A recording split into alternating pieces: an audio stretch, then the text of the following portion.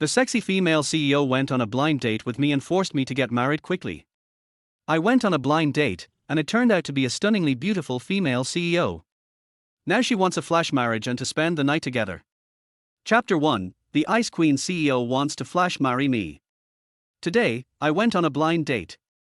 Sitting across from me was an incredibly stunning woman, with beauty that could overthrow a nation. She was the epitome of grace and elegance, with 4 words peerless beauty perfectly fitting her. What surprised me was that she didn't ask about my car, house, or job. The first thing she asked me was, "How long do you think you can last?" I froze.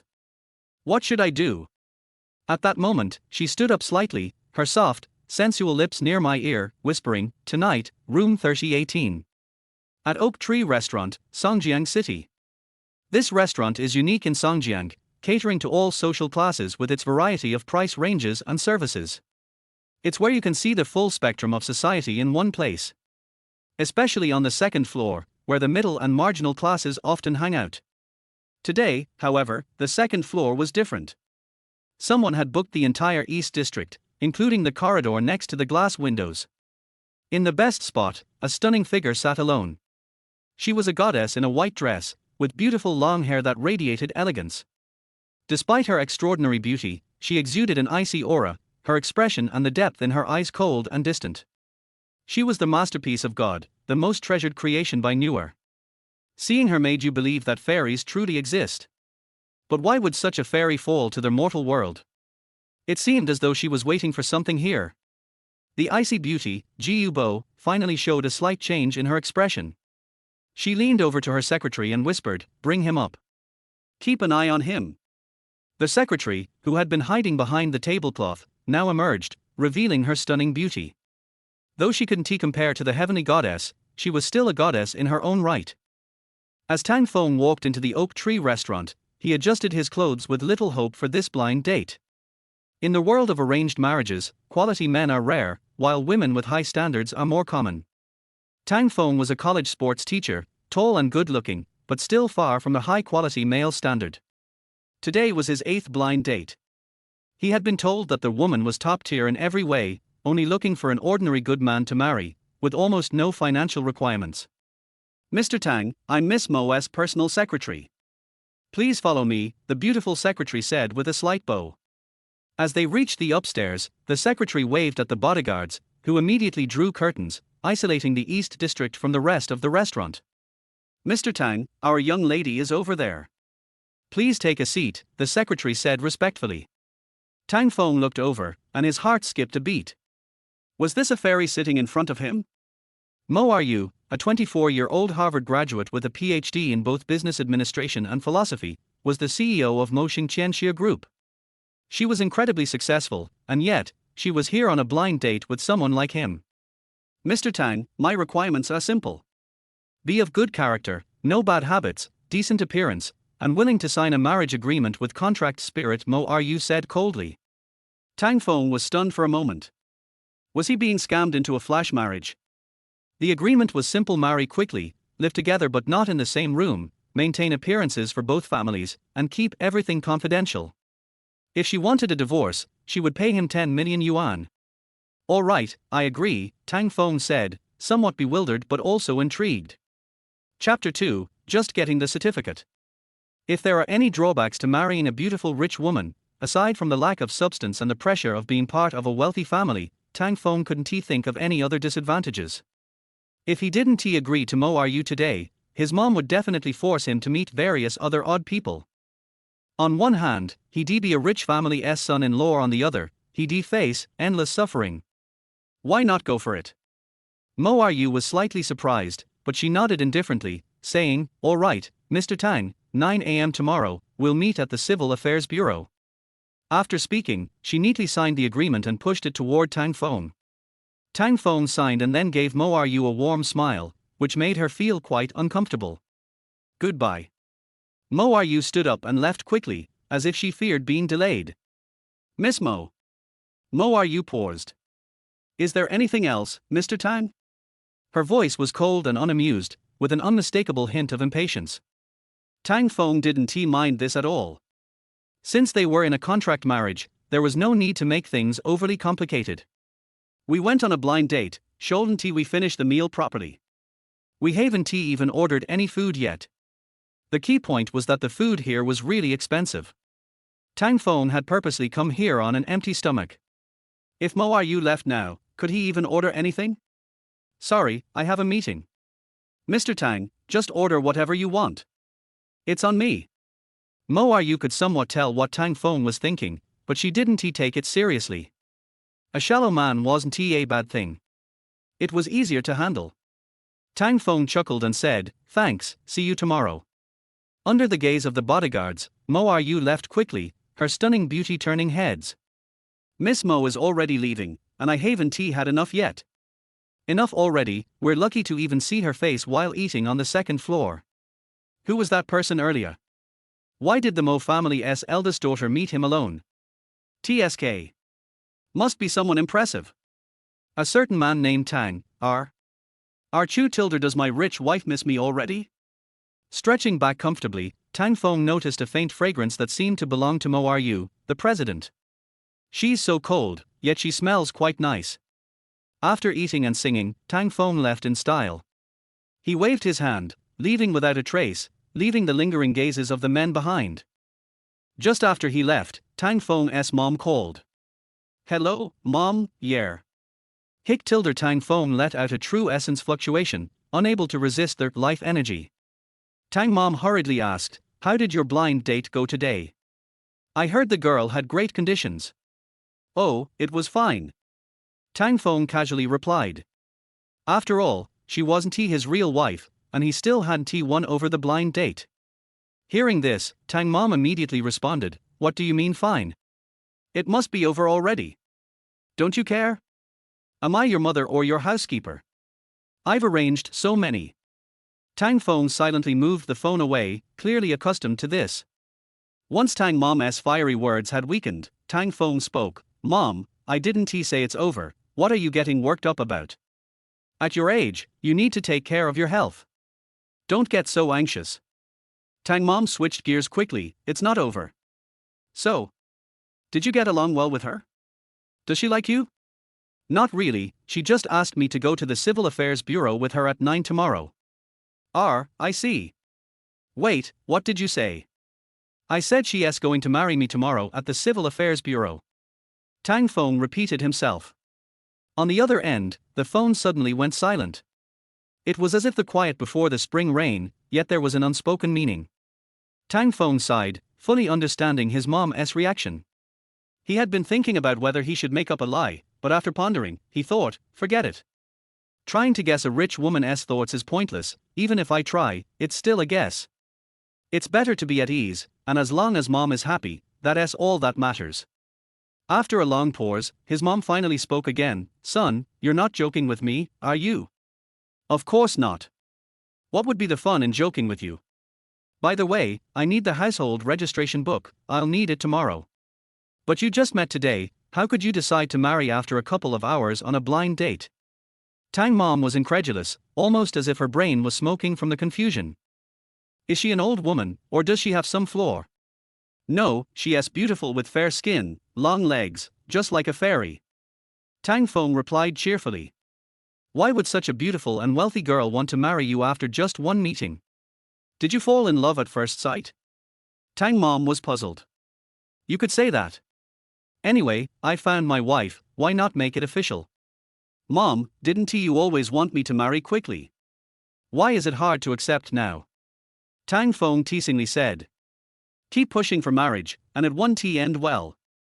As the old saying goes, after adversity comes prosperity. Looks like you've hit it big, huh? Does the girl have a photo? Let me see." Tang Mom said eagerly. Tang Fong awkwardly said, "I forgot to ask for it." "You can forget that. But I'm sure she looks just as I said, stunning." Tang Fong rubbed his nose, recalling Mo Are You's heavenly beauty, feeling a little light-headed. Tang Mom kept chatting, and Tang Fong decided he would just let her talk until he got back. Before that, he had to go pick up his sister, Tang Ya. Taking a deep breath of the polluted air in the city center, Tang Fong tried to clear his mind. Feels like a dream. With his helmet on, Tang Fong rode his beloved motorcycle, speeding toward Songjiang Experimental High School. When the light turned red, a few students pulled up beside him. As soon as they saw Tang Feng, they couldn't help but laugh with pure joy. Tang Feng's motorcycle was usually ridden by his mom, and all its features were bought by her. Mom's style, if you know, you know. Elegant yet deep, classy but fresh. Not bothering with the kids, Tang Feng turned his head toward the other side. When he looked over, he saw a car in the next lane. It was a top-tier luxury car. A Rolls-Royce. Tang Feng shrugged, not caring about the kids beside him, waiting calmly for the countdown to finish. If I had my rich wife by me, would she agree? Is this part of a happy marriage? When the light turned green, the Rolls-Royce took off, leaving a cloud of dust behind. Tang Feng remained unfazed, following his own pace. Miss Mo, that seemed like Tang Feng. Mo Ryu sat still, her cold demeanor unchanged. She gave a slight nod but said nothing, clearly uninterested in wasting her energy on Tang Feng. Her secretary wisely kept quiet. At this moment, Mo Ryu's phone rang, breaking her icy composure slightly. This call was from her grandfather, the only person who could reach her directly on her personal phone. Hello, Grandpa. Hey, are you, how's the blind date going? On the other end, Mo Ryu's grandfather's voice was deep and full of warmth. But the Ice Queen, Mo Ryu, didn't mind. She even showed a hint of tenderness in her voice. Grandpa, don't worry, this one's really good. We're getting married soon. Mo Ryu said softly. Wow. That's great. Finally, someone who caught your eye. It has been easy. Her grandfather sounded relieved. Over the years, he had introduced many young and talented men to Mo Ryu, but no matter how much he pushed, she always appeared as an unreachable iceberg. The ones who didn't give up were all rejected without a chance. Helpless, her grandfather had finally accepted Mo Ryu's suggestion to choose her own partner, regardless of family background. If you approve of him, he must be good. Grandpa trusts your judgment, but you must bring him to meet me soon. Her grandfather didn't ask more questions after this. Mo Ryu had never let him down, and she was a reliable child. Chapter 3 Bug Boy Xiaoyang. I understand. Grandpa, I'm sorry. Mo Ryu suddenly sounded very weak, which was totally unlike her. Old Master Mo smiled heartily and consoled him, hey, that's nothing. It was Grandpa's idea to let you take over the Mo family business. If you really don't want to, Grandpa won't blame you. Those brothers of yours, well, I will take care of these brats. Nanhua still needs you during this period. Mo Ryu's parents are deceased, and she took the surname Mo and has always been protected by Mr. Mo. The Mo family has many male descendants but no daughters. This is one of the reasons why the old man dotes on Mo Ryu. Later, Mo Ryu showed her extraordinary abilities, which made Mr. Mo have more expectations for her besides doting on her. The old man was not a conservative person. He did not think that Mo Ryu could not be entrusted with an important task just because she was not a member of the family and was a girl. The family business should be carried out by those who are capable. Naturally, Mo Ryu's uncles and cousins were unwilling to accept all this, and they found it difficult, which further intensified the existing conflicts. It was also they who motivated and encouraged Mo Ryu to become a tool for marriage between the Mo family and other famous families. Only because of Mr. Mo's favor and trust was Mo Ryu able to maintain her independence in the Mo family. Nanhua, who was transferred from the group headquarters to Mo Ryu for internship and growth, was also a protective move by the old man. Mo Ryu didn't want the troubles at home to make the old man exhausted. After all, this was the only relative he could rely on in the world. Therefore, she took the initiative to express that she would not participate in the inheritance of the position of head of the family, and she could even leave Mo Xingtiangxia group and work alone. Seeing that his precious granddaughter was so sensible, Grandpa Mo made a decision to compensate her. Mo Ryu's marriage would be decided by herself, and he would give Nanhua company as a dowry, as long as Mo Ryu could be happy. I thought that my aunt, uncle and cousins would let Mo Ryu go, but I didn't expect that when they heard that Nanhua would be used as a dowry, they would be even more unwilling to let Mo Ryu and her lover live together. What's the difference between this and snatching the meat right out from under their eyes? Nanhua Company is one of the companies with the best operating conditions in the group. Even if we take into account its growth potential outside the group, it is still very impressive. This old man has been so good to you even before he closes his eyes. If the end of his life really comes, who knows how much inheritance he will give you. All in all, Moaryu must not be allowed to have an easy time. They changed their mindset and allowed suitors with enough weight to pursue Moaryu. When the pursuers are powerful enough, pressure will be created. And Moaryu and manhwa can still be used as bargaining chips by them. Their iceberg fairy will scare away many people, but there are always people who dare to chase her. If the Mo family in the south is the top, then the wealthy families in Beijing are the other extreme. The one who successfully connected with them was the eldest son of the Luo family in Beijing, Luo Hansong. Since the first time Luo Hansong saw Moaryu, he was fascinated by her and occupied her in his heart. Of course, there is no doubt that Moaryu completely and resolutely rejected this man who pursued her with a conqueror attitude. The Mo family members promised that as long as Luo Hansong could return manhwa company, they would do their best to help Mr. Luo win the beauty. It was because of Luo Hansong's pressure that Moaryu was forced to find someone to marry so hastily. After rounds of blind dates, the lucky ones who passed the tests of morality, appearance, self-control and controllability. It's Tang Feng. Although he is a little unkempt, he is not hypocritical. That alone makes him stand out. The controllability of no desire and no demand also satisfied Moaryu. The tools must be handy and easy to use. After hanging up the phone, Moaryu closed her eyes tiredly, leaned on the cushion and took a long breath. The iceberg fairy entered a long-lost state of relaxation. At this moment, she would put everything aside, recover her health and heal herself to ensure that she could maintain her strength for a long time. The secretary looked at Moaryu with some heartache, but at the moment all she could do was to keep quiet and let the young lady have a good rest. At the gate of Songjiang Experimental High School, the flow of people and vehicles is complicated and tangled during school hours. Fortunately, Tang Feng was tall and strong, so he was not buried in the crowd. The tall and handsome Tang Feng standing at the school gate inevitably attracted the sidelong glances of those high school girls. Alas, there is no way, being handsome is the original sin. Unfortunately, since he turned 20, Tang Feng seems to have lost interest in little girls. This might be considered a kind of maturity. Instead, the strong and powerful sister like Moaryu became the type Tang Feng prefers. Tang Feng is a handsome man, and his sister Tang Ye is also a young and beautiful girl.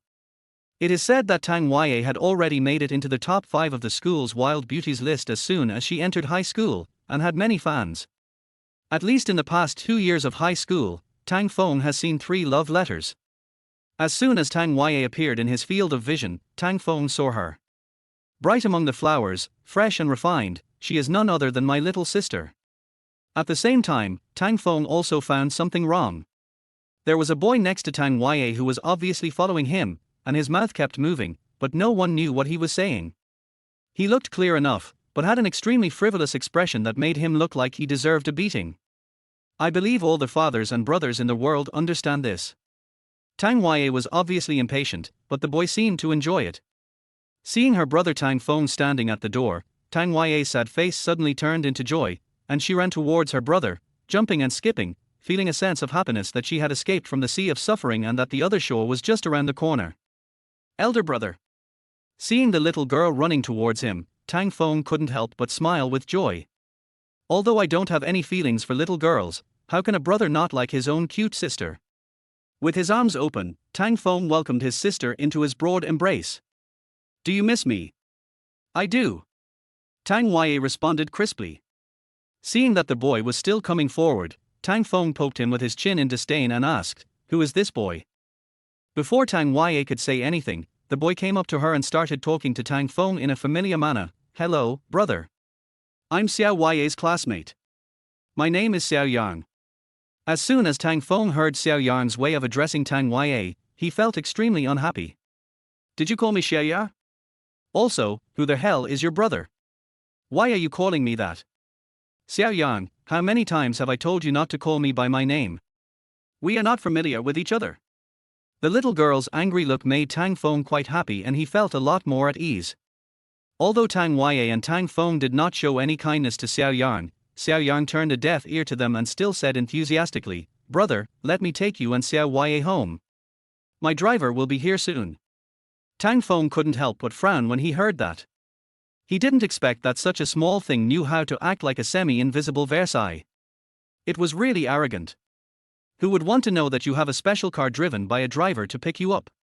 To be honest, if this kid didn't speak, he would look quite decent, but it's a pity that he doesn't know how to behave. It seems that this guy has taken chasing girls requires shamelessness as his creed, or this bug itself has such a basic code.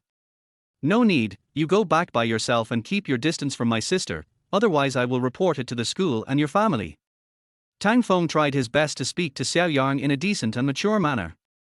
According to his temperament and understanding, it would be more educational to give someone like Xiao Yang a beating. Just as Tang Feng finished speaking, there was a crash sound from the side. A Mercedes-Benz car was reversing and knocked over Tang Feng's beloved motorcycle. Damn, what happened? Xiao Yang suddenly got excited and walked to the rear of the Mercedes-Benz to check the impact site nervously. Seeing some scratches on it, Xiao Yang kicked the motorcycle, which was overturned and making a whimpering sound, in great annoyance. Whose lousy motorcycle is this? It scratched my car. Can you afford to pay for it? Chapter 4, Helping the car and apologizing. Is it difficult? The driver carefully came to Xiao Yang and bowed his head slightly, saying, Xiao Yang, I was careless. I will fix the damage. Please don't tell your parents. Uncle, please. This driver had just started working as a driver for Xiao Yang's family. His family was in financial difficulty, so he was afraid of losing his job because of this little accident. Xiao Yang did not have a good attitude towards the driver who was speaking in a nice tone. You wish. What kind of car are you driving? Did you pick up your driver's license? Who the hell is this? If you don't come out, I'll call the police. The school has surveillance cameras. For such trivial matters, others will naturally stay away from them and not get involved.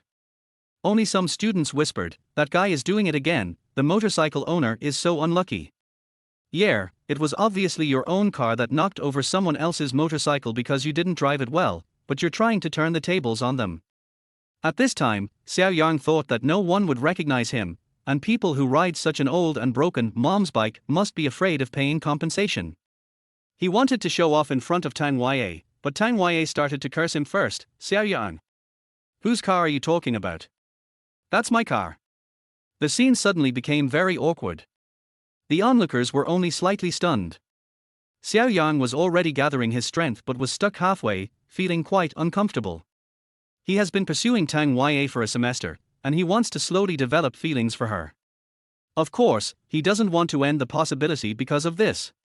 Hey, I'm sorry, Xiaoya, I didn't know, it wasn't intentional. It was all my new driver's fault. So, if the motorcycle is damaged anywhere, I'll pay for it.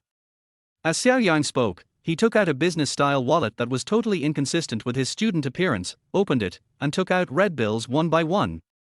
Nowadays, almost everyone pays with their mobile phones, so even if they carry cash, they won't carry that much. Xiao Yang just did this to show off.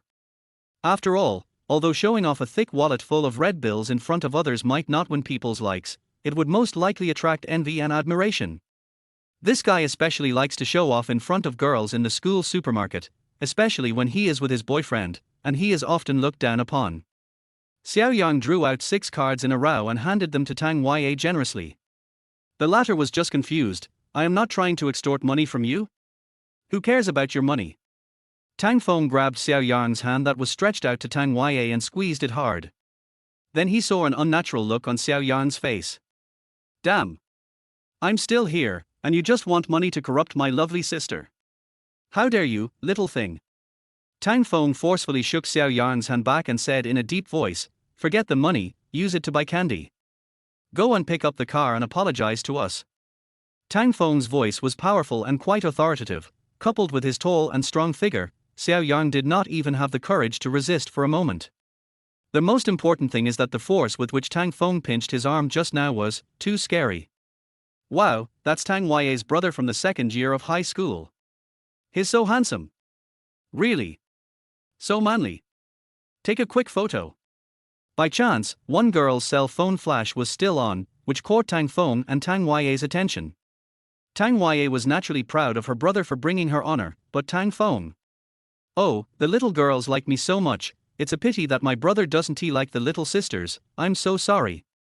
Although he had some noble and upright thoughts in his heart, he remained calm on the outside. Xiao Yang lowered his head. If he went to help now and then apologized, he would be embarrassed in front of so many people. He was so arrogant just now, but he surrendered so quickly. It's too much. How is he going to survive in the future? The driver behind saw Xiao Yang in trouble and knew his character. In order to make amends, he took the initiative to run to Tang Feng and apologize. I'm sorry, brother, I accidentally hit your motorcycle. It has nothing to do with Xiao Yang. I will help you get up and let me pay for the repairs. After saying that, the driver turned around and tried to help the motorcycle, but Tang Feng stopped him. Master, please don't worry. The driver was also worried that Tang Feng would continue to make a big deal out of it. After all, there are many people like this these days. Tang Feng was very polite and said to the driver in a gentle voice, Master, I accept your apology. You didn't mean it. I forgive you. What I want is his apology. Tang Feng raised his hand and pointed at Xiao Yang. You are so arrogant just because you have some money at home. Do you think you are prince? You won't know what happened if you get hurt outside. Do you look like a student? Have you read so much that your stomach is empty? Go and pick up the car and apologize, or I will definitely ask the school for an explanation.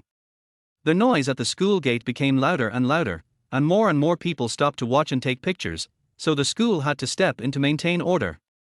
The security captain asked people to go up and maintain order while calling his superiors and the traffic police.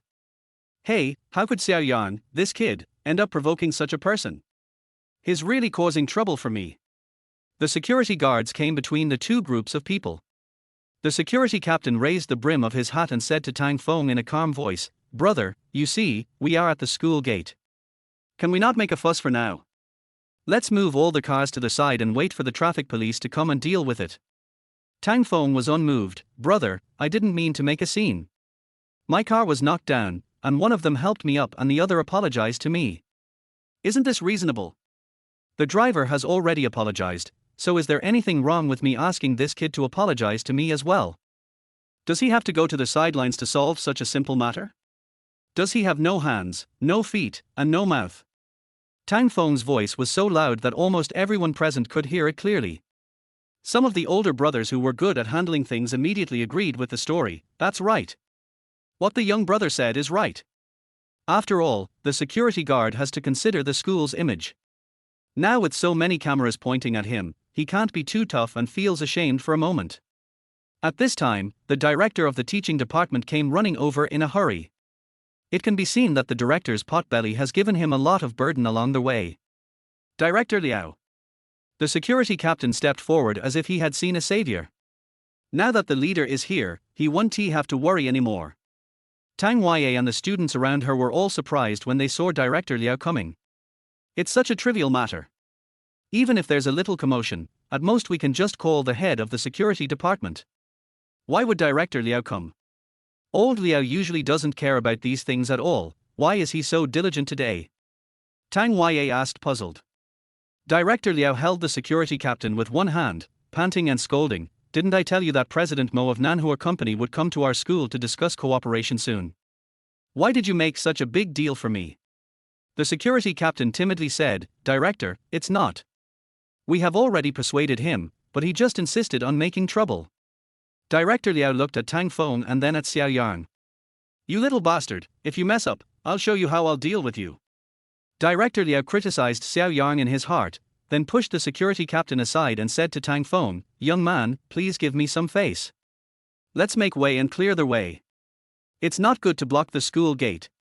Even though he was angry, Director Liao couldn't lose his temper in front of so many people and so many cameras. Tang Feng put his hands together and said calmly, Director Liao, right? I have made it very clear just now. I only have two requests. Let Xiao Yang pick up my car and apologize. Director Liao nodded and pushed Xiao Yang next to him. Did you hear me? Help him up quickly and apologize, otherwise I will report you to the school and punish you severely. Usually, Xiao Yang's family often contacted Director Liao, so Director Liao was considerate of Xiao Yang, but today the matter was of great importance and he showed no mercy at all.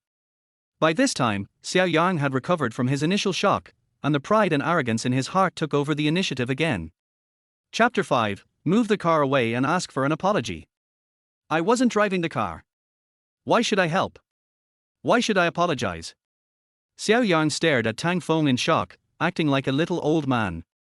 Tang Feng waved his hand and said, Director Liao, look, these are the students your school has called out. What will everyone say when they see this? If I hadn't come today, I wouldn't have known about this. Director Liao's blood boiled. Damn it. Why are you so poisonous? If it weren't for the special situation today, I would have to give you a good fight. Xiao Yang, lift the car up immediately. Director Liao ordered in a stern tone. Xiao Yang remained unmoved, looking like a dead pig that was not afraid of boiling water. Director Liao got angry and immediately asked the security guard to move the car away without caring about anything else. Then, Master, please drive your car to the side, and the rest of you pull the motorcycle to the side and wait for the traffic police to arrive. Several people looked at Tang Feng unconsciously, and some did not dare to move. For some reason, I always feel that Tang Feng is not easy to mess with. Just when Director Liao was about to explode looking at Tang Feng, suddenly a familiar black car appeared in Tang Feng's sight. A Rolls-Royce Phantom came towards us and stopped next to the Mercedes-Benz. There was a car following behind, which seemed to be full of people. The stranded students were suddenly excited. After all, luxury cars are not easy to come by. Mr. Mo, the road ahead is blocked. It seems there was an accident. The driver reported to Mo Ru respectfully. Mo Ru exhaled slightly and put down the documents in his hand. Li Tong, take someone down to take a look. Li Tong was the beautiful secretary that Tang Feng had met before. Okay, miss. After opening the car door, Li Tong casually glanced at the situation in front, then went to the car behind and gave a few instructions. Then all the bodyguards in black got out of the car and followed Li Tong forward. Director Liao looked for a while and realized that President Mo had arrived. He didn't care about anything else and hurried forward to greet him. Secretary Li. Hello, Secretary Li. You've worked hard. Li Tong had previously met with leadership representatives from Songjiang Experimental High School and met Director Liao. Director Liao, what's going on? Director Liao embarrassedly explained the situation to Li Tong briefly, and quickly added that the road would be cleared immediately. But Li Tong was suddenly stunned because he saw Tang Feng. At the same time, Tang Feng also noticed Li Tong, looked at her happily, and waved to her in a swaggering manner. As soon as the beautiful secretary came into his sight, Tang Feng noticed it keenly. Well, she is still so beautiful, with such white legs. Because Mo Ru was wearing a mid-length dress when she went on a blind date with him, and because of her strong aura and cold, no one can get close to her easily attitude, Tang Feng was unable to understand his wife's beliefs and felt a little regretful at this time. Hey! Brother, who are you greeting? Tang Yue asked, sticking her head out from the side. She also noticed Li Tong from the beginning, even earlier than Tang Feng. Beautiful women may have this kind of warning towards their own kind and be very sensitive. As a result, Tang Yue also noticed her brother's reaction to the beautiful secretary. Something was wrong, absolutely wrong. Oh, a friend. I met her today on a blind date. After Tang Feng said this, Tang Yue directly regarded Li Tong as her brother's blind date. What surprised her was that she had been on so many blind dates before, and although there were many pretty girls, they were far inferior to the beautiful sister in front of her. The feeling that, no matter how white a duck is, it can never have the charm of a swan. The most direct reaction to Li Tong's appearance was that after Li Tong sacrificed herself, Tang Yue noticed that the dense gazes that had just been looking at her had shifted to Li Tong. No matter how young and beautiful Tang Yue is, she is still a little girl. Li Tong's charm is explosive for the younger brothers in high school. Li Tong and Tang Feng looked at each other for a few seconds and asked Director Liao, the tall man standing with the little girl over there, is he the person involved in the accident? Judging from the layout of the scene, Li Tong could tell it naturally. Director Liao said embarrassedly, yes, he is a bit difficult to deal with. He insisted on forcing our classmates to lift his motorcycle up. He was really a bit overbearing. You also know that our school unit has always been non-hardline. We always present facts and reason. Director Liao was flattering himself at this time, and seemed to have completely forgotten that he had just planned to move the car away by force. Li Tong's beautiful eyes turned slightly, and she turned around and left Director Liao behind her. This turn, the beautiful back figure even caused faint cheers from the male students. Tang Feng couldn't help laughing. It was a bit funny that his younger brothers were so poor. How could they know that the person in this car is the most stunning beauty in the world? Miss. Well, it can't be solved. Mo, are you asked directly? Well, no, I met Mr. Tang. He was the person involved in the accident. His motorcycle was hit by the Mercedes-Benz. Li Tong said in a low voice. Mo, are you raised his head, his face rippled slightly. Then what? Why can't it be solved? Mo, are you is like this, never caring about anything else, only caring about efficiency and results. Tang Feng, isn't that just the man you're going to get married to tomorrow? Does that affect your ability to solve the problem? Li Tong bowed her head. No, it was Mr. Tang who insisted that a student pick up the motorcycle and apologize to him. The student doesn't want to. Right. Move the car, and find a way to get him to apologize. After giving the cold order, Mo, are you closed the car window? Li Tong agreed and walked forward with his men. Woohoo! The beautiful lady is back. Fuck. A top-notch office lady. I have material for my dreams tonight. The boys' cheers inevitably caused the girls who heard them to look at them with disdain. TSK, isn't it just that the legs are longer and whiter, the waist is thinner, the body is fuller, and the face is prettier? Is there, woo-woo, something woo-woo, that I am envious of? Brother, your blind date is such a goddess, so doesn't that mean you have failed again? Tang Huaye said as a matter of course. The looks of the previous blind date candidates were far inferior to Li Tong, and none of them were interested in Tang Feng. This time, it is even more impossible for a senior and beautiful secretary like Li Tong to be interested in her brother. Tang Huaye also knew about her school's cooperation with Manhwa Company this time, and the person in the Rolls-Royce should be the other party's boss. A senior secretary of this level must have financial resources that surpass Tang Feng. The other party is such a top blind date candidate who crushes you in all aspects, so is there any need to say about the result? Tang Feng was excited by his sister's contempt and said proudly, Sister, don't blame me for not telling you. Not to mention such a beautiful lady, even if there is someone more beautiful as a fairy, I can marry her to be your sister-in-law. Do you believe it? Tang Huaye laughed. I believe it, of course I believe it. The guy is a nice guy, but he's a little too narcissistic. Xiao Yang was furious as he watched the two siblings chatting about nonsense. Weren't you just exaggerating something? Why are you discussing such a high-sounding topic here now? How can I account for the grievances I have suffered? Is this a game between you two brothers and sisters? Director Liao saw Li Tong coming back with his bodyguards in a menacing manner, and he rubbed his hands and asked, Secretary Li. What are you doing? Director Liao, our CEO Mo has instructions. I'm sorry. Director Liao, At Li Tong's command, several bodyguards went straight up and moved the motorcycle to the side of the road. The Mercedes-Benz was also driven away by the bodyguards, stunning everyone present. Amid everyone's amazement, the Rolls-Royce drove into the school gate without stopping. Li Tong gave another order, and several bodyguards stepped forward and surrounded Xiao Yang. A big hand pressed down on the young man's shoulder, an unspeakable terror spread over Xiao Yang. Please ask this classmate to apologize to Mr. Tang. Li Tong said softly. Chapter 6, Tang Family Mother and Daughter. As soon as Li Tong said this, everyone focused their eyes on Tang Feng almost at the same time. Tang Huaye whispered behind Tang Feng's back, Brother, are you and this beautiful secretary sister having an affair? Tang Huaye could only think this way about such indiscriminate protection. The onlookers know very little and can only intuitively feel that the direction of the plot is kind of cool. Secretary Li, what are you doing?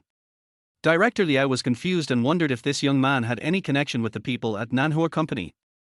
Combined with what Li Tong said earlier about President Mo's instructions. Could it be that President Mo wants to support him? Tang Feng looked at Li Tong with a smile on his face, and winked at the latter proudly to express his gratitude. Li Tong remained calm and pretended she saw nothing. Xiao Yang was surrounded by a group of big men in black and was being held in such a position that he was so scared that he almost peed his pants. Although the second-generation rich are usually rampant, once the easy mode is turned on for a long time, they can't stand the slightest increase in intensity. The 17-year-old boy's facial expression quickly lost control and he looked so pitiful that he was about to cry. Yes, I'm sorry, I was wrong. It's my fault. Please forgive me. Tang Feng's judgment was correct. It was more effective to deal with this kind of stuff with simple and rough solutions. Okay, be more restrained in the future. Fortunately, I met a reasonable person like you today, otherwise you would have suffered a lot. Tang Feng's high-sounding speech made Director Liao and the security team nearby very upset. Yes, yes, yes, you are reasonable, you are so reasonable. After everything was settled, Tang Feng waved to Li Tong and said, "Thank you." Li Tong. Damn, this handsome guy knows that beautiful girl. The male artists reacted much more strongly than the girls. They had been trying hard to discover and record the beauty, but ended up seeing such a hidden secret. No wonder the beautiful secretary defended him. The two of them knew each other. It seems like this is more than just a simple acquaintance. How can this be possible? Why? That's right, isn't he just a little taller, a little more handsome, a little stronger, and a little cleaner? What's so good about that? I'm not jealous at all. Hey, wake up, kid. The three-dimensional world is not suitable for us. Come with me, Yuanxian, activate. Everything was resolved. Tang Feng, remembering the kindness of the iceberg fairy in his heart, pulled his sister home. When passing by Li Tong, Tang Feng lowered his voice and said, "Please thank Miss Mo for me." Li Tong was standing quite far away just now, but now she stood gracefully in front of her. Tang Yue looked at her carefully and found her so beautiful. I really want to hug those long legs and call them sister. Tang Feng had no idea what was going on in his sister's head, so he dragged her away. Oh my brother Tilda. The motorcycle roared, and Tang Feng and his sister quickly disappeared from people's sight. Xiao Yang stared blankly at the tail of the car. Perhaps it was time for dinner, and saliva from hunger flowed uncontrollably from his eyes. I guess after today, the school's Tai Sui will never be able to stand up again. You have no face at all. Li Tong picked up the phone, and Mo Ryu's cold voice came from the inside. Has it not been resolved yet? Come in quickly. Yes, miss. Li Tong hurriedly told the bodyguards to get in the car and leave. If it was any later, the young lady's patience might have run out. When the bodyguard left, he patted the young man on the shoulder with heartache. Director Liao was so busy that he had to run back chasing the exhaust fumes. The general's belly also became active again to cheer and encourage Director Liao, which made the students laugh. Only after Xiao Yang got into the car and drove away in disgrace did the security guards come back to their senses from watching the show and began to evacuate the onlookers and students. The opera singers have all left, what's the point of still staying here? On their way back, Tang Yue kept asking Tang Feng about his blind date today and the information about his beautiful secretary. Brother, what does she like about you? How far have you two come? Is she usually so aloof? Don't you feel depressed when you're with her? Brother? Brother? Brother? Tang Feng's silence along their way made Tang Yue feel bored and quiet down. A beautiful secretary has made his sister so excited. Tang Feng couldn't imagine how Tang Yue would react if he told her that he had made an appointment with the boss to get the marriage certificate tomorrow, and that the other party was an ice fairy who was much more beautiful than the secretary. Will he go crazy? Based on his understanding of his sister, this is not impossible. If she doesn't calm down, she won't let him calm down either. For the sake of the brief harmony and peace at the moment, Tang Feng decided to keep it to himself for now. As soon as he entered the house, Tang's mother opened fire with a machine gun at Tang Feng's face. Tell me. What kind of person is the girl you're dating? How did you two talk about it? Why did they get married right after meeting each other? Was she looking for a replacement because she had a burden? Otherwise, why would they get married right after meeting each other once? Don't let this be a scam. If it's someone who traffics in people or sells organs, it will be a disaster. Hey, say something. Tang Feng sighed in his heart. Maybe the mother and daughter in his family were sisters in their previous life. This excitement and mumbling are of the same origin. Tang Yue, who accurately captured a lot of information from her mother's words, also regained her energy and held onto her brother. Get the marriage certificate. Are you going to get married? With that beautiful secretary? Isn't this too soon? I think there's nothing wrong with that sister's eyes. To be able to be a secretary, she must be very smart. Why is she in such a hurry to marry you, brother? Tang's mother, who caught the information her daughter revealed, became even more excited. Xiaoya, have you met your brother's blind date? Yeah, just now when my brother came to pick me up from school, that sister was the secretary of a big boss who came to school to discuss cooperation. She's a super high-end business elite. And she's extremely beautiful. Tang Ya's eyes sparkled and she excitedly shared it with her mother. When Mrs. Tang heard this, she felt both happy and suspicious. How could such a good girl suddenly get married to my son without any reason? Is it true that love at first sight will determine your life? Tang Feng sighed, and suddenly said something startling in the gap between the mother and daughter, quiet. After settling the two on the sofa, Tang Feng said seriously and quickly, my blind date and I have an appointment to get the marriage certificate at 9 o'clock tomorrow morning. She is very beautiful, much prettier than the secretary you saw. She is not a liar, she is very rich, she is the secretary's boss, a rich girl, our marriage was consensual. Don't ask too many questions. I will ask her to meet you when the time comes. If you have any questions, save them for later and we will solve them all at once. Okay, that's it. I'm going to take a shower first. The non-stop barrage of attacks left the mother and daughter completely unable to get a word in. By the time Tang Feng turned and left, they hadn't recovered for a moment. After a moment's silence, the two looked at each other. How about, let's do this first? Tang's mother said paused. Right. Tang Feng, who was about to go in for a shower, suddenly said to his mother before leaving, by the way, Mom, Xia is liked by many boys in school. You have to talk to her more, don't let the little bastard deceive her. After saying that, Tang Feng glanced at his sister with a wicked smile and walked into the bathroom in a cool manner. Sure enough, within 3 seconds, the activated Tang's mother opened fire again at Tang Ya. After all, my son is so old now and can only suffer a limited amount of loss. It would be terrible if my daughter at this age was cheated by a hooligan. Chapter 7. Let me tell you something. I'm getting married tomorrow. Listening to the messy noises of the mother and daughter outside, Tang Feng poured boiling water directly on his head. The smooth and cool water made him feel refreshed immediately. Thinking back on that afternoon, he still felt it was a bit like a dream. I am about to get married, and my partner is an iceberg-like fairy. He pinched his arm hard, and the painful feeling told Tang Feng clearly, buddy, this is not a dream, you are hooking up with a rich woman. Rich woman, I feel like it's a bit difficult to get along with her. After refreshing, Tang's mother and Tang Ya have stopped working, one is preparing dinner while the other stays in the room.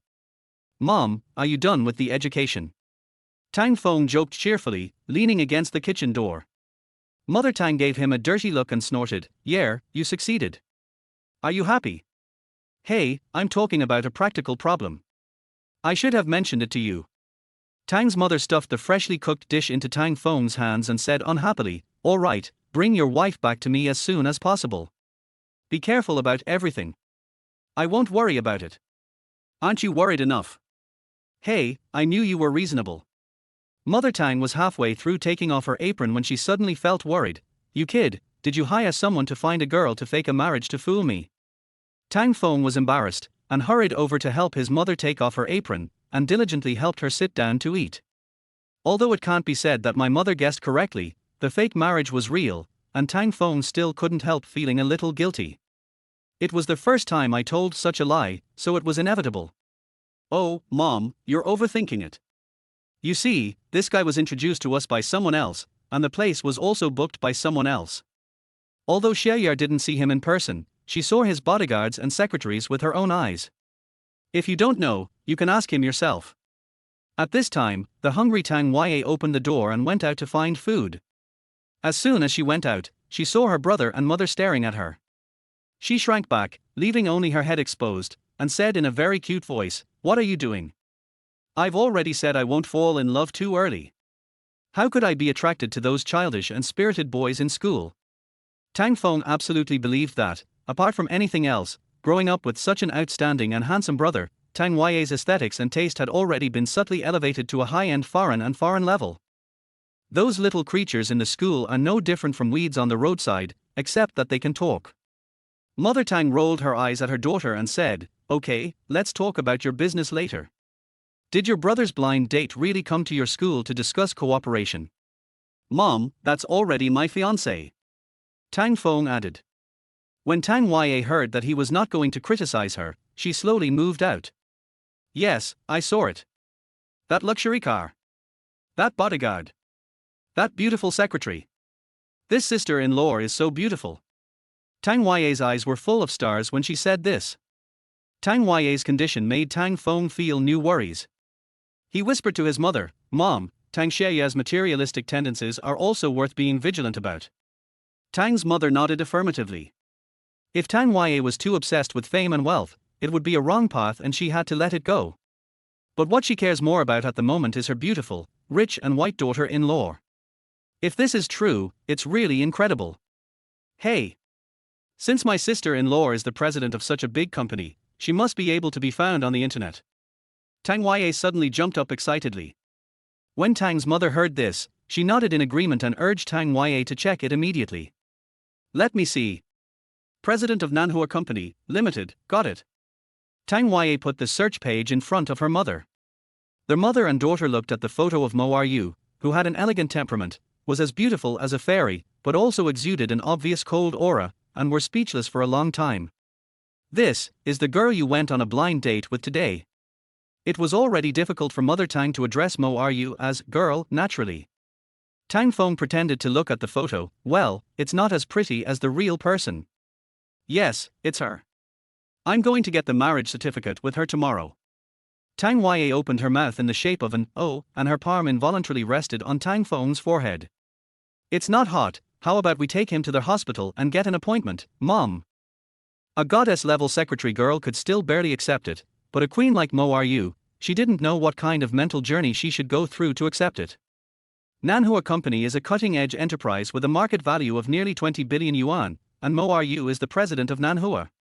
In comparison, it is more reasonable and simpler to conclude that your brother is mentally ill.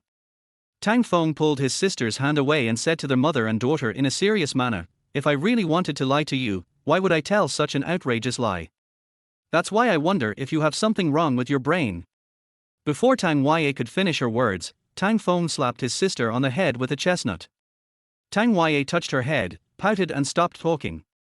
Mother Tang took several deep breaths and made a rational judgment. It was not impossible for her son to be chosen by a top white, rich and beautiful woman. Anyway, there is no point in speculating here. Won't everything become clear when you see the real person? Now that things have come to this, let's eat first. In a plain and ordinary way, Tang's mother picked up the bowl and chopsticks, greeted her children, and then started eating. Tang Huai's stomach rumbled again, and she moved to the table and began to eat coolly. Why should she argue with her brother? If it was true, she would also benefit from it. Tang Feng. Tang Feng had just breathed a sigh of relief and was about to sit down when he heard his mother giving his full name in a serious tone. Call the full name and leave it to fate. Even though Tang Feng had been an adult for 9 years, he still couldn't help but become stiff for a moment. "What's wrong?" Tang's mother lost her strength and energy, and said slowly, "You young people don't understand now. Mom just wants you to live a happy life, so I can only urge you to get married. Now that you have a place to go, you should take control of it yourself and bring your daughter-in-law back to see me as soon as possible."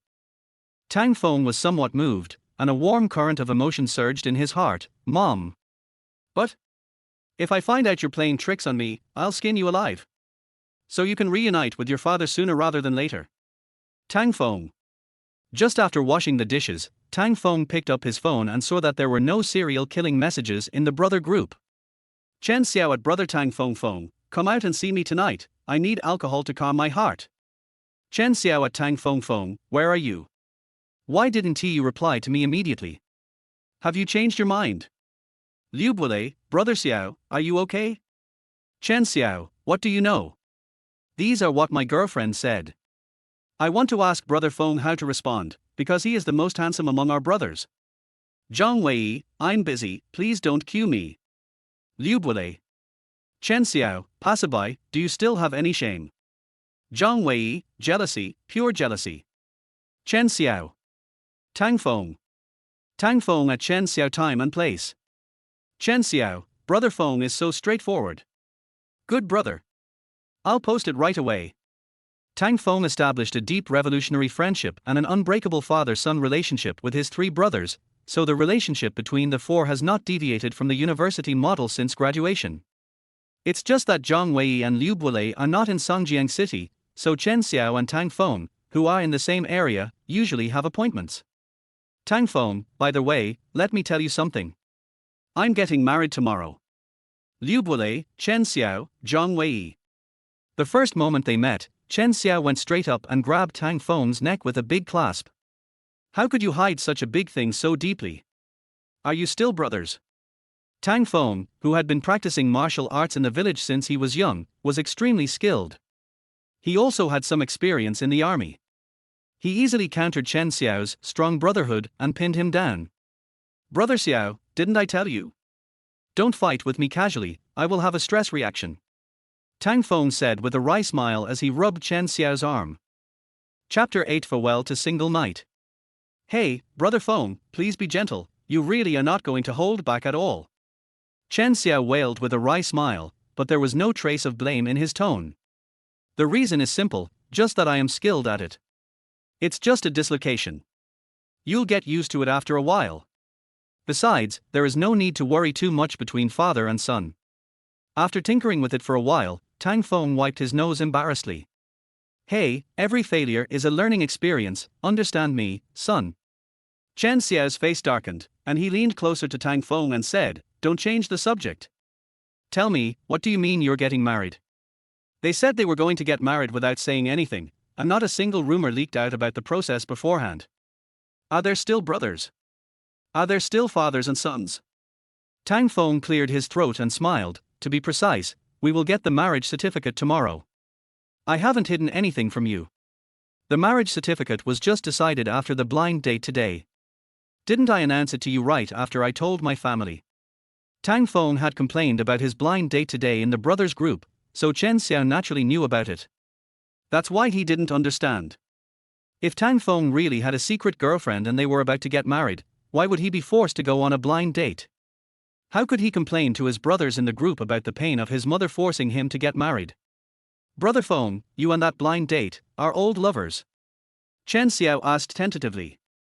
If the two have an old relationship, and now that the old love is rekindled, and they both happen to be at the age of marriage, it is possible for them to get married right away. You are so stupid. Tang Feng hit Chen Xiao on the head. We went to the same high school, and you don't even know who my first love was. Where did this old lover come from? Chen Xiao touched his head and said, Yes, if you have an old lover, it could only be in junior high school. But considering your previous image, Brother Feng, the possibility is infinitely close to zero. Compared with Tang Feng's current carefree and cheerful self when he was in high school, it can't be said that they are almost the same, but it can be said that they are two completely different things. The main character is reserved and unsociable. As far as Chen Xiao knew, the junior high school days before that were already very dark. Brother Feng, can your 3-year secret crush and unrequited love for Liu Yao be called first love? As soon as Chen Xiao said this, before he finished speaking, he suddenly felt the deep fatherly love given to him by Tang Feng on his shoulder. Hey, I was wrong, Brother Feng. It's definitely your first love. Liu Yao is your first love for the rest of your life, okay? Oh, I already said yes, why are you still pushing it? It's so wrong, so wrong. So, Brother Feng, you were appreciated by a rich woman and became a superstar. Under Tang Feng's half-serious and half-false deception, Chen Xiao was so excited that it seemed as if he was the one who was going to get the marriage certificate with the beautiful CEO tomorrow. Although Chen Xiao's words were exaggerated, Tang Feng adhered to the principle of less trouble is worse than more trouble and said along with him, you can say that. That's not right, Brother Feng. Why do I feel like you're not excited at all? Chen Xiao asked puzzledly. Tang Feng smiled without saying anything. He opened the bottle of wine and filled a glass. Oh, I understand. Brother Feng, are you worried that you will not have a position in the family? That doesn't matter. There is a long way to go. Nowadays, there are many people who get married first and then fall in love. Tang Feng rolled his eyes at Chen Xiao and said, You are talking about romantic idol dramas and novels, right? Why, you haven't given up on those things yet. During his 3 years of high school, Chen Xiao loved all kinds of romantic idol dramas, romantic novels and anime, and thus established a good friendship with the girls in his class. It's a very pure kind, and those who understand will understand. Hey Brother Feng, what are you talking about? This pure, sweet love is so wonderful. I don't smoke or take drugs. Chen Xiao argued. Tang Feng gulped down a glass of beer and pointed the empty glass at Chen Xiao's nose. It's because you're obsessed with this that your Xiaoyi always disses you.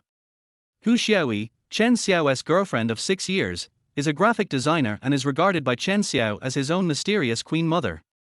Grace is powerful and difficult to guess. You said that I have been studying the supreme secrets of mankind for so many years, why can't I handle Hu Xiaoyi? This woman is too complicated, and reality is completely beyond the scope. That's right, Chen Xiao regards love as the highest mystery of mankind, and being obsessed with romance novels and idol dramas is regarded by him as cutting-edge research. After Chen Xiao finished speaking with great sorrow, he filled his own glass. TSK, it's because you immerse yourself in those poisons every day that you think real love will be like what you imagined, and you have inappropriate fantasies about women. Tang Feng criticized. I just don't understand why Xiaoyi has changed so much compared to before. We were so happy together back then, but it seems like she has become more and more irritable for no apparent reason. As he said this, Chen Xiao took a deep sip of wine. Brother Xiao, is there a possibility that you haven't grown up yet? Tang Feng's sudden words seemed to sting Chen Xiao, causing him to pause. Hey, Brother Feng, what are you talking about? Although our queen mother is powerful, I am the financial supporter of our family. You have nothing to say about this, right? Hu Xiaoyi's base salary is only 5,000, while Chen Xiao, a romance novelist, earns at least 20,000 to 30,000 a month from royalties, which is nothing wrong. Tang Feng shook his head and said directly, Brother Xiao, do you really think Hu Xiaoyi is an immature woman who only knows how to make trouble? You've been together for 6 years. Why are you always thinking about doing that so-called romance with her? Don't you know what you should give her? Xiaoyi is a good girl. She is waiting for you. Chen Xiao smashed the cup and said, I just want to have more romance. What era is it? Do we have to get married and get a marriage certificate? Isn't it good to be romantic for a lifetime? Tang Feng stared at his brother and said slowly, Xiaoyi has always respected your ideas and put you first, so she never mentioned it again after mentioning it once. Don't you know what's going on? Brother Xiao, as a man, you must be responsible. If you keep dragging it out, all the trust and expectations will be exhausted. Looking at Tang Feng's serious expression, Chen Xiao suddenly laughed. Brother Feng, they say singles are the uncrowned lovers, but you, a single person from birth, are actually urging me to get married. Humph, Dad is different from you. I'm going to get the marriage certificate with a rich woman tomorrow. Well, I wish you and rich lady Hire will be together forever. And may you give birth to true love. Chen Xiao raised his glass and toasted. Tang Feng also agreed with interest, raising his glass to greet him, thank you for your good wishes, but everything depends on fate. Brother Xiao, you said my mother pushed me so hard, how much pressure would Xiaoyi's family put on her? Tang Feng said this and Chen Xiao fell silent. Pulling out his phone on the spot, Chen Xiao hesitated for only a few seconds before calling Queen Mother. Hey, wife, hiccup tilde. Hu Xiaoyi drank too much with Brother Feng. How could Hu Xiaoyi not know who her boyfriend was drinking with so late at night? No, it's all gas, it's gone with a burp, don't you think it's he? Tang Feng had no interest in the sweet words of the old couple. It was too nauseating. He stood up and went to the front desk to pay the bill. When Tang Feng came back, Chen Xiao looked radiant. Let's go, Brother Feng. Where are you going? Tang Feng asked. Of course it's the internet cafe. Bring along my other 2 good sons, and we'll stay up all night. You're not going home. Chen Xiao said proudly, the Queen Mother has issued an imperial decree, and it has been approved I will propose to Xiaoyi tomorrow, and you will get the marriage certificate with the rich woman tomorrow. Isn't tonight our singles night? Tang Feng sneered and patted Chen Xiao, let's go. Say goodbye to the singles night. Chen Xiao, woo. For brothers, 24 pairs of fathers and sons, fought and traveled all night, so happy and happy. When Tang Feng woke up the next day, the morning sun outside the window shining on his face was quite comfortable, if it weren't for the aches all over his body. I think I forgot something, 8:30. Chen Xiao rubbed his eyes and saw the taillights of Tang Feng's car. Brother Feng. Happy wedding. Chapter 9 Tang Feng, Happy Wedding. Tang Feng flew out of the bar and looked at the road on his way to work during the morning rush hour and fell into deep thought. Of course, he did not slow down at all. Taking a taxi at this time would definitely be a way to death. Tang Feng shuddered when he thought of Moar Yusai's that were so cold that they could freeze a person. Damn, luckily I woke up. I really need to praise the sun when I wake up in the morning. Why did I forget to set an alarm yesterday? Fortunately, I put the household registration booklet into my coat pocket. After eliminating options such as buses, taxis, and online ride-hailing vehicles, Tang Feng adjusted his running posture without hesitation. He was going to run straight over there. At this time, he was not too far away from the Civil Affairs Bureau. If he could keep running at full speed, it might not be impossible for him to make it. So office workers and middle-aged men and women who went out to buy groceries saw a strong and handsome young man running at full speed with a serious look on his face, as if he was going to save the world. Damn, this speed, this is the real, working spirit. Is there still such a thing for morning jogging now? Isn't this phone stolen by a thief? Make way! Tang Feng shouted loudly, everyone, make way. I'm in a hurry to get the certificate. I'm going to be late. Are 9 o'clock. The avenue to heaven that Tang Feng had been expecting soon appeared in front of him, but there were no less than 40 or 50 cell phones surrounding him, taking pictures. I guess he will appear on the City News official account and video account today, a handsome guy running for love. Although the pain had not yet subsided, when he thought about the possible consequences of being late for the appointment with President Mo Da, Tang Feng felt that there was nothing he could not do. Go forward. Go forward. Our rich wife. I'm coming. The uncle behind me touched his M-shaped hairline bangs and couldn't help but sigh, thinking back then, I was also so energetic. His wife next to him said, really? Do you dare to sleep in the house tonight? Cough cough cough, forget it cough cough cough cough, I feel like I'm not fully recovered yet cough cough cough, oh cough cough cough cough cough. Finally, at the last few seconds of 8:59, Tang Feng arrived at the door of the Civil Affairs Bureau. Two couples were already waiting here, and they were looking at the breathless Tang Feng with curiosity. Brother, are you here to get married? A young man couldn't help but ask. Tang Feng was speechless at the moment. He paced back and forth, nodding. The four of them couldn't help but secretly wonder, is it necessary to fight so hard? Will he not get a girlfriend later?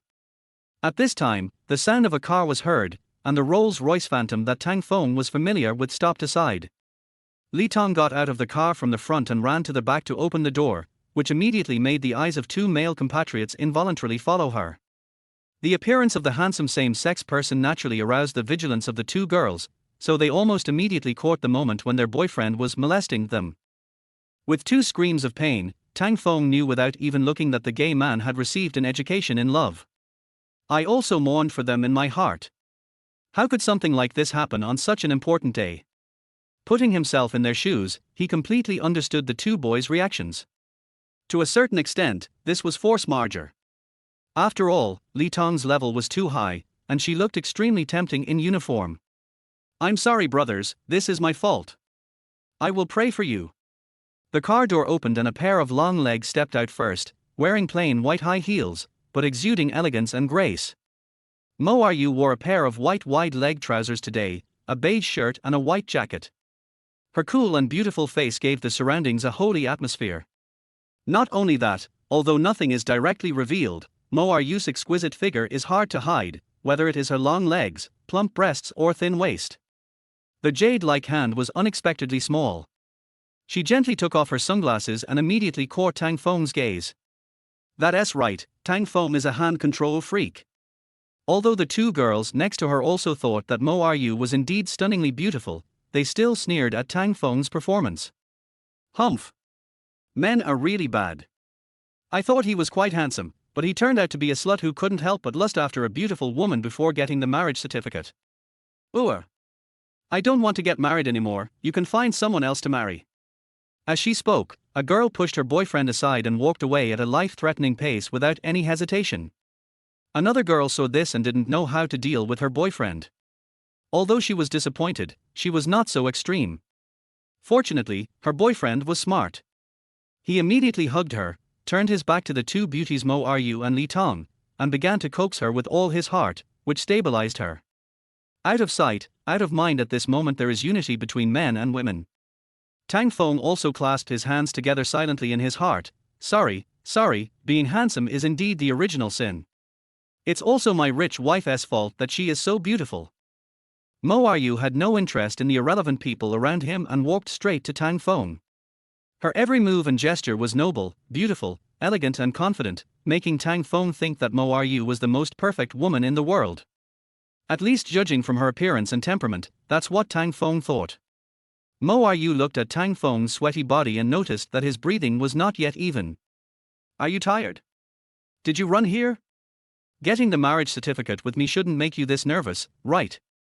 Less than 2 seconds later, before Tang Feng could reply, Mo Ryu came to the conclusion, you were late for some unknown reason and almost arrived late. Fortunately, you were not late, otherwise. Tang Feng noticed that Mo Ryu's expression and eyes had become a little colder at this moment, and he swallowed unconsciously. But Mo Ryu didn't say anything else. He turned around and walked into the Civil Affairs Bureau. It was as if Tang Feng suddenly disappeared from this earth. Tang Feng didn't dare to move. The pressure from this iceberg fairy was too strong, and it's not just because of her figure and looks. Mo Ryu's type almost drove Tang Feng to death. After he really fell in love with her, Tang Feng would be even more afraid to mess around. Helplessly, Tang Feng had to turn his head and look at Li Tong for help, but the latter just shrugged slightly and followed his eldest lady. After watching Mo Ryu walk up the stairs of the Civil Affairs Bureau, Tang Feng was mesmerized again. This back view is so beautiful. If Tang Feng agreed to marry Mo Ryu yesterday because he considered the pros and cons more, then now, he felt that he had fallen in love with this ice fairy from the bottom of his heart, and it was definitely not a superficial one.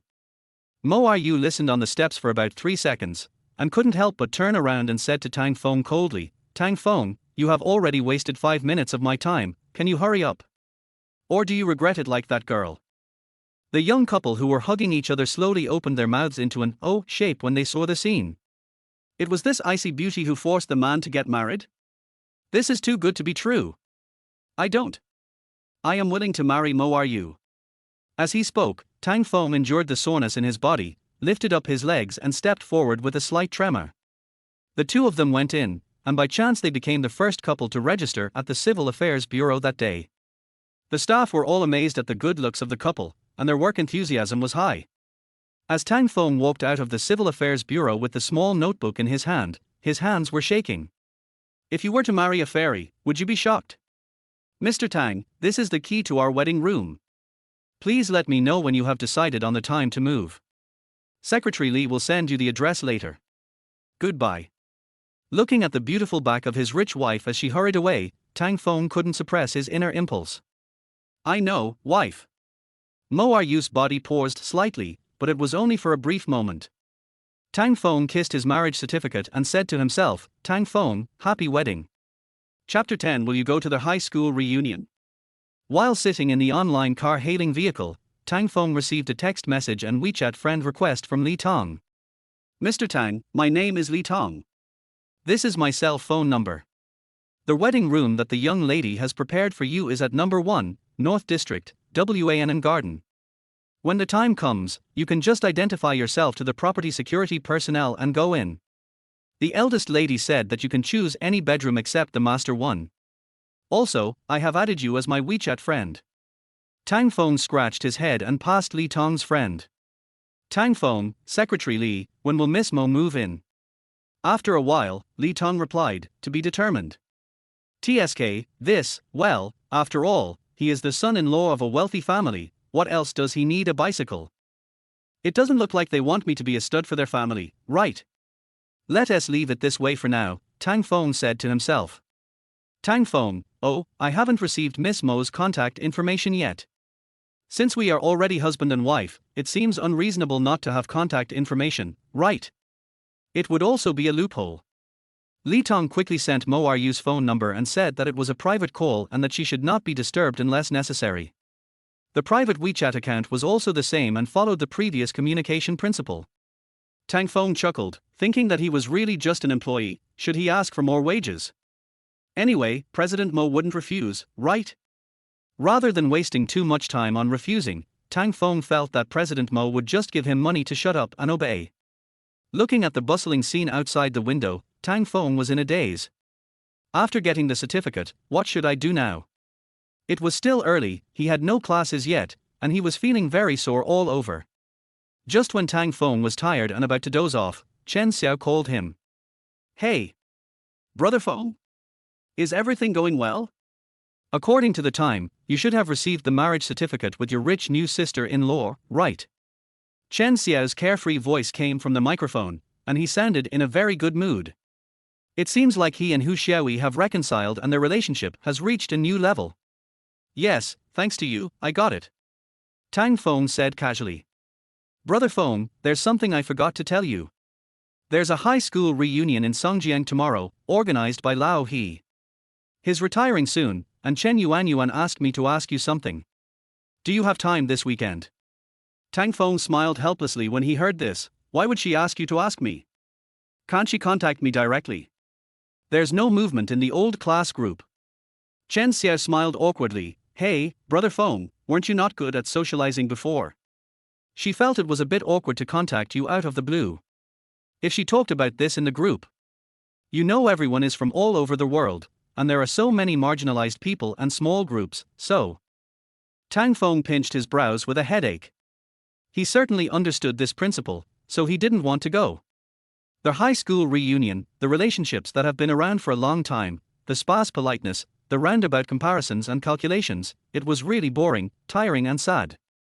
But the class teacher, Lao He, is still a good man. He is about to retire and wants to see everyone, so Tang Feng thinks he should go. Hi, I'm worried. I should be free. I still have to give face to old He. Where should we hold it? Who will come? Tang Feng said helplessly. In the Oak Restaurant, on the second floor. You still remember Jing Liuting from our class, right? It was said that it was arranged by her husband. Chen Xia was very interested in this gossip. Zheng, I don't remember clearly, there seems to be such a person, is she married well? Well, it is said that he is the Deputy Human Resources Director of Manhwa Company, and is my sister-in-law's subordinate. Chen Xiao suddenly said excitedly. Brother Xiao, you didn't leak the news of my marriage to Mo Ryu, did you? Tang Feng asked. No, what's wrong? Isn't this a good thing? What an honor. Let those girls see what a good wife my brother Feng has married now, and then kill them directly. Chen Xiao said indignantly. When he was in high school, Tang Feng was not very popular among the girls. They all thought he was dark and had a sharp tongue. He usually keeps quiet, but when something happens he comes out to find fault and refute, which is a part-time EQ basin. But in fact, Tang Feng is just used to telling the truth and dislikes anti-human and meaningless activities, so people think he is troublesome and likes to show off. However, he often refuted the girls' opinions on issues such as team building outside and purchasing class uniforms, and because his comments were too direct, there was a grudge between them. Class monitor Chen Yuanyuan also considered it over and over again, and felt that it would be inappropriate to call Chen Xiao instead of Tang Feng, so she took the initiative to ask Chen Xiao to ask Tang Feng. If Tang Feng himself doesn't want to come in the end, it can't be blamed on her. Brother Xiao, please don't make the news of my marriage to Mo Ryu public for now. I'm not in a position to tell you the specific reasons, but the point is that I really don't want irrelevant people to know too much about my private affairs. Tang Feng told Chen Xiao in a very serious tone, and the latter naturally said without hesitation, no problem, Brother Feng, I'll listen to you. By the way, you haven't told me who they are yet. Tang Feng got back to the point. It's mainly Chen Yuanyuan and her group, Yu Xiaobing and a few others, and the boys include Zhu Zimu and Xiao Wenyuan. At this point, Chen Xiao paused, then emphasized, Liu Yao will also come. Hearing the name of Bai Yueguan, the girl he had a one-sided crush on for 3 years in high school, Tang Feng fell silent. Chen Xiao also tactfully did not say anything and just waited quietly. If Tang Feng just didn't want to see most of the other people in the class, then Liu Yao was the one that made him afraid to meet. The feelings of a teenager are pure and passionate, and the burning marks are hard to disappear even after so many years. Tang Feng's sensitivity and fear towards Liu Yao, which he had buried deep in his heart, had become a habit that was almost difficult to change, even though he had become a completely different person now. After a long time, Chen Xiao couldn't hold back his anger and said, Brother Feng, if you really don't want to go, forget it. You can go to old his house privately. What Chen Xiao said is a good method, and Tang Feng is quite envious of it. But Tang Feng finally decided to go. I'm not afraid of them. I'll just go. Even though I'm not doing well, I'm not bad. Can I be defeated by them? Slander cannot cover up a man's true glory, and sarcasm cannot break the strong heart of a mature man. Okay, brother Fong, let's meet in front of the Oak restaurant tomorrow night. I'll tell you the specific time. The two hung up the phone and Tang Fong also arrived home. Thinking of his mother excitedly waiting for her son's marriage certificate at home, Tang Fong was a little overwhelmed. I clearly didn't have this feeling when I was at the Civil Affairs Bureau just now.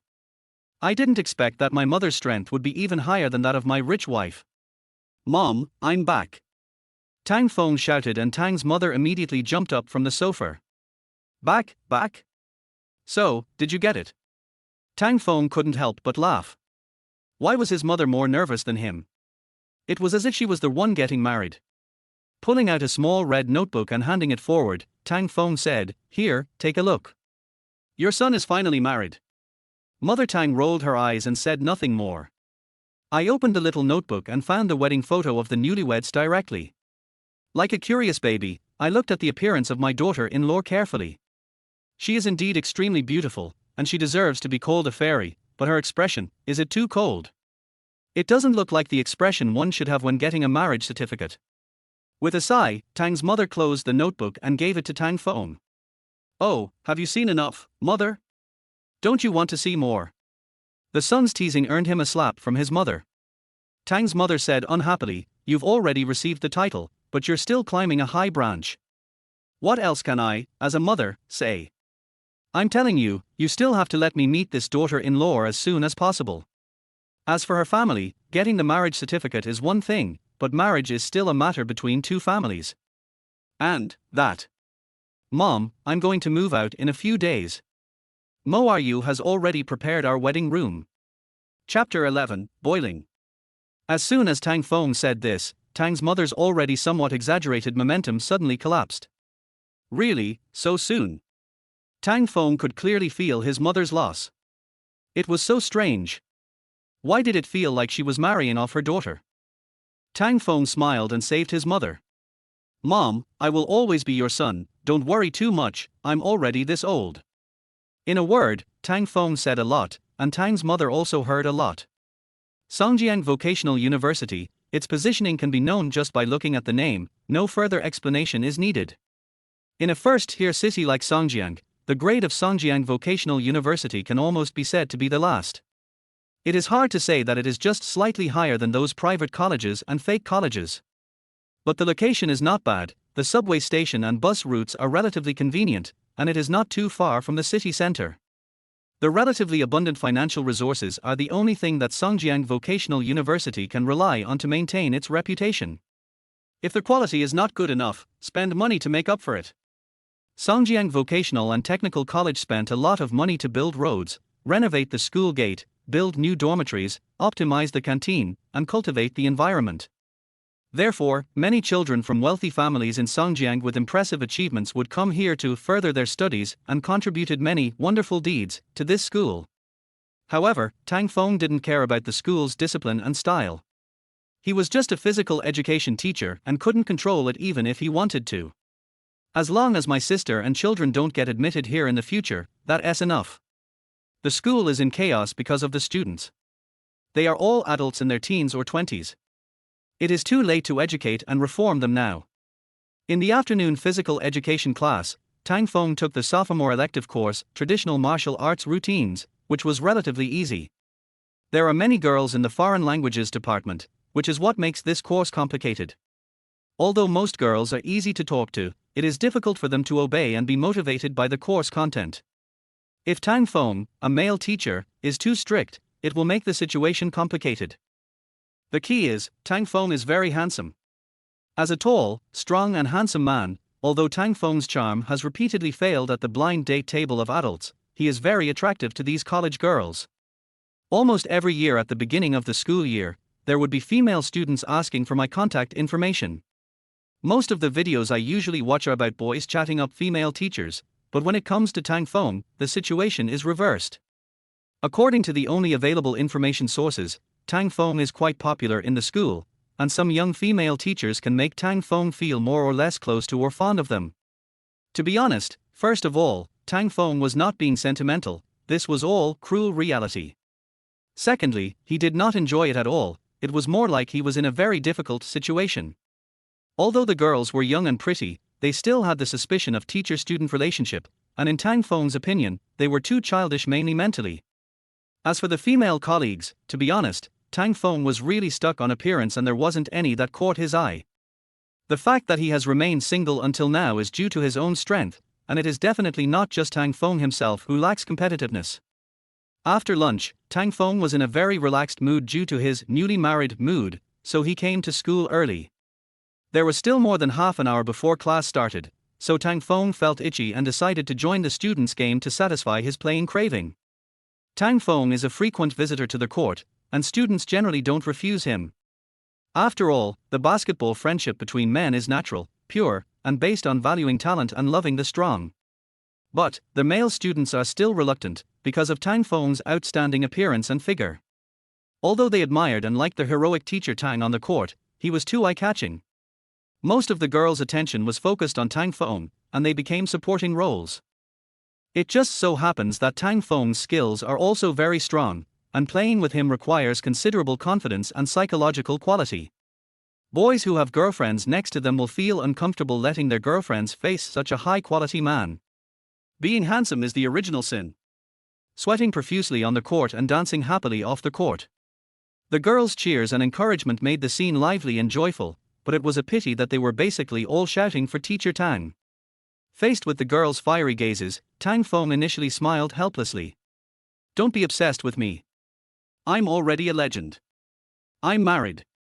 When there are a lot of girls in this kind of occasion, gossip and love topics are inevitable.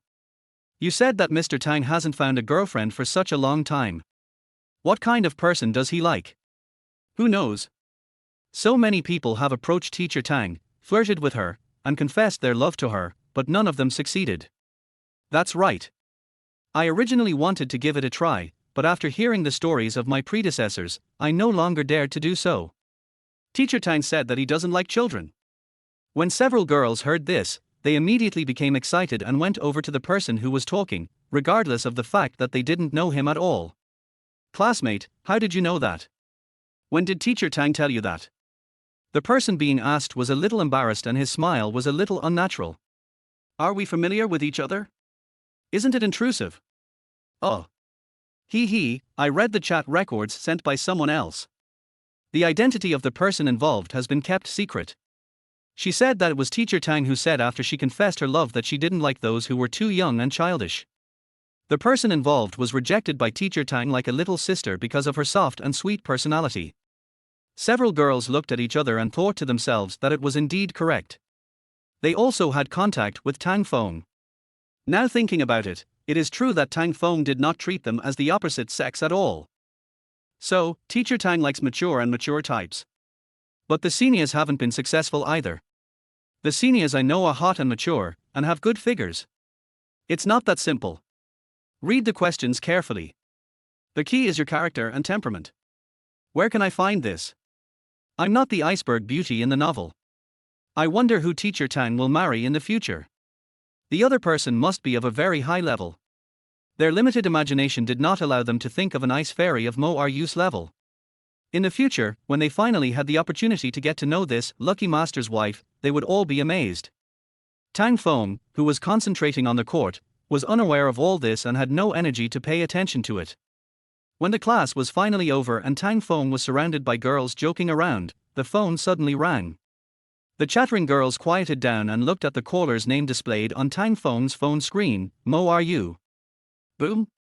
The scene was boiling instantly. Dozens of girls were excited at the same time, making the noise and sighs as complicated as the corn tumbling in a popcorn machine. Mo Ryu, this is obviously a woman's name, who could she be? Tang Feng had been in class for so long, and apart from work-related calls, he had never received a call from anyone of the opposite sex other than his sister and mother. But today, there is an exception. The sixth sense of dozens of girls formed a powerful resonance at this moment. Something is happening. Hello, Mo. Wife, what's up? Tang Feng originally wanted to call her Miss Mo, but if their identity as husband and wife became known to others, wouldn't it be exposed? The agreement only states that the agreement should be kept confidential, but does not state that the fact that both parties are married should be kept confidential. Tang Feng didn't want to let his so-called old classmates from high school know, but he didn't have such considerations for these students. But this makes life difficult for the girls who like him. You know, when the word wife is used to address someone you like, it can cause great damage to others. Chapter 12 Godmother Yuan Chuanli. Hurry up and pinch me, what did teacher Tang just say to the other side? Wife, he called me wife. Boiling, the popcorn machine evolved into a steam oven room. At this time, a girl quickly let out a long hush to suppress everyone's excited shouts. The conversation between Mr. Tang and his wife is much more important than excitement. Everyone listened attentively, but Tang Feng couldn't let them have their way. Even if she was his real wife, Tang Feng would not let them hear the couple's private conversations, not to mention that he and Mo Ryu had a confidential marriage agreement. After Tang Feng announced the end of Get Out of Class, he walked away on his own, tactfully prohibiting anyone from approaching him. Although the students were disappointed, there was nothing they could do. Mo Ryu was silent for a long time. It was not until Tang Feng asked in confusion that he finally heard the familiar cold voice. Am I disturbing you? Mo Ryu's voice was very calm, and she didn't sound unhappy that Tang Feng called her his wife in public. Tang Feng quickly denied it, not daring to say anything bad about the iceberg fairy from the bottom of his heart. Miss Mo, what are you calling me about? President Mo Da is very busy with his daily affairs, and he can't be said to have any feelings for Tang Feng, his husband who got married less than half a day ago. It can't be that he misses her, right? Mo Ryu's tone of voice was very serious, and it sounded like he was assigning tasks to his subordinates. My godmother came suddenly and asked to see you, so I will pick you up at the main gate of your school in 2 hours and take you to make the necessary preparations. You must not show any flaws in front of her, otherwise I will consider you a breach of contract and hold you responsible. Do you understand? Tang Feng was stunned when he heard this, and didn't know how to answer for a moment. What the hell is this godmother who suddenly appears and holds me accountable for breach of contract? After a pause, Tang Feng responded, Ms. Mo, there doesn't seem to be a breach of contract clause in the agreement we signed, right? Mo Ryu on the other side immediately retorted as if to counterattack, of course there is, it is on the back of the last page, but you didn't pay close attention to the reminder in the details. Fortunately, you are just my husband, not my subordinate. But my men shouldn't be so bad. Yes, it's my fault that you didn't remind me when the reminder label was not so obvious. Even though Tang Feng was immune to the bad temper and arrogance of his ice fairy wife, he was still speechless. I'm so sorry, Miss Mo. I will stop being arrogant and try to improve myself. Mo Ryu seemed to not understand Tang Feng's sarcasm, and continued to talk on her own. Li Tong will send you the relevant precautions about my godmother later, please check it and pay attention to the time. I don't like to be late. Mo Ryu seemed to be very careful with time. He spoke these words like a ball rolling downhill, and hung up the phone almost immediately after he finished speaking. The wind blew slowly up the campus road, bringing with it the rustling of the trees. Tang Feng felt a little messy. With a sigh, Tang Feng began to read the document sent to him by Li Tong. It was several dozen MB in total, with both pictures and texts, and covered everything. For a moment, it gave people the illusion that Tang Feng was actually doing some kind of underground intelligence work. Tang Feng, Secretary Li, I haven't seen the last part of the agreement before. Can you send me an electronic version? Li Tong, please wait a moment, Mr. Tang. Soon, an electronic version of the marriage agreement was sent over. Tang Feng suppressed some resentment and turned to the end, and saw. Breach of contract. Any violation of the terms of the agreement by either party shall be deemed a breach of contract. The party that complies with the contract may require the breaching party to make immediate corrections or demand compensation. The woman shall decide to impose a fine, etc. depending on the circumstances. Supplementary Part 1. The man should be chaste during the duration of the marriage, respect the legal husband and wife status of both parties, keep a proper distance from other opposite sexes, and not have any ambiguous or inappropriate relationships between men and women, otherwise the woman has the right to pursue it. 2. During the marriage, the woman shall be responsible for the expenses required to maintain the marriage and the couple's life, and the man may do as he pleases. 3. During the period of the agreement, the man can put forward his reasonable demands, provided that he abides by the provisions of the agreement, and in principle the woman will satisfy them. 4. If the woman believes that the agreement is no longer necessary, she may terminate it. 5. The woman has the final right to interpret this agreement and has the permanent right to modify the terms. After reading it, Tang Feng cursed in his heart, this is an unfair clause. Also, what kind of gigolo agreement is this? Do I, Tang Feng, look like the kind of man who needs his wife to support him and ask for everything from her? Impossible. Even if I, Tang Feng, can't find a job and remain single for the rest of my life, I will never ask Mo Are You for anything. But the important thing right now is not this, but to deal with Mo Are You's godmother who suddenly attacks with ill intentions.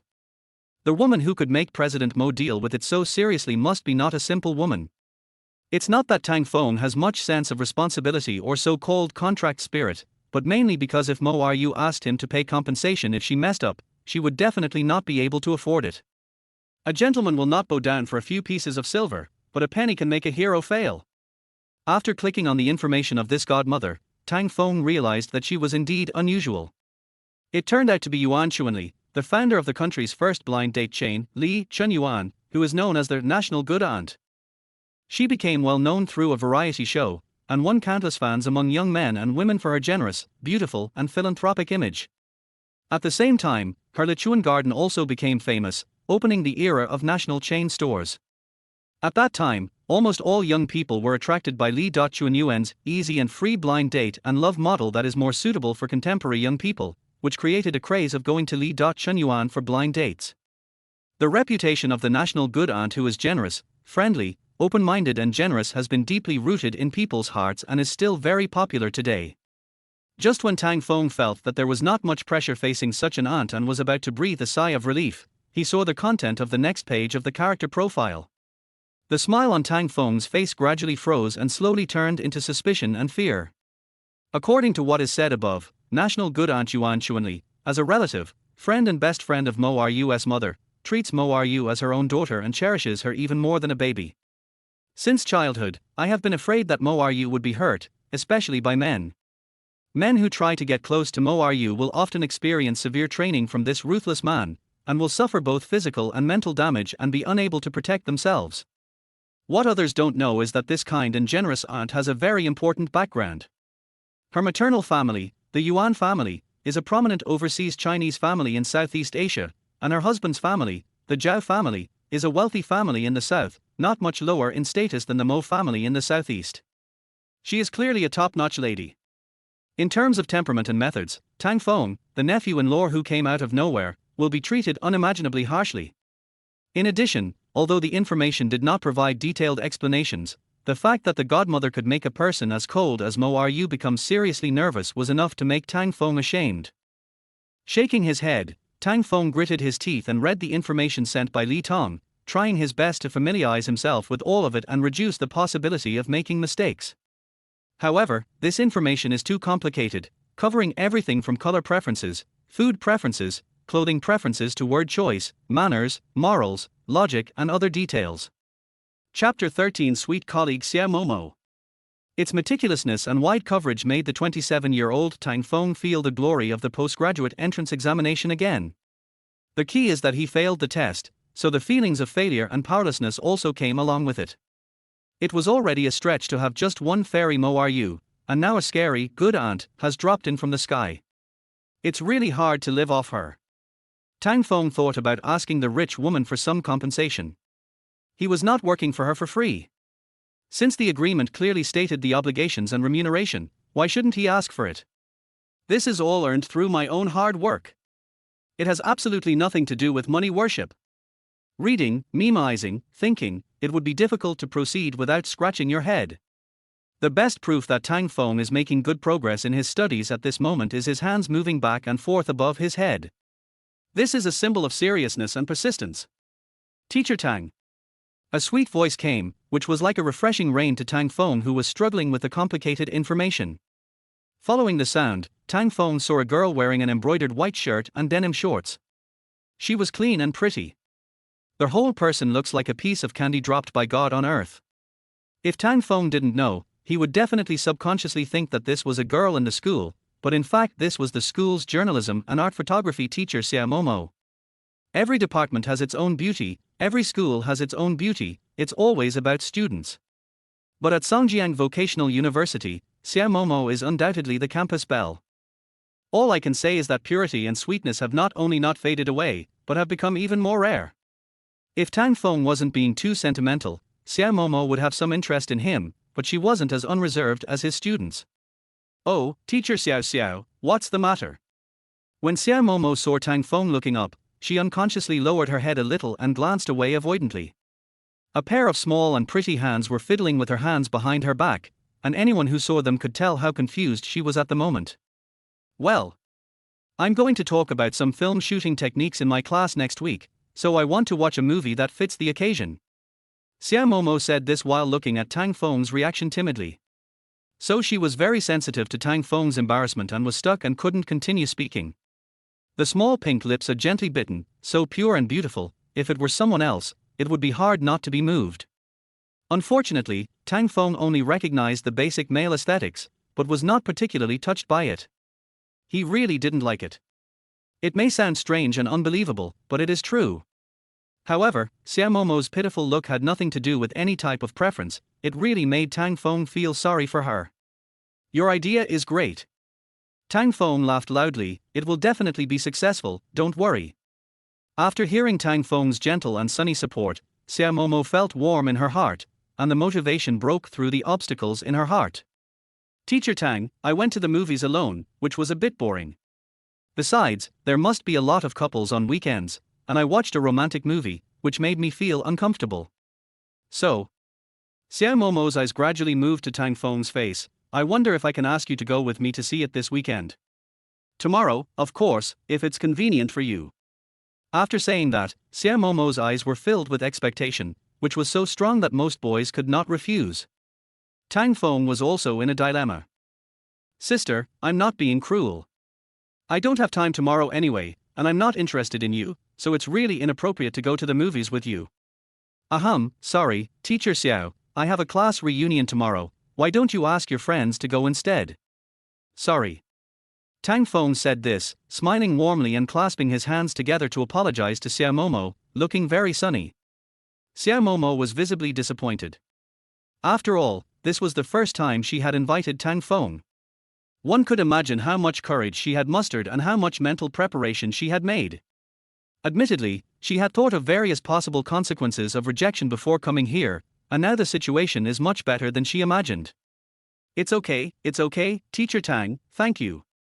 Sia Momo smiled sweetly from the bottom of her heart.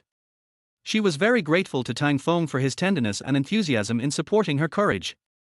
This kind of respect and care for the other party, and the behavior of not embarrassing girls, seems extremely charming to Sia Momo. So after a brief period of discouragement, Sia Momo's liking for Tang Feng increased a lot. If Tang Feng knew the changes in Sia Momo's heart now, he would definitely feel helpless. "By the way, Teacher Tang, what were you looking at just now? You seemed so engrossed in it." Sia Momo asked. Oh, Tang Feng saw that Sia Momo seemed to be in a good mood, so he didn't worry too much. "I'll make you laugh if I tell you, so I'd better not say it. I have to meet an elder later. It's very important, so I need to study hard." Sia Momo nodded slightly, looking somewhat cute, but Tang Feng couldn't see it as his eyes turned back to the information. Sia Momo just thought that Tang Feng was just reading an online consultation post like, "a few things to pay attention to when meeting elders," and didn't pay much attention to it.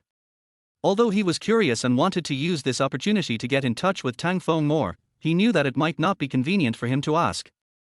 "Well, Mr. Tang, I'll leave first." Sia Momo had actually finished her class a long time ago, but she didn't leave the school just because she was waiting for Tang Feng. "Oh, okay. Take care, Teacher Xiao Xiao." Tang Feng nodded politely. Sia Momo sighed softly, turned around and left. She naturally knew that Tang Feng didn't like her type, but she couldn't suppress her love for Tang Feng and was unwilling to give up. After all, they are colleagues and everyone is still young. There is still a long way to go in the future, so Sia Momo is not in a hurry. On the contrary, she felt that Tang Feng was neither casual nor promiscuous, had his own demands and pursuits, and gave her a sense of security. At least she would not be easily snatched away by others.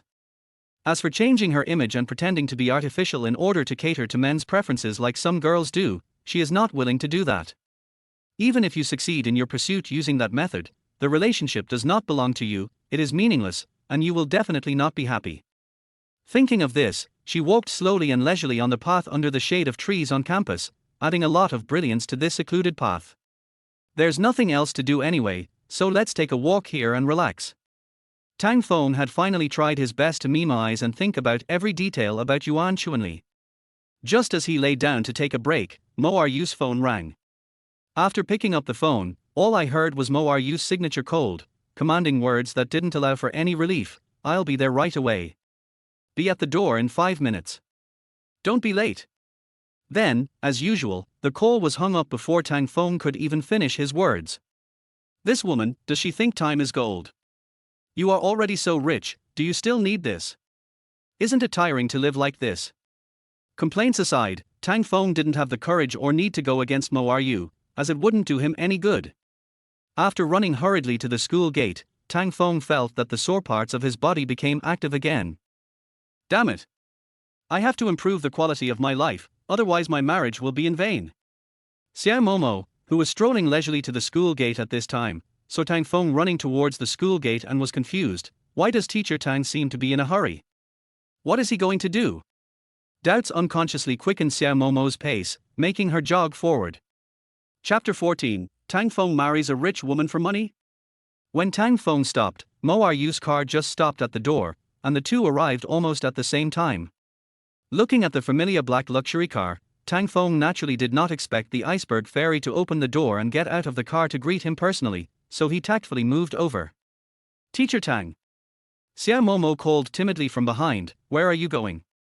Tang Feng stopped and looked back, wondering why Xiao Momo happened to appear here.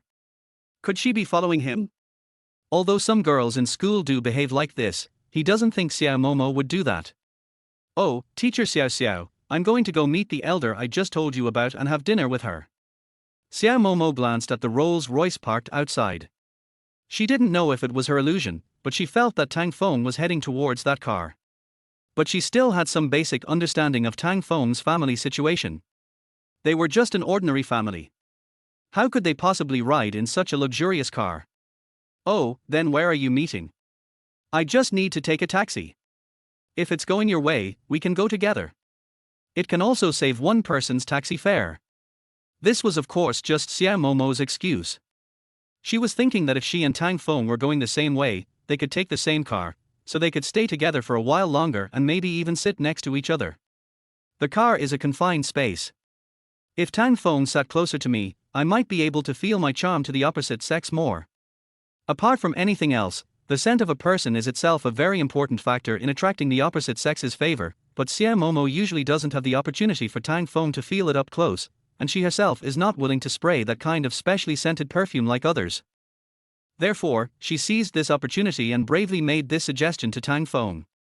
If it were any other time, Tang Feng would have most likely agreed to Xiao Momo's request, but in front of his newly married iceberg fairy wife, Tang Feng wouldn't dare to do that even if he had 10,000 guts.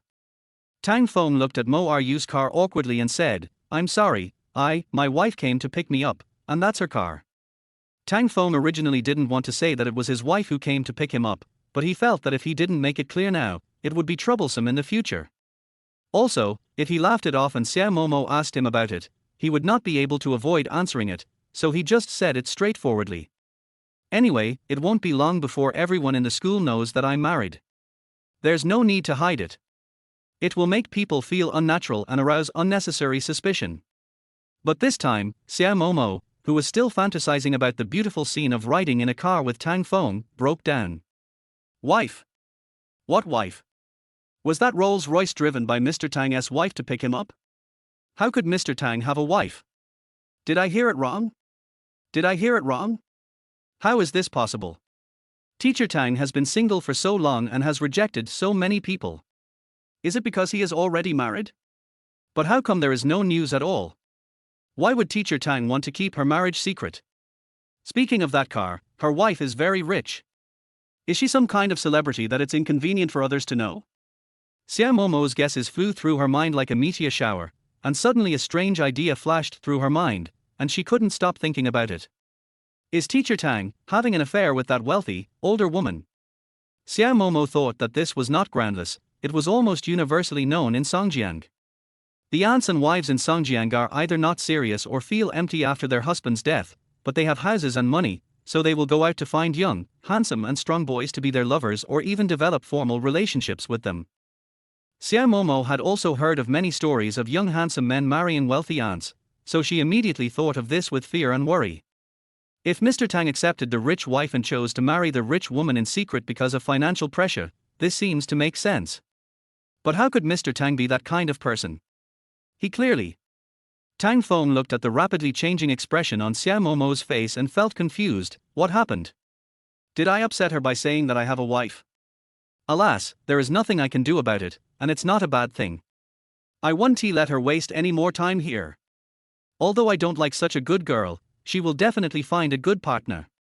When Mo Ryu saw that Tang Feng didn't come over and was still talking to a beautiful young girl, he felt dissatisfied and called him. Hey, Mo. Mo Ryu. Are you busy? Do you want me to change the meeting time for you? Mo Ryu said coldly. When Tang Feng heard that President Mo Da was unhappy, he quickly said, Sorry, my colleague is kind enough to share a ride with me. I'll be right over. Xiao Momo looked at Tang Feng eagerly as he tried to please her, and her heart sank. Although it cannot be confirmed, once a person has a negative guess about a thing or event in his mind, it will be difficult for him to avoid applying all kinds of information around him to it, making it impossible to ignore its possibility. This often leads to an exaggerated perception of negative results, allowing them to occupy a larger space in one's mind. This was the case with Xiao Momo at the moment. Although she did not see the old and unattractive lady she had imagined, and Tang Feng's eagerness to please her was not necessarily because he was humble towards rich women, such thoughts kept recurring in her mind. As soon as Mo Ryu hung up the phone, he focused his eyes and keenly noticed a car driving over. It was an orange-red Mercedes-Benz GLA, one of the several cars owned by her godmother Yuan Chuanli in Songjiang. It was obvious that after Yuan Chuanli got the information about Tang Feng from Mo Ryu, she rushed here directly. If Mo Ryu doesn't behave like a couple right now, it will be over. Although my husband can find another one, my grandfather will definitely not be so reassured, and my godmother will not let it go, so I will definitely not have an easy life. When she thought of how powerful her godmother was, even a strong ice fairy like Mo Ryu felt her scalp tingle, and she decisively opened the car door and got out. Miss. Before Li Tong could react to why Mo Ryu suddenly got off the car, Mo Ryu had already walked towards Tang Feng with confident and elegant steps. At this time, there were still quite a few people at the school gate, with many students coming in and out. They were immediately dazzled by Mo Ryu, the fairy-like existence with her stunning appearance, figure and temperament. Many people quickly reacted and opened their phones to take pictures after seeing such a stunning beauty. They couldn't even dream of such a stunning beauty. Xiao Momo and Tang Feng were also staring blankly at the fairy coming towards them. The latter was because Mo Ryu had just complained to him over the phone, but now she got off the car for him, which was too outrageous and incomprehensible. Xiao Momo was shocked by Mo Ryu's stunning beauty. How could she be an old woman without any charm? She was clearly a fairy from heaven who had descended to earth. Xiao Momo, who had always been fully confident and even proud of her looks since childhood, now had no confidence at all and even felt inferior. It feels like the mere stars cannot compete with the bright moon. Chapter 15 Crime Curve. Is this Mr. Tang's wife? This is too. Xiao Momo's face became more and more embarrassed, and she felt deeply ashamed of the thoughts that had just appeared in her mind. Mo Ryu naturally felt the attention from all directions, but he was not moved at all. The iceberg fairy was naturally not surprised by the actions of mere mortals. She walked silently to Tang Feng's side, stretched out her hand and held Tang Feng's arm as naturally as she could. Admittedly, she was very reluctant. The moment she came into physical contact with Tang Feng, she even got goosebumps all over her body, and the urge to step on Tang Feng's feet with her high heels was imminent. Tang Feng was unable to detect Mo Ryu's mental activities, and he himself was frightened. The iceberg fairy came up to him without saying a word and took his arm. What a blessing! Since high school, Tang Feng's heart has never felt like this today. It's like the most perfect goddess in the world, gently plucked your heart, let it dance vigorously in her jade hands, and immersed it in slow happiness and pleasure. That kind of happiness is suffocatingly full. I couldn't even breathe, but I felt so good. Based on Tang Feng's 3 years of unrequited love in high school, he concluded after just 3.14 seconds, this is the feeling of heartbeat. He was attracted to Mo Ryu.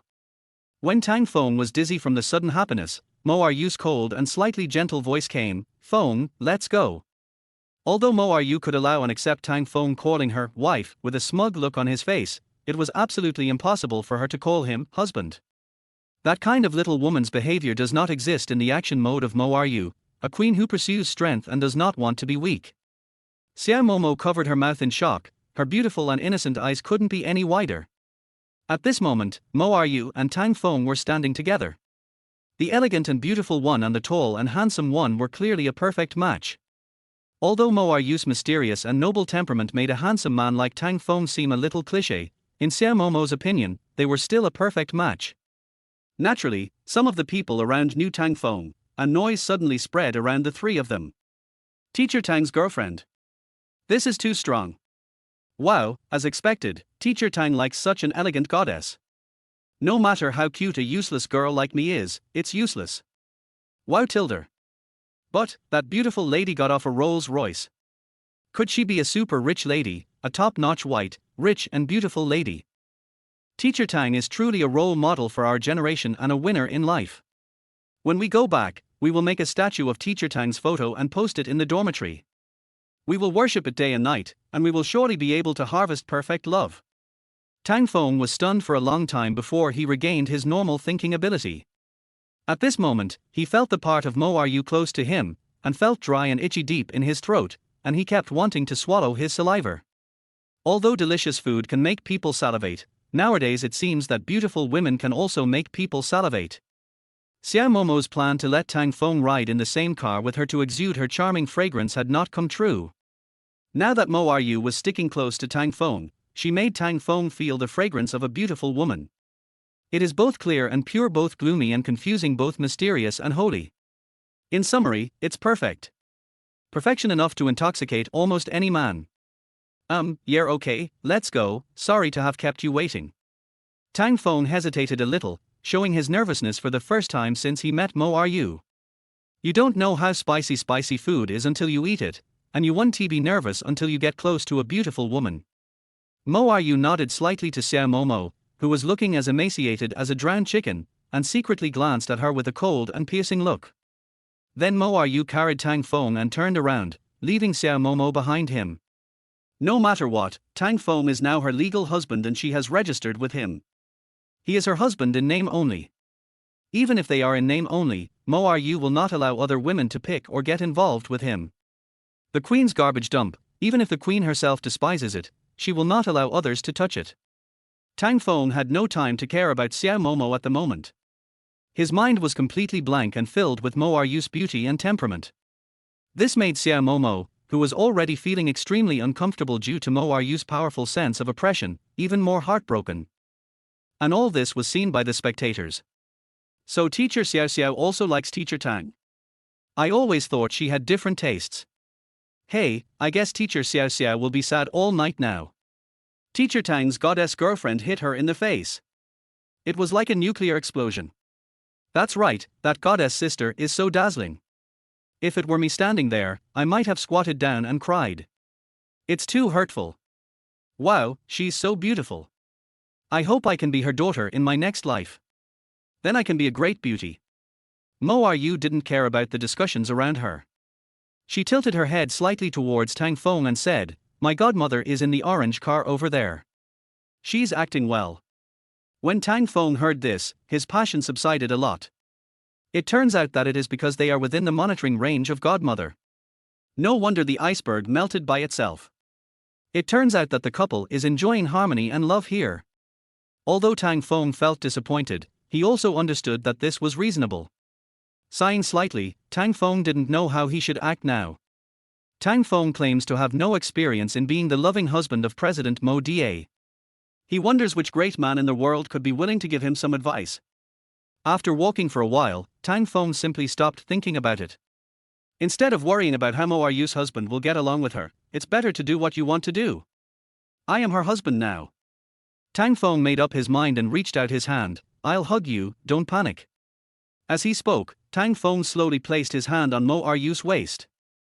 Although he already had a very intuitive understanding of the beautiful CEO's figure through visual perception, it was not until the moment Tang Feng got started that he knew what figure and curves were. Because Mo Ryu's waist was very slender, Tang Feng's hand unconsciously slid down along that graceful and attractive curve. The feel of it is simply tempting to commit a crime.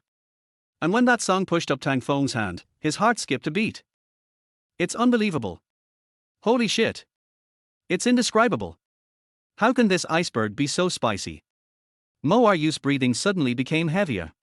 She didn't expect Tang Feng to be so bold. It was fine to put his hand on her waist. She could accept it for the sake of acting. After all, Tang Feng's personal image was not bad, so it wouldn't be too difficult for her. But this guy went further and took advantage of the situation, even touching her waist. It would be fine if he just touched her lower body, but he even touched her, chichiao, which is a crime worthy of being chopped into pieces. Therefore, Mo Ryu quietly moved the hand that was holding Tang Feng's arm, pinched a piece of flesh and started to bite it hard, even digging his nails into it without any scruples. Tang Feng's small piece of flesh was in extremely glorious contact with the iceberg fairy's jade hand, sending powerful numbness and sourness to Tang Feng's brain nerves. Encouraged by his beloved wife, Tang Feng immediately and tactfully moved his hand away from that tempting part and lightly placed it on Mo Ryu's waist. Rogue. Mo Ryu spat at Tang Feng softly, his face seemed to be covered with frost. Tang Feng bit his tongue, but felt aggrieved in his heart. Isn't it because I used my subjective initiative to cooperate with you in acting? You have such a good figure and my hands were just going along with it, how can you blame me? Chapter 16, It's Cold in the Car. If I were really a gangster, I would let you know how a real gangster behaves like a gangster. After reciting this thought fiercely, Tang Feng swallowed his breath. How should I put it?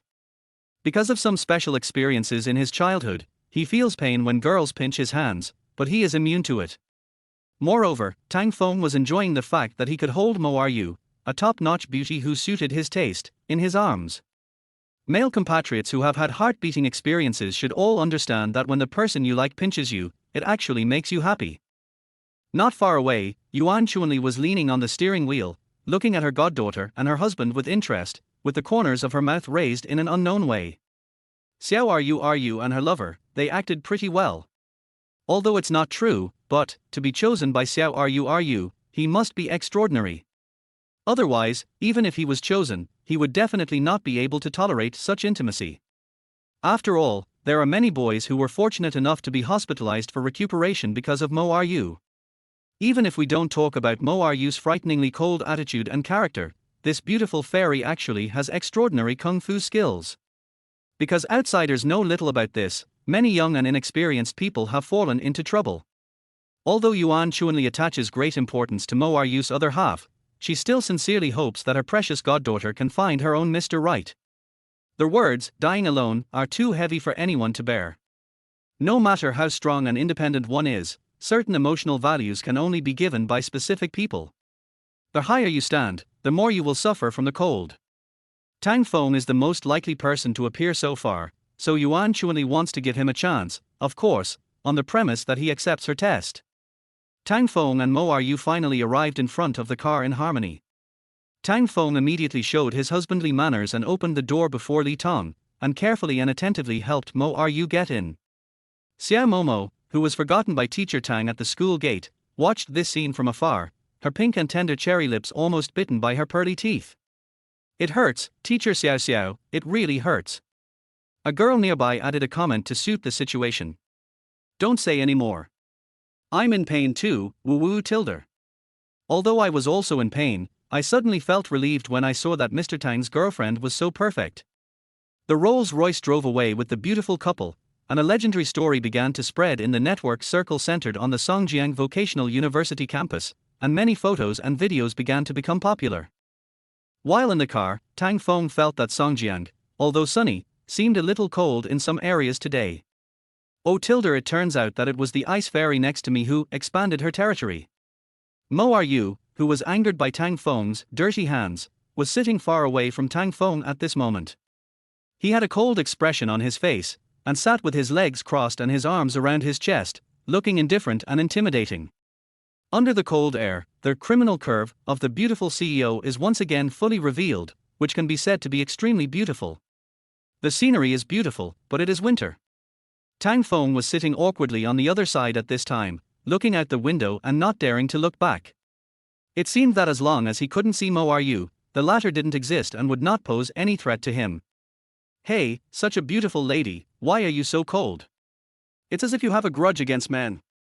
Ahem, although I did lose control just now, it was still within the reasonable range of acting. The two of them walked in silence all the way. Only Mo Ryu asked Li Tong about the whereabouts of her godmother, and then everything returned to silence again. Li Tong was caught between the two and felt extremely helpless. You two are angry with each other, why should I be caught in the middle, feeling both hot and cold? Finally, she couldn't help but whispered in her eldest daughter's ear, Miss, should we confirm the progress with Tang Feng? Mo Ryu's expression then faded a little and he nodded slightly. Li Tong breathed a sigh of relief and asked Tang Feng, Mr. Tang, how have you studied the information I sent you? If you feel that you haven't mastered it well, take it out now and review it. Hearing this, Tang Feng forced himself to turn around and saw that Mo Ryu also seemed to not want to face him and was looking straight out the window. At this moment, that pair of extremely beautiful hands were in an obvious posture of exerting force, probably because he was trying his best to suppress the dissatisfaction in his heart. I have seen enough. I feel that a sudden rush now will not only increase tension but also be detrimental to the consolidation of existing memories. If you are still worried, you can test me. Tang Feng said calmly. Tang Feng, who was actually looking at Mo Ryu's silhouette, was thinking, the rich wife looks good from this angle too. Although we are in a fake marriage by agreement, can't I make it real? The agreement doesn't say that I can't pursue her normally. If it doesn't work out, the most I can ask her to do is give me 10 million to divorce me. If it works out, I'll make a fortune. Hiss, these legs, they are not legs at all, they are clearly rippling spring water. Mr. Tang? Mr. Tang. Li Tong's voice suddenly interrupted Tang Feng's thoughts. Then Tang Feng saw Li Tong looking at him with a scrutinizing look, which revealed vigilance.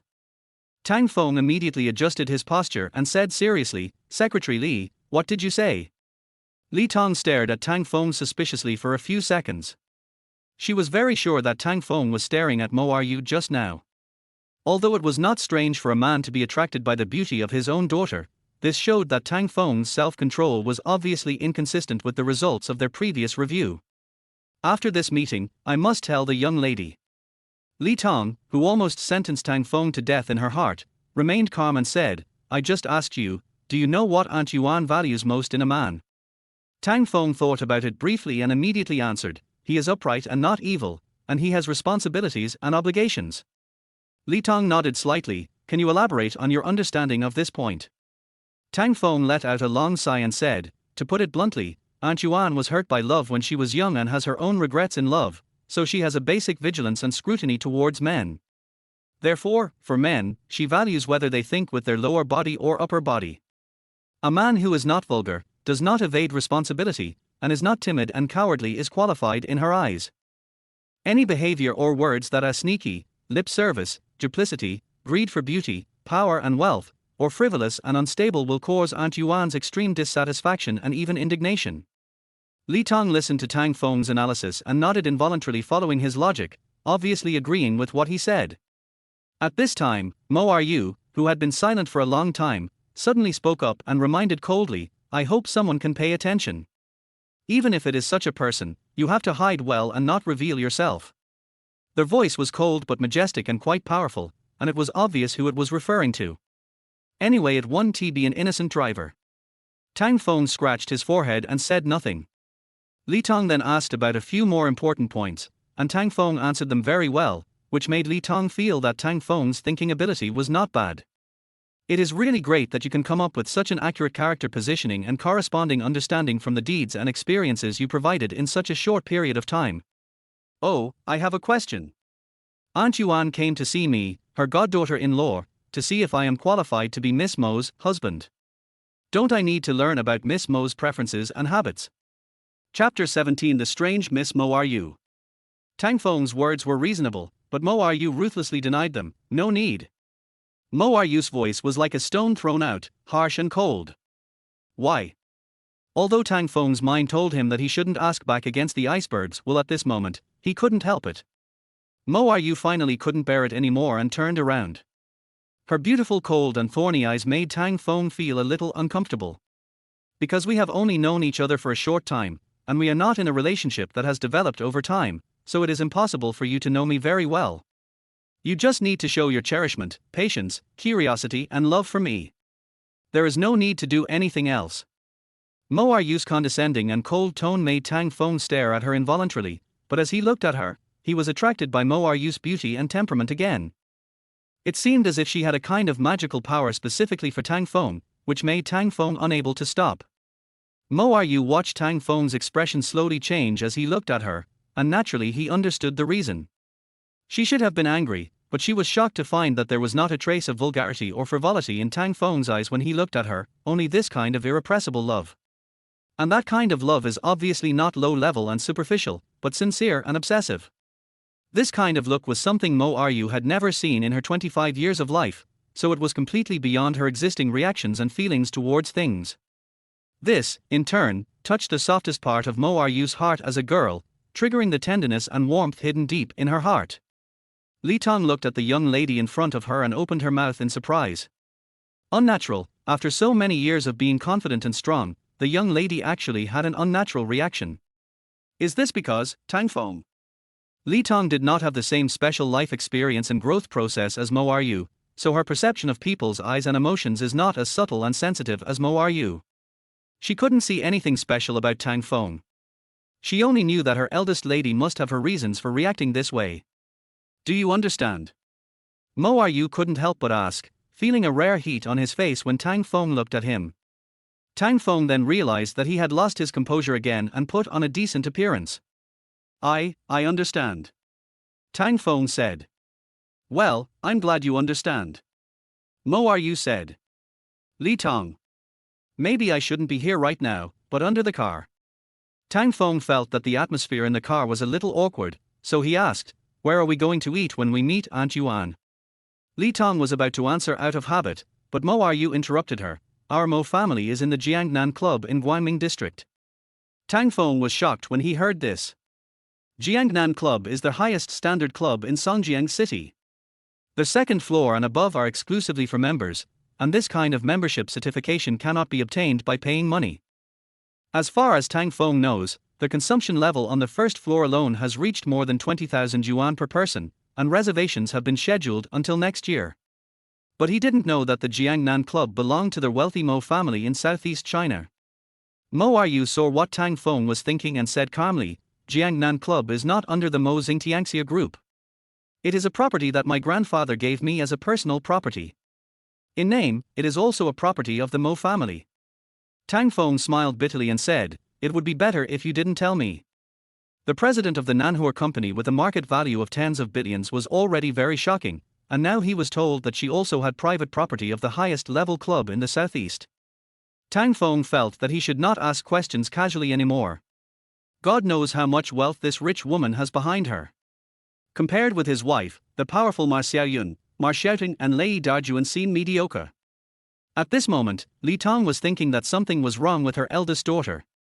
Not only did he talk so much, but he was also suddenly so patient with Tang Feng. To Mo Aryu, this was like the sun rising from the west. Could it be that Tang Feng just made the young lady shy? Impossible. This conclusion, which was even more ridiculous than the sun rising in the west and setting in the east, was firmly denied by Li Tong as soon as it was reached. If all of this were possible, then Li Tong's faith would have collapsed. Ding ding ding ding tilde, the ringtone of Li Tong's cell phone came into her ears at this time, like listening to heavenly music, and her heart suddenly became clear. She couldn't wait to answer the call, without even bothering to ask the eldest lady for permission. Hello. Xiaotong, tell me quietly, what are Xiaoruru and her lover doing? Yuan Chuanli's gentle but irresistible voice came from the other end of the phone, making Li Tong shudder. She looked at her eldest daughter for help with some regret, and her facial expression became more colorful. Tang Feng also looked at Li Tong with some curiosity. Since he met Li Tong, he had never seen her so nervous and at a loss.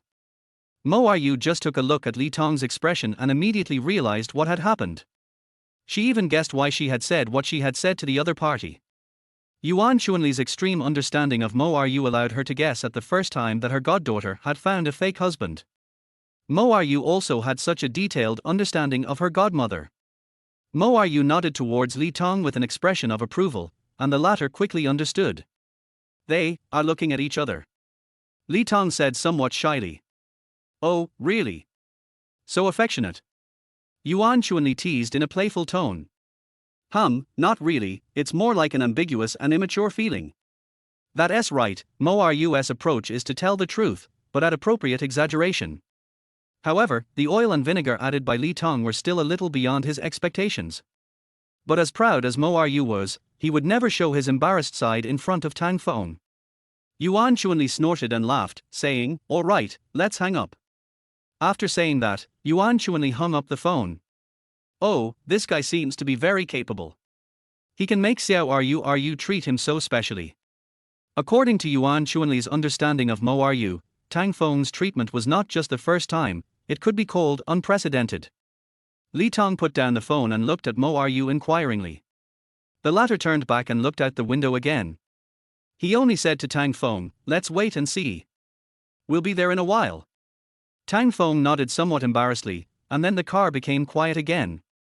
Although Jiangnan Club is located in Guangming District, it was specially selected on the riverside plain far away from the city, and a river view leisure area relying on Huangzi River was specially built.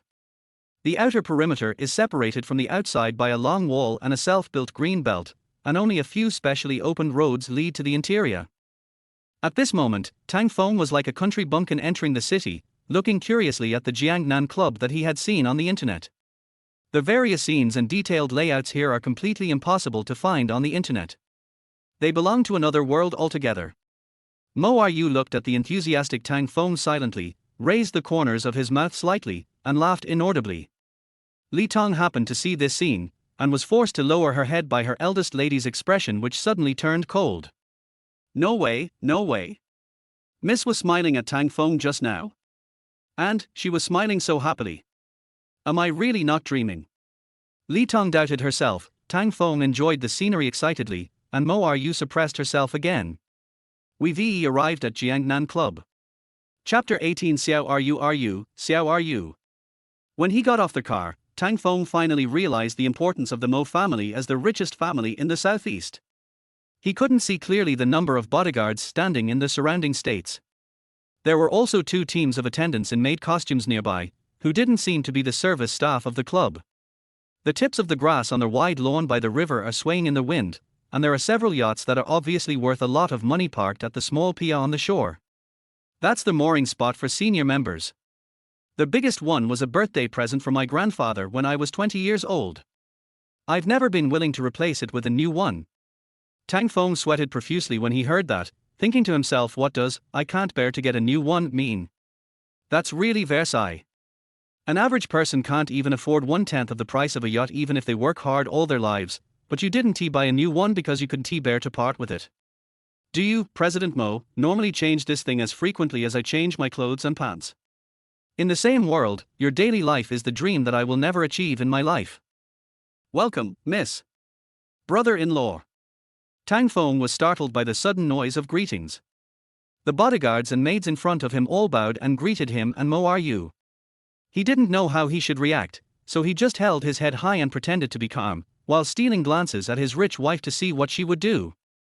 Mo Ryu nodded slightly, took a few steps forward and said, "This is my husband Tang Feng. You must all remember this and don't mix up your identities in the future." The cold and majestic demeanor immediately dissipated, becoming overwhelming. Tang Feng saw Mo Ryu's majestic and dashing back, and his heart was beating like a deer in his chest. Naturally, all the bodyguards and attendants did not say a word of objection. After responding in unison, they all looked at Tang Feng, trying to remember his appearance clearly. No matter who Tang Feng is, no matter what his appearance and temperament are like, as long as he can get the approval of the eldest lady, they can't say a word. Even if the person they brought was Zhu Barji, they would only do what Mo Ryu said. Those who can appear here today are all from the Mo family, and their hearts are with the eldest lady Mo Ryu's trusted servants. Xiao Ryu. A leisurely and pleasant female voice came, and Tang Feng immediately knew who the visitor was. But what the hell is this name, Xiao Ryu? Although I have learned about this in the information, I still can't help laughing when I heard it in reality. The smiling muscles on both sides were already stirring, making Tang Feng unable to restrain his laughter. Mo Ryu still felt unnatural when she heard her godmother calling her, but there was nothing she could do, so she turned around and responded with a smile. If there is anyone in this world who can make the ice fairy Mo Ryu accommodate and obey, it must be the godmother Ms. Yuan Chuanli. Even the old man, the patriarch of the Mo family, found it difficult to force, let alone control, his self-reliant and independent granddaughter. Godmother, long time no see. Mo Ryu said, and took the initiative to open her arms and hug Yuan Chuanli. This is not to say that Mo Ryu is so enthusiastic about her godmother, but rather it is a survival mode she has developed based on years of experience. If Mo Ryu did not choose to open her arms and actively hug her godmother, the latter would often hold her tightly in her arms regardless of whether Mo Ryu wanted to hug her or not, and the freedom of movement of her hands would be temporarily deprived. Moreover, for Mo Ryu personally, having his arms restricted and unable to move would bring him very strong anxiety and discomfort, which he could not completely avoid even though it was his dear godmother. So in order not to disappoint her godmother, Mo Ryu kept this habit. Long time no see my baby Tilda. Yuan Chuanli happily stuck to her goddaughter, but rarely did she take the initiative to hug Mo Ryu. Hey, show me your godmother. How many times have I told you? No matter how busy you are at work, you must eat well. Look at how thin you have become. Yuan Chuanli was so excited that she looked her goddaughter over and over, inside and out, as if she were a mother looking at her own elementary school daughter after returning home. Xiaotan? Did you listen to me and supervise Xiaoruru's meal? In a bad mood, Yuan Chuanli immediately pointed the finger at the innocent Li Tong standing next to her, as if to say, you are the only one to be blamed. Li Tong lowered her head in silence, feeling miserable but unable to express herself. I supervise the eldest lady? Are you kidding? You are the eldest ancestor and she is the youngest ancestor. If you can control her, what else can I do to her? Fortunately, Mo Ryu still had self-awareness and did not act with a guilty conscience. She held Yuan Chuanli and said, Godmother, don't blame her. I ate well, but I just didn't absorb it. I've obviously lost weight. Oh, you can't do that. Wouldn't that be like eating in vain? It's because you put work first and your work and rest schedule and diet are all unhealthy. If you exhaust yourself to such an extent, how are you going to explain to your mother, baby Tilda? When Yuan Chuanli said this, she buried her head in Mo Ryu's chest, her face full of love and worry. Mo Ryu comforted her godmother helplessly, and her soft words came one after another, which made Tang Feng refresh his perception of this iceberg again and again. But at this time Tang Feng noticed the bright spot and secretly envied Aunt Yuan. All right, godmother. Mo Ryu finally managed to calm Yuan Chuanli down, and hurriedly changed the subject to prevent her from continuing to talk. Look, it's already dinner time, how about we eat first? Oh, right. I just told you not to be hungry. It's godmother's fault. Eating is important. Let's eat. Yuan Chuanli said this with a smile, holding Mo Ryu's hand and leading her to the restaurant. Hey, godmother. Mo Ryu pulled her godmother, pointed at Tang Feng who was ignored by Yuan Chuanli from beginning to end and said, Tang Feng, you haven't greeted her yet. Tang Feng saw this possibility in the information, so he didn't have much emotion. Anyway, he was not a genuine one, although he wanted to become a regular employee now. Yuan Chuanli's smile faded a lot in an instant, and her knife-like eyes shot towards Tang Feng, and in the end, she only had a false smile on her face. Xiao Tang, I'm sorry. Godmother has been busy in Taiwan for half a year. I was so excited not to see Xiao Ruru for so long that I ignored you all of a sudden. You shouldn't blame godmother for yelling at me, right?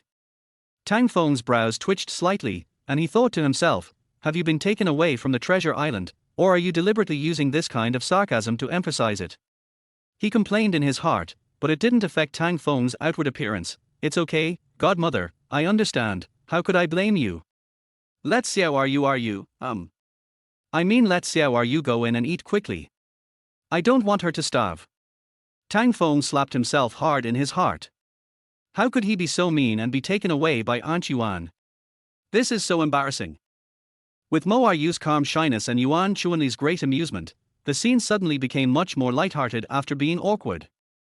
Then Yuan Chuanli said with amusement, why do you have to change your words? Since you two love each other and can get married so quickly, what's the big deal? It doesn't matter, godmother is not old-fashioned, just love each other, don't be shy.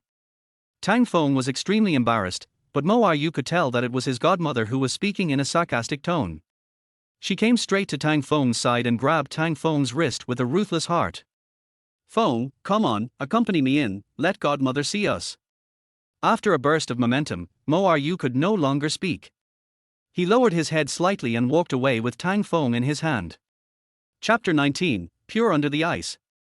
Li Tong covered her mouth in surprise, and the bodyguards and attendants behind her looked even more incredulous. The one who had served the eldest lady for the shortest time among them was 2 years, but the eldest lady today seemed too dreamy and bizarre to them and was hard to believe.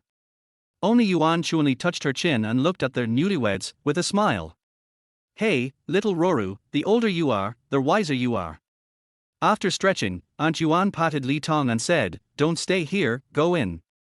A large square table had already been set up in the middle of the restaurant, with Mo Yu and Tang Feng sitting on one side and Yuan Chuanli on the other. If it were any normal time, Tang Feng would definitely look around at the carved beams and painted buildings and the classical decorations, just like when he first entered the Jiangnan Club. But at this moment, Tang Feng was feeling the wonderful touch of Mo Ruyu's hand on his wrist and he couldn't care about anything else. "Even though my eyes are looking elsewhere, my heart is only that place." Mo Yu, who used to be impulsive and brave, now felt a little uncomfortable.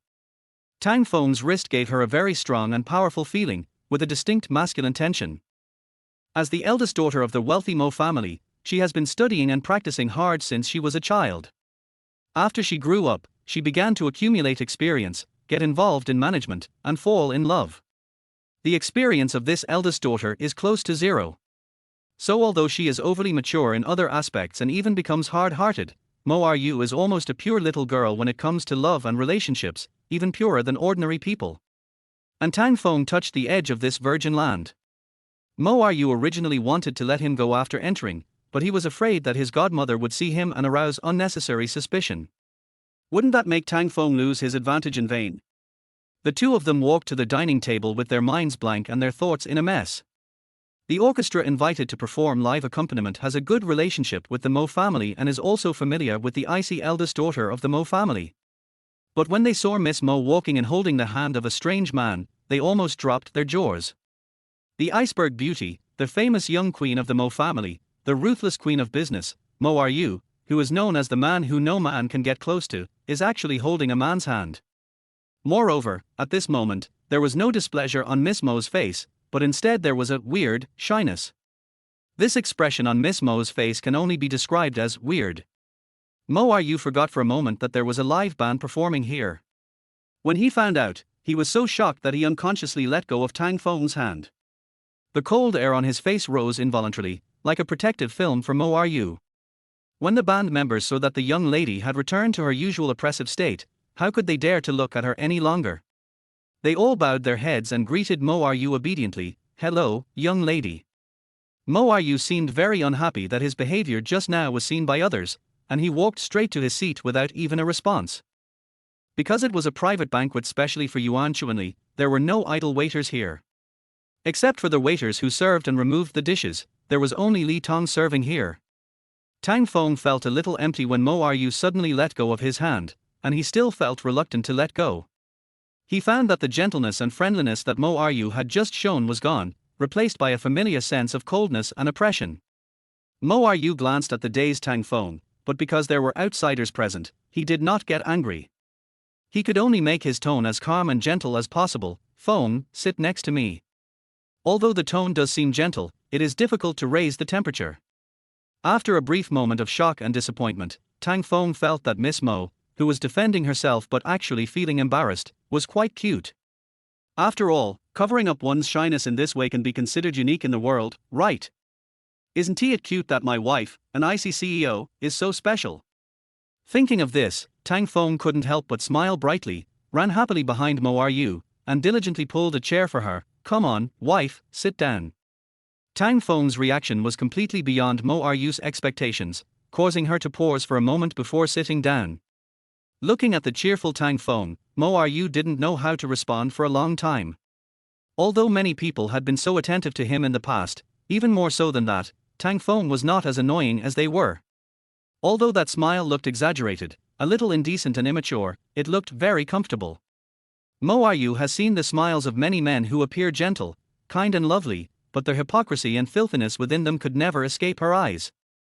Therefore, Mo Ryu was very confident in his eyesight, and there was no malice or dirty thoughts behind Tang Feng's smile. "Thanks." She finally managed to say this, but her voice was so soft that only Tang Feng, who was beside her, could hear it clearly. Now Mo Ryu was no longer hiding her cuteness behind a thick outer layer. Tang Feng saw the soft and gentle side of Mo Ryu that was rarely seen in her true self. He didn't say anything, but just smiled gently and brightly, looking at Mo Ryu warmly. "Oh my, oh my, oh my!" Tilda. The young couple sat down so quickly, then who put another chair next to them. "Xiaotong, come eat with us." Yuan Chuanli walked in carelessly. She had been watching from behind for a long time, and only came in when she saw that the two of them were getting along well. To be honest, although she concluded that Tang Feng must have something special about Mo Ryu, she was still very surprised that he could make his goddaughter show such rare cuteness. Now, she has a stronger idea of making Tang Feng truly her son-in-law. As long as Tang Feng can pass the following tests. Behind Yuan Chuanli, a man who looked like a butler brought a chair and placed it next to Yuan Chuanli's seat. After finishing their work, he bowed and took his leave, but did not retreat far away. Mo Ryu keenly noticed the butler's strange behavior. Logically, he should have completely withdrawn, but at this moment he stayed here, which was inconsistent with his previous instructions. No one here would dare to disobey Mo Ryu's orders, so it could only be Yuan Chuanli who asked him to do so. The evidence is that the butler winked and expressed his feelings to Miss Mo at every possible opportunity. Mo Ryu was helpless about this and didn't plan to delve into it further. Anyway, her dignity and aura have been broken several times today, so there is no need to worry about such trivial matters. She had no way of guessing what her godmother Yuan Chuanli was planning, so she had to stay constant in the face of ever-changing circumstances. Although he felt a little embarrassed and it was not in his original plan, Mo Ryu felt that the performance he and Tang Feng had just put in was quite good. What kind of falsehood is most credible? Half truth and half lie. What happened next confused both Mo Ryu and Tang Feng. Throughout the entire meal, Yuan Chuanli did not raise any questions about their relationship, nor did she ask anything about Tang Feng or how they met and got along. She was just joking, sharing her anecdotes in Taiwan, and talking about some irrelevant things like eat more, sleep more, exercise more, and take care of your heart. Tang Feng couldn't help but relax gradually, and his attention inevitably shifted to the delicious dishes on the table. Chapter 20: Confrontation with the National Good Aunt. Even Mo Ryu's vigilance had mostly dissipated after the meal. Since his godmother had no intention of making trouble, there was no need to waste his energy all the time. Just after Yuan Chuanli wiped her mouth gracefully, the gentle and amiable smile on her face suddenly changed, becoming more majestic and imposing. Mo Ryu immediately perked up and secretly pinched Tang Feng's thigh to activate his brain. Tang Feng was originally still savoring the delicious food he had just enjoyed, and regretted that he did not eat enough in order to maintain his figure. Suddenly, his thigh was pinched. He could not help but hiss in pain as he was completely defenseless and very comfortable. Mo Ryu's eyes suddenly went dark. He was so calm when he pinched his hand before, why did he suddenly react so strongly now? Is this man trying to trick me on purpose? If so, that would be a way to my death. Although Tang Feng had a good impression in her heart and she felt pretty good about him so far, he would be brilliant if given a little sunshine. Mo Ryu didn't mind letting him fall into endless darkness for the rest of his life. Har har, that's enough, Xiao Ryu, don't pinch your lover. If you need to ask your godmother to compensate you, she won't be able to afford it. Yuan Chuanli had a wicked smile on her face, and the sharpness in her eyes was not concealed at all. Li Tong, who was sitting next to her, swallowed her saliva. This was the first time she saw Aunt Yuan like this. The legend of this noble lady when she was young came to my mind. It was a legendary experience that even Miss Mo could not compare to. Godmother, I'm just afraid that he will lose control of himself and you won't like it. Mo Ryu explained stubbornly. In front of his godmother, the best that Mo Ryu could do was to be stubborn even when his intelligence and strength were beyond his reach. Yuan Chuanli smiled softly and said leisurely, I like Xiao Tang very much. You and Xiao Tong should go and have a rest first. I will talk to him alone. Mo Ryu saw that the smile on her godmother's face had not faded at all, and her deep love seemed to pose no threat, but the words that followed left no room for negotiation. Mo Ryu looked at Tang Feng. Although she felt helpless, she had already guessed it at this moment. She just didn't expect that it would be such a sudden spring thunder after the silence. Okay, Li Tong, let's go wait outside. Mo Are You said as he stood up quickly and walked out neatly.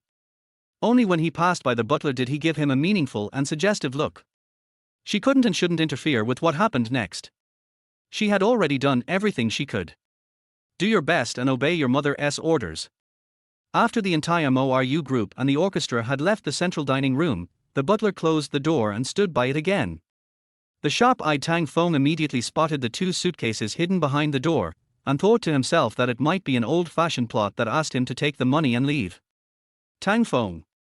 Yuan Chuanli called Tang Feng's full name in a flat tone, but she sounded very serious, which was completely different from the overly lively and unkempt character she had always shown. Yes. Godmother, what do you want me to do? Tang Feng responded.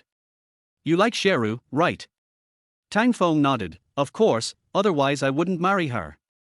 Yuan Chuanli tilted her head and rested her hands on him, saying slowly, we all know that love is not the only condition for marriage, and you are just getting a marriage certificate.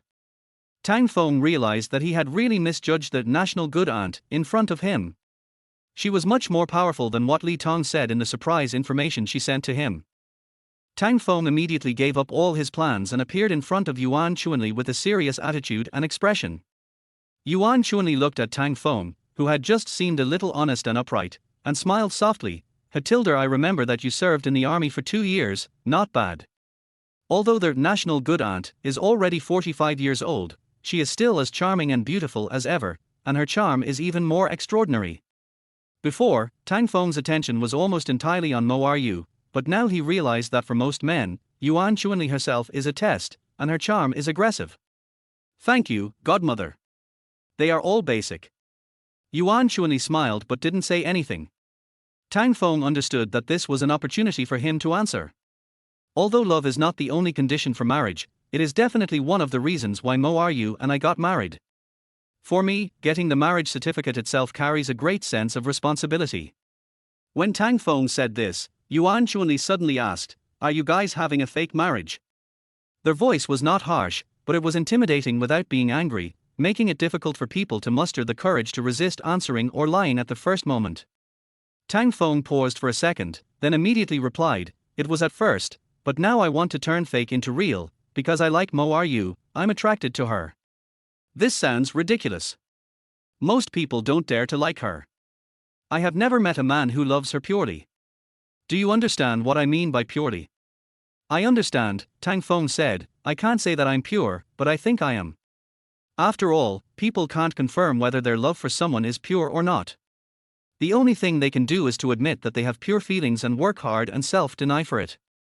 The young man looked dazed, but I didn't expect him to be so thoughtful and sharp-tongued. Yuan Chuanli said with admiration in her eyes. Mo Are You can't find someone with a dirty heart. What's in your heart? After saying that, Yuan Chuanli gestured to the back, and the housekeeper came over carrying 2 boxes. After placing them on the table and opening them, Tang Feng saw that one of them was filled with bright red $100 bills, and the other contained a diamond necklace, with an exquisite red diamond the size of a pigeon egg inlaid on a silver base. Yuan Chuanli raised her hand, observed Tang Feng's reaction and said, here is 1 million in cash on the Empress's heart that I bought in Taiwan for 7.5 million. What do you think? Is it enough for you to give up your pure love? You seem to have a mother and a sister. Your mother has had a hard time, and your sister is at the best time of her life. They should be the 2 most important women in your life. Don't you want them to live a happy life? If you are not sincere but still lie to me or flatter me, I can put this here. If I want, not only will you get nothing, but you will also lose everything you cherish and everything you own. Yuan Chuanli tried hard to see fear, panic, regret, uneasiness and other emotions in Tang Feng's expression, but what shocked her was that Tang Feng was completely unmoved and almost unmoved. It's not that he doesn't have a desire for an enjoyment of money and wealth, nor is it that he doesn't show it. Instead, Yuan Chuanli saw a kind of innocence in his eyes, a quality that is difficult to detect. Most people have either lost their conscience long ago, or have suppressed and buried their goodness too deeply. But Tang Feng was far beyond ordinary people and reached a state that Yuan Chuanli claimed she could not reach. Tang Feng looked at Yuan Chuanli resolutely and said seriously, first of all, don't threaten me with my family. This is my bottom line, no one can cross it, and it is not something to be joked about. Upon hearing this, Yuan Chuanli immediately smiled sincerely. Of course, I'm not kidding, I can really do it for Xiaoru. Tang Feng continued, my heart is not completely clean, nor can it be completely clean. I also don't want to believe that there are people in this world whose hearts are completely pure and flawless. Chapter 21 Kung Fu is not a fighting technique. I'm an ordinary man. I like Mo Ru. Of course, I also like her beauty and her figure. It's impossible for me not to have the slightest bit of evil desire. I like what ordinary men like, and I also crave what ordinary men crave. Although my inner heart cannot be seen, everything I do is real. I have never hidden anything from myself. No matter what kind of me you see, it is the real me. Isn't that enough? Finally, never think of anything against my family, no matter who it is. After Tang Feng finished speaking righteously, Yuan Chuanli basically stopped scrutinizing him. She held her cheek and looked at Tang Feng with a smile. Xiao Tang, you are rare talent, so godmother will wait and see. If you really don't have outstanding acting skills and can really win Xiaoru over, godmother will treat you as her own son from now on. I'm sure you've already got my background information, so you should know the weight of my promise. Tang Feng nodded, I understand. With a whoosh, Yuan Chuanli suddenly jumped up from her seat with full energy. Her spirit and temperament were like that of an 18-year-old girl, with a sense of youth. Very good, good boy. These are all rewards for you. You can spend the money as you like. As for the queen's heart, you will need a gift to pursue Xiao Ru. You don't have to be polite to your godmother. Tang Feng's mind buzzed, and he felt that he really couldn't grasp the rhythm of this national good aunt at all. Hey Tilda, I'm tired, let's go out, don't let Xiao Ru wait too long, or she will blame me for occupying her lover. Yuan Chuanli gave Tang Feng a wicked smile, then turned and left. Tang Feng stood up from his seat in a daze, looked at the butler beside him with a questioning look in his eyes. The latter only gave him a wry smile in response, feeling helpless. How could he guess what Aunt Yuan was thinking? No matter what this heroine did, no matter how bizarre the turn, he was not surprised. Tang Feng opened the cash and red diamonds on the table, not knowing what to do with them. Should he rub his hands excitedly, close the box and carry it out? Or would it be better to keep your integrity and leave them here without taking anything, thus showing your unique style? Just as he was thinking about it, Tang Feng heard the sound of Yuan Chuanli's high heels suddenly stop. Oh, I almost forgot. A strong wind suddenly blew up and rushed straight towards Tang Feng's face, making Tang Feng feel the danger for the first time in a long time. He subconsciously raised his hand to block, then contracted his body, spread his legs and stood firm to gain strength. Through the touch on his arm, Tang Feng came to a conclusion that he couldn't believe. Yuan Chuanli turned around and kicked him, and it was so fast that he couldn't even see her movement. What the hell? Is it haunted? This kick was so heavy and so fast. Is this the strength and skill a 45-year-old lady should have? Tang Feng thought he must be crazy, but the pressure and feeling in his hands were extremely real. With just a snort of laughter, the pressure on his hands was finally released. Tang Feng quickly stepped back, took a fighting stance, and moved forward alertly. What he saw was Yuan Chuanli gracefully bringing her straight long legs to the ground, hugging her chest and looking at him with a smile. Xiao Tang, not bad. You are so young, you must have learned more than just martial arts in the army, right? Tang Feng looked at Yuan Chuanli with a look of astonishment, as her smile was gentle and bright. He was totally unable to connect the kick he had just received with her. This was too outrageous. What made Tang Feng even more puzzled was that the other party actually figured out that he had practiced other kung fu in just a few seconds. Who exactly is this national good aunt? Auntie, you. Yuan Chuanli covered her mouth and chuckled. Okay, you look like you have never seen the world. You have practiced it, don't you understand? I have also learned some kung fu. Tang Feng hesitated for a few seconds, thinking to himself, how can you have only learned some kung fu? If I hadn't restrained the force of that kick just now, I'm afraid I would have been in trouble. Yuan Chuanli was unsure of Tang Feng's skills before, so she was ready to stop at any time. When she saw that Tang Feng's performance was unexpectedly good, she finally took the step. Tang Feng now recalled his memories from many years ago.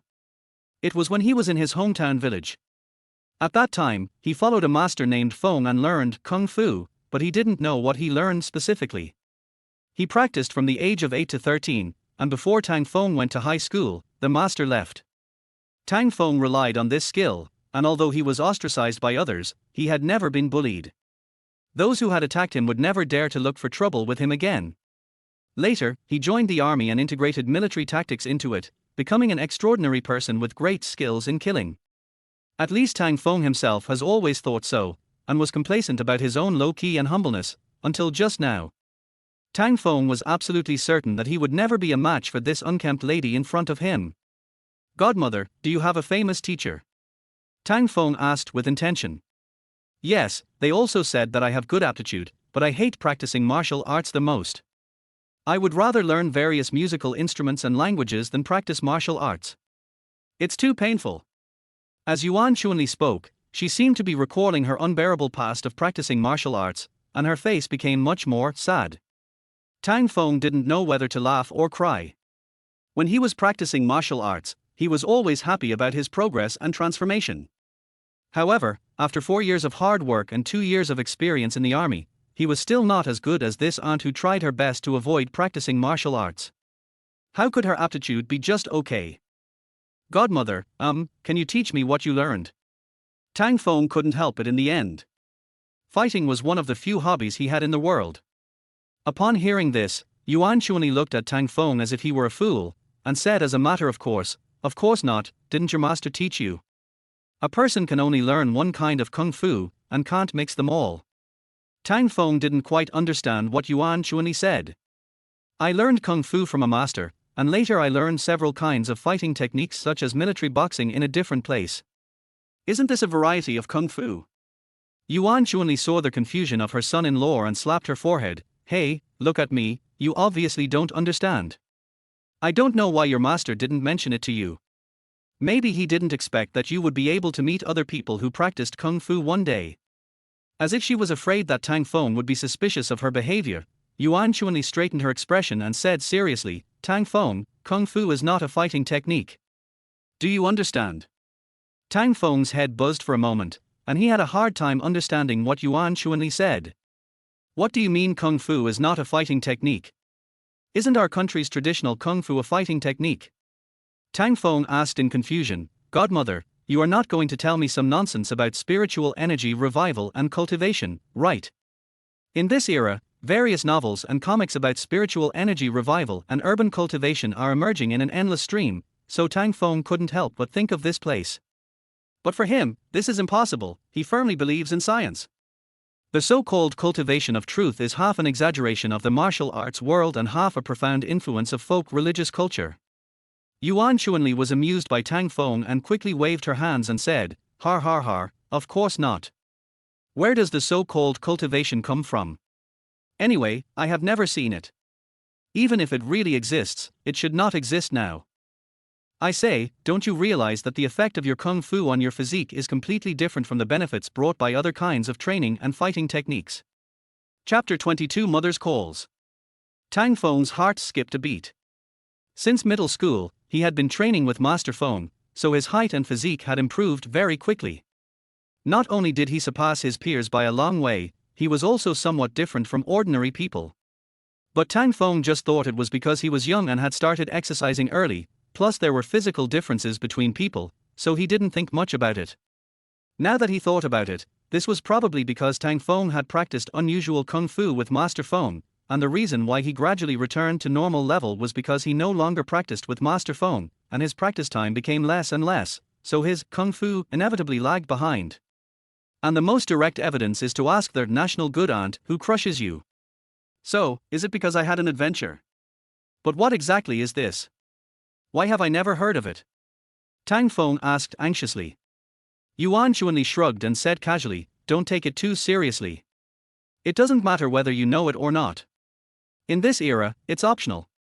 Do people fight first when they meet to make friends or determine seniority through fighting? Okay. That's enough, let's get out of here." After Yuan Chuanli said this, Tang Feng knew that there was no point in asking further. This should be the legacy of the times. If it was really important, why didn't Master Feng remind him at the beginning? Thinking of this, Tang Feng had no choice but to nod and walk out. "Hey, who's that? Keep these away," and remember to ask someone to send them back home for your uncle later. The butler responded attentively, quickly closed and fastened the 2 boxes, and followed Tang Feng with a smile. The housekeeper is in his early 50s and is considered an elder in the Mo family. He has the foresight to see that Tang Feng has a bright future. The fact that he was appreciated and affirmed by Yuan Chuanli alone gave him considerable energy and opportunities. Godmother, forget it. What's the matter with me accepting it like this? Yuan Chuanli poked her chin with her green fingers in a girlish manner, thinking, well, is it a betrothal gift for you, a live-in son-in-law? A wedding gift from me, an elder, to you too? Whatever, I won't take it back after I give it to you. Tang Feng looked at the 2 boxes and sighed helplessly. Alas, these days, it is really not easy to avoid being blinded by the clouds. All right, since it's hard to refuse such a kind offer, then I'll accept it. Anyway, these things should be not much different from the rice at home for these wealthy families, so just give it a try. It's definitely not because I want to live a more luxurious petty bourgeois life, absolutely not. Hiss, do you want to buy some clothes first? Even if you don't need them, you can't go to see Mr. Mo are you without something decent. By the way, can you let Auntie cash in their queen's heart for me? Although I am not reluctant to give the 7.5 million diamond to my wife, the main thing is that the big boss may not like it. What matters is the thought. I am cashing it in so that I can make better use of the funds to realize my wish. Tang Feng was thinking this as he followed Yuan Chuanli out of the restaurant. A large tent had been set up outside. Mo Are Yu was sitting there making tea while Li Tong was waiting behind her. At this moment, the sunlight had turned slightly yellow, and was quite warm and all-encompassing. The clear surface of the river was filled with flashing shadows. Mo Are Yu's long black hair was swaying in the breeze, and her beautiful profile immediately attracted all of Tang Feng's attention. If I don't chase after such a beautiful wife, am I still a man? If I can't chase her, I won't lose anything. Li Tong gently reminded her. Mo Are Yu looked up slightly and saw Tang Feng staring at her, which made her feel a little flustered for a moment. That rascal! What are you looking at? If it were anyone else, I would have dug his eyes out at any other time. Yuan Chuanli walked up to Mo Are Yu openly, bent down and whispered, Xiao are you, godmother has checked it for you, it's okay, you have a good eye. When Yuan Chuanli said this, her tone was not as exaggerated as usual, but rather she sounded sincere. Mo Are Yu smiled and nodded, thank you, godmother. I was afraid that you would deliberately prevent Feng from passing. If it were someone else, Yuan Chuanli would still make things difficult for him even if he could pass the test. However, only Tang Feng won the favor of her beloved goddaughter, which meant that his basic score was too stable for Yuan Chuanli. Har har, if your little lover complains to you when you go back, will you make things difficult for your godmother? Yuan Chuanli said playfully, biting her lip. Mo Are Yu smiled helplessly and said a few perfunctory words, then changed the subject and invited Yuan Chuanli to sit down and have some tea. Tang Feng's phone rang at this time. It should be Tang's mother calling to ask him to pick up Tang Ya and take her home. He looked at Mo Are Yu and Yuan Chuanli and showed them the word "Mom" on the incoming call contact. Mo Are Yu nodded indifferently and whispered to him to answer it quickly. Yuan Chuanli put down the teacup and took Tang Feng's phone away with great interest. She was really curious about Tang Feng's mother. What kind of person would give birth to such a special child like Tang Feng? Tang Feng didn't dare to resist Yuan Chuanli's seizure at all, because he thought there was absolutely no room for resistance, so it was meaningless. It is not a bad thing for the mothers of both sides to have a phone call. Having a godmother from the woman talking to her mother can also satisfy her curiosity about my wife. As soon as Yuan Chuanli picked up the phone, she heard the cheerful voice of Tang's mother on the other side, Stinky son. I sent you the dishes and ingredients for today on your phone. Go get your sister to buy them for me. Hurry up and don't waste time. Hello? Why aren't you talking? Are you mute? Oh, by the way, don't forget to arrange for Sheru to meet me as soon as possible. I have to see what this nice girl wants from you. If it's okay, I'll treat her well, so that you don't lose her. Tang Feng. Speak. Yuan Chuanli smiled awkwardly but politely, looking at Tang Feng and Mo Are Yu with dirty eyes. Tang Feng didn't care, but Mo Are Yu looked at Tang Feng suspiciously. Is it possible that his mother is difficult to deal with? Ahem, mother-in-law, I'm Mo Are Yu's godmother, hello. Yuan Chuanli tried to hold back her smile and greeted in a proper tone. When the person on the other end of the phone heard Yuan Chunli's voice, he was stunned for a few seconds, and then quickly had a stress response. Oh. I'm sorry, mother-in-law, I didn't know it was you. Did Xiaofeng go to see you? He didn't even say hello to me. I'm so rude, har har. Tang's mother's inner thoughts, you bastard. You didn't even tell me about such a big thing. Just wait and see how I'll deal with you later. At this time, Yuan Chunli had already turned on the speaker of her mobile phone and placed it on the table. Tang Feng touched his forehead with an expression as if he was airing a family disgrace in public, as if he wanted to reduce his presence. Mo Yu couldn't help but get a little nervous when she heard Tang's mother's voice. She sounded like a relatively harmonious and kind mother, so she wanted to respond to her as naturally as possible without being too cold.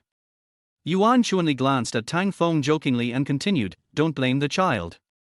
I heard that our Sheru suddenly got married, so I rushed to see what kind of person could conquer my goddaughter. He didn't have time to tell you." "Oh, is that so?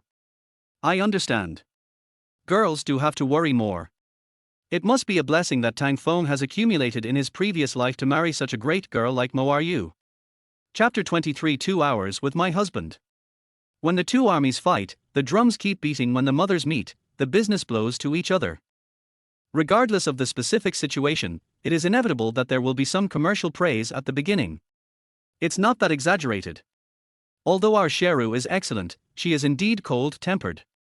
The children need to get used to each other. I am still quite optimistic about Xiaofeng. When Tang's mother heard about it, she was very happy. Originally, she thought that parents from wealthy families might have a certain sense of superiority and bad temper. After all, judging from the photo on their marriage certificate, Mo Yu's expression was not so much cold as it was unapproachable. I didn't expect this mother to be so kind. Wait. Godmother? Why do you meet the godmother first before meeting the parents? Where are her parents? As soon as she got suspicious, Tang's mother immediately said, "Well, where are Sheru's parents?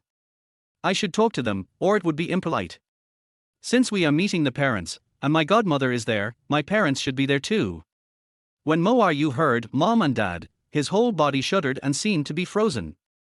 Li Tong put her hand on Mo Yu's shoulder worriedly to comfort her. Tang Feng's heart warmed up, and he boldly held Mo Yu's hand and said softly, "I'm sorry, I forgot to tell my mother." Mo Yu bit her lower lip lightly, lowered her head without saying anything, and let Tang Feng hold it. Yuan Chunli's expression changed slightly, but she also knew that ignorance is not a crime. She turned off the speaker and walked away with her phone. "Mom Tang, Sheru's parents passed away early, and Sheru was raised by her grandfather," Yuan Chunli explained patiently. When Tang's mother heard this, she pursed her lips, knowing that she had said something wrong. "Oh, sorry, I didn't know. I said something wrong. It's okay, Mother Tang. Her grandfather and I want Sheru to have a caring and considerate partner for this very reason. I think Tang Feng is a good kid, and I'm willing to give him a chance.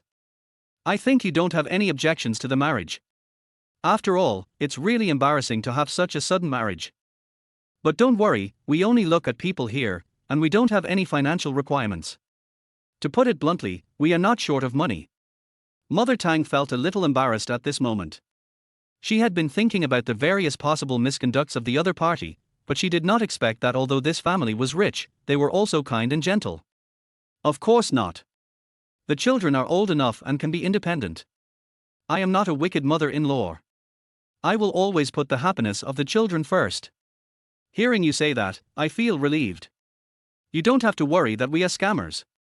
Our family information can be found on the internet. The subsequent wedding and other matters can only be discussed after Xiaofeng returns to her family and meets the old man. But the old man is also thinking about his granddaughter, so there should be no problem. After hearing this, Mother Tang was already very fond of and admired Mo Yu's godmother. Not only was she decent and polite, but she was also so considerate. She was a kind person. Sure. I have no problem with that. Oh, by the way, Xiaofeng and I have already had dinner together, and I didn't even say hello to you. It's okay, it's my duty, it's not a problem. Can I talk to Sheru? What Tang's mother cares about most is, of course, her son's precious daughter-in-law, whom he is so blessed to have. She is a well-known urban beauty and president of a large company. Now that she has become my daughter-in-law, I get so excited just thinking about hearing her call me mom. Yuan Chuanli came back with a smile. Tang Feng and Mo Ryu were still holding hands, and the atmosphere seemed to be pretty good.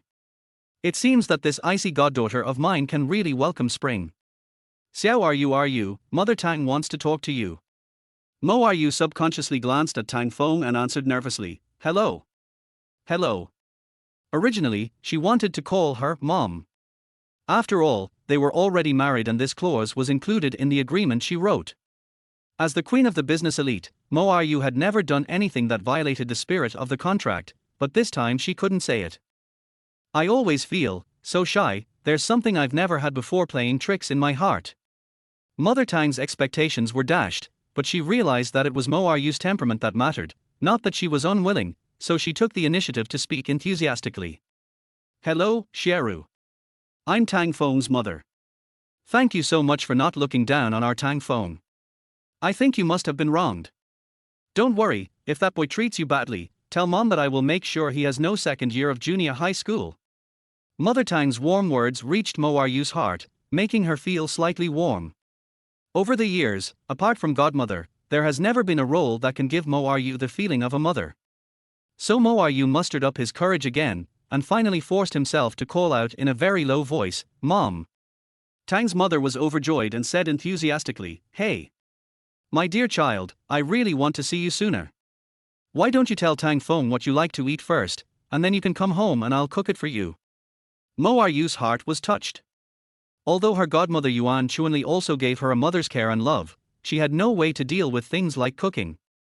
It's not that Miss Yuan Chuanli doesn't have this skill, it's just that this national good aunt is really not destined to be in the kitchen. If she were allowed to enter the kitchen, the world would be a little bit unhappy. Fortunately, this young lady had self-awareness early on, and gave up the idea of mastering cooking skills after many victims earnestly advised her.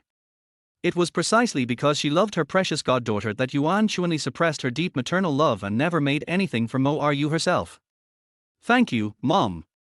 Mo Ryu's voice became much softer, and the change was so great that even Li Tong and Yuan Chuanli's eyes lit up. Aunt Yuan smiled happily. It seemed that meeting Tang Feng was God's compensation to her as a poor goddaughter. Mother Tang talked happily to Mo Ryu for a few more times. Although she didn't say much, she was indeed genuinely happy.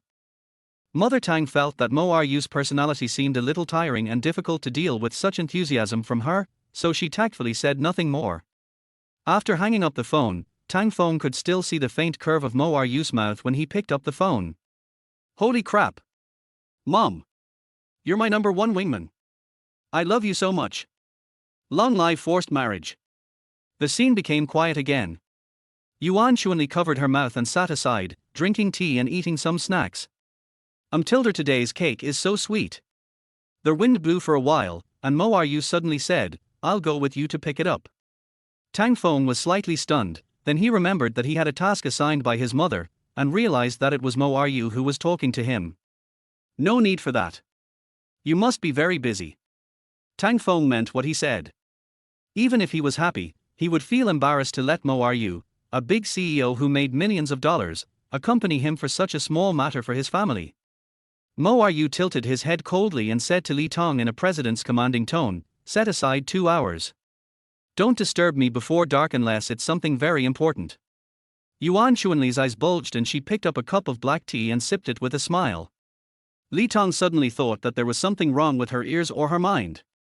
The eldest daughter of her family, who always put work first, actually made her take away 2 hours of her precious time just to go pick up her sister and buy groceries with her nominal husband. An outrageous thought flashed through Li Tong's mind, that is, will Tang Feng become the real and bona fide eldest brother-in-law of the Mo family? Chapter 24, The Wingman Sister is Too Powerful. Since they were going to pick up their sister and buy groceries, it would be too conspicuous and inconvenient if they drove Mo Ryu's car through the city for such ordinary things. So Mo Ryu took Tang Feng directly to the garage to pick out a car. There were only a few 100,000 urban cars available, so there were enough to choose from. Tang Feng once again marveled at Mo Ryu's generosity, and randomly chose a BMW X5 worth 800,000 yuan. Li Tong drove the couple on the road. In front and behind them was a team of bodyguards driving low-key grey Santaners. Tang Feng and Mo Ryu sat in the back row, at the two ends of the seat, with the distance between them being enough for two people to sit.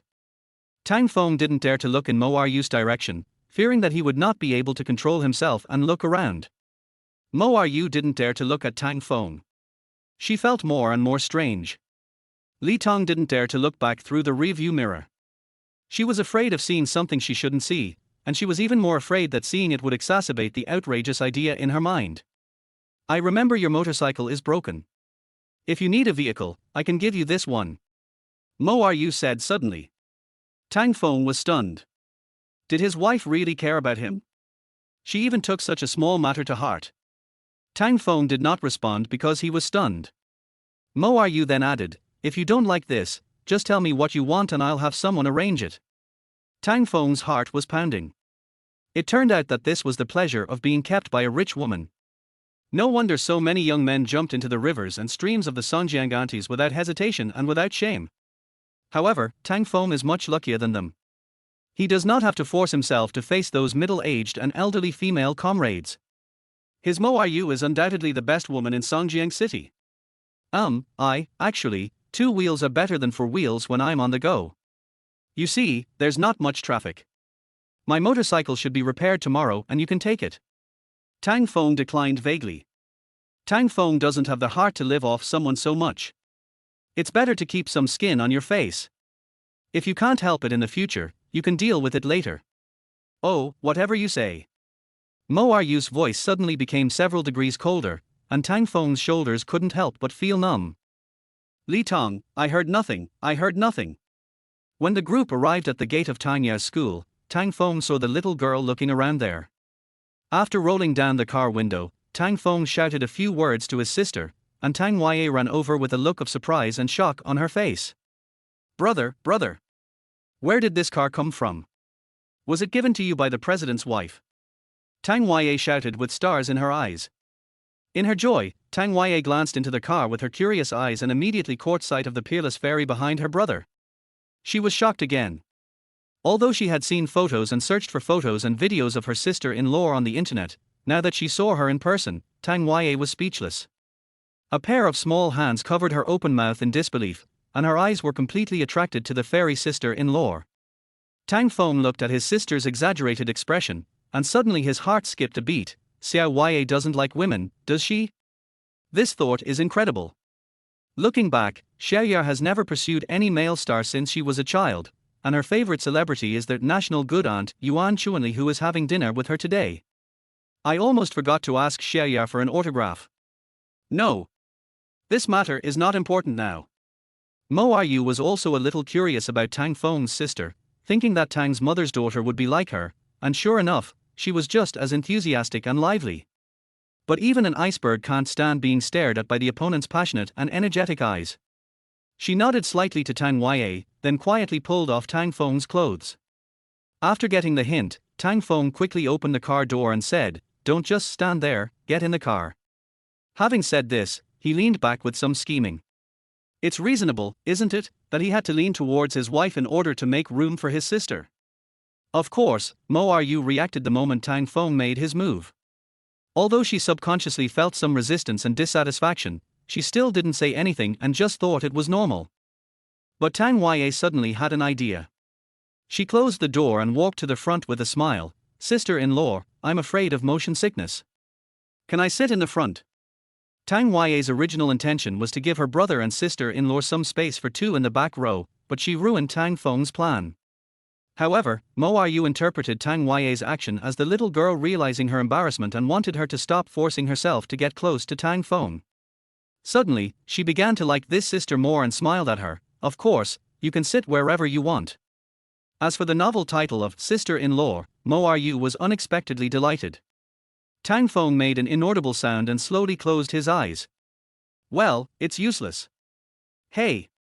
Tang Feng's thoughts suddenly became clear. He had already moved back, so why should he move back?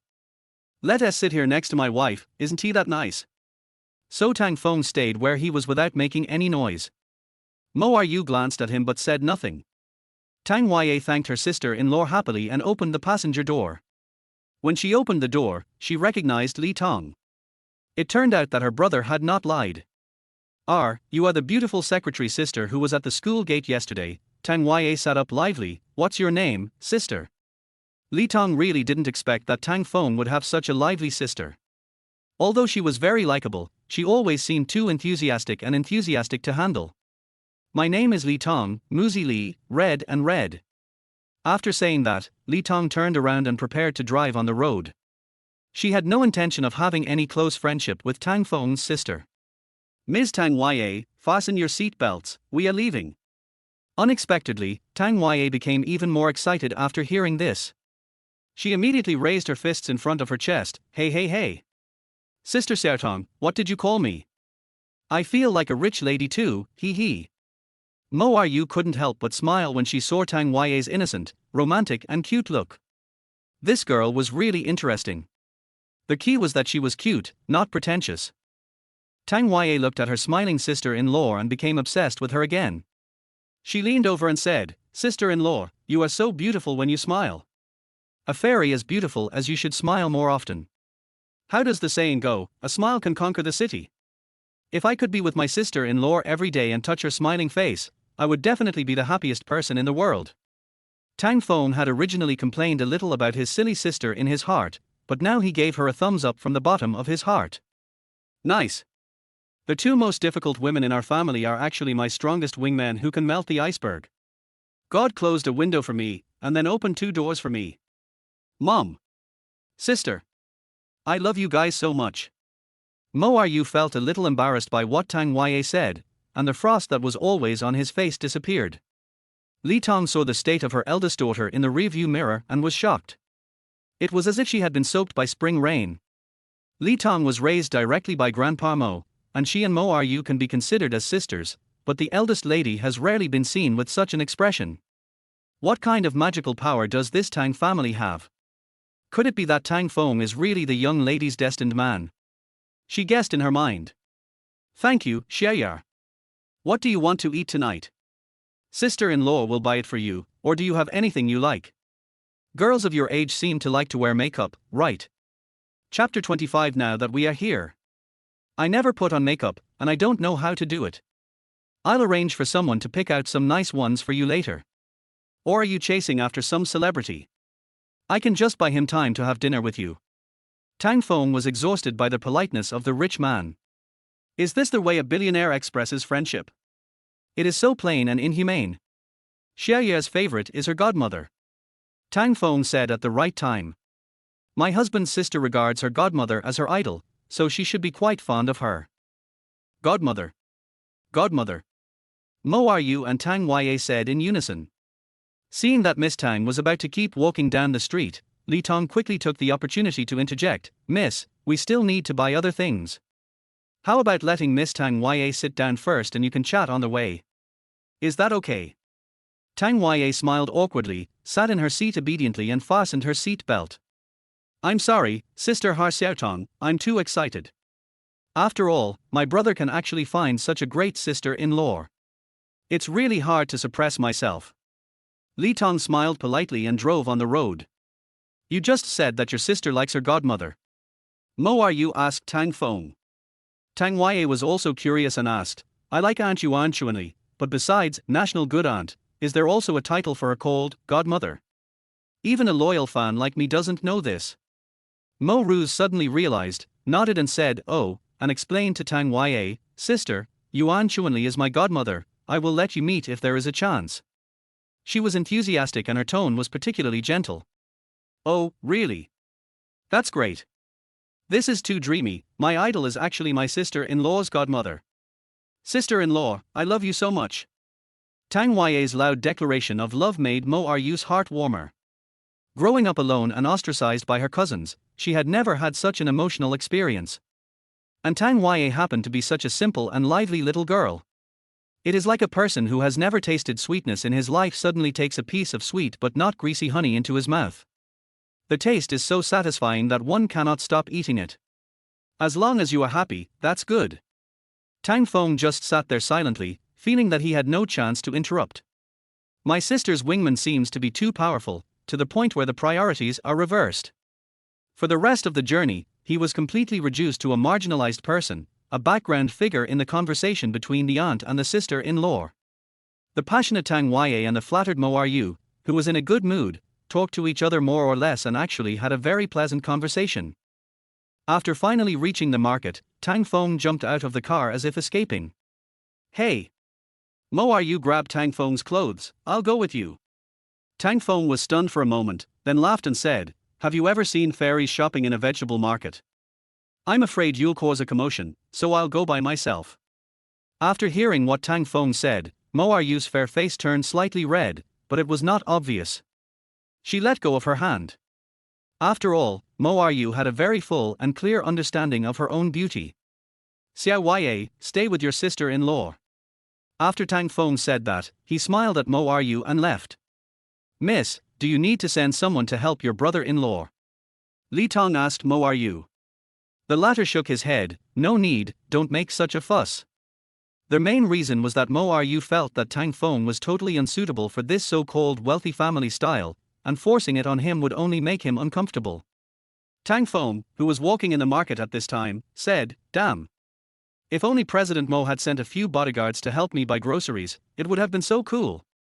I thought she would definitely take the initiative to ask for it, but she held back and didn't say anything. What a shame." When everyone finally returned to the downstairs of Tang Feng's house, it was almost time for dinner. Most of the 2 hours of precious time that President Mo Da had set aside were spent on the road, and the traffic was not too congested today. "Now that you're here, come with me upstairs to meet my mom. There should still be time, right?" Mo Ryu lowered her head and pulled her arm in embarrassment. She was extremely sensitive to time and knew that there were only a few minutes left in 2 hours. If she started rushing to the company now, it would waste a lot of time. But when it comes to meeting Tang's mother, she feels that she should do so and she also wants to meet her. "Miss, let's make a special appointment next time. There are still many things that need your decision today. Just now, both the directors of the planning department and the design department sent me inquiries. I hope to report to you in person as soon as possible," Li Tong advised. Tang Feng saw Mo Ryu frowning and didn't want to make things difficult for her. She had already sacrificed a lot of important time today. "Forget it, just pretend I didn't say anything. Go ahead and do your work. Xiaoya and I will be back soon." Although Tang Ye was reluctant to leave her fairy sister-in-law, she nodded very sensibly and said with a sweet smile, "Sister-in-law, you go and do your work. I will tell Mom about you when I get back. I will definitely be able to introduce you to Mom in all aspects, just like you are here in person." Mo Ryu suddenly felt a little touched. The care and love of her family was so rare for her. Although Mr. Mo doted on her, he was the head of the family after all, and his energy was distracted too much. Although her godmother loved her, she couldn't be with her all the time for various reasons. Mo Ryu has always been self-reliant and never shows weakness to others. She has long been accustomed to surviving in an environment without warmth and love. Mo Ryu suddenly made up her mind and told Li Tong, "Let them wait. I'll go up and see if Mother Tang will be down soon." After saying that, Mo Ryu walked forward without questioning. "Come on, take me up, hurry up." Tang Feng wanted to persuade her again, but Tang Ye suddenly jumped up and hugged her sister-in-law's arm. "Great! Sister-in-law is home. Sister-in-law, come quickly, I'll take you upstairs." Mo Ryu smiled and let Tang Ye pull her. Tang Feng pondered for a while, then turned around and looked at Li Tong embarrassedly. "I won't let my mother delay her for too long." Li Tong responded coldly, "Mr. Tang, I have to remind you that the feelings of the eldest lady cannot be toyed with by anyone. I hope you will stay within the scope of the needs stipulated in the agreement." Compared with the possibility of happiness between Mo Ryu and Tang Feng, Li Tong, based on her own standpoint and responsibilities, hopes that her eldest daughter can remain as rational as possible, and at least temporarily contact and get along with Tang Feng within the framework of the agreement. Tang Feng was not annoyed by Li Tong's attitude at all. He responded warmly, "You clearly understand that this is not a bad thing. Why do you have to worry so much? I mean my family. Wait a moment." After saying that, Tang Feng ignored Li Tong's changing expression and slipped upstairs. As soon as he got out of the elevator, Tang Feng saw Tang Ye and Mo Ryu talking to their neighbor Aunt Wu. Aunt Wu looked at Mo Ryu with an astonished expression. Her surprise was beyond words. However, faced with the enthusiastic compliments and unauthorized contact from strangers, Mo Ryu showed a certain disgust, but considering Tang Yue and Tang's mother, she forced herself not to lose her temper. Aunt Wu. Tang Feng stepped forward and greeted her, blocking Mo Ryu behind him. When Aunt Wu saw Tang Feng, she excitedly pulled Tang Feng aside and said, "Oh, Xiao Feng, you are really amazing. You found such a great wife. When I first saw her, I thought she was a big star here to film a show.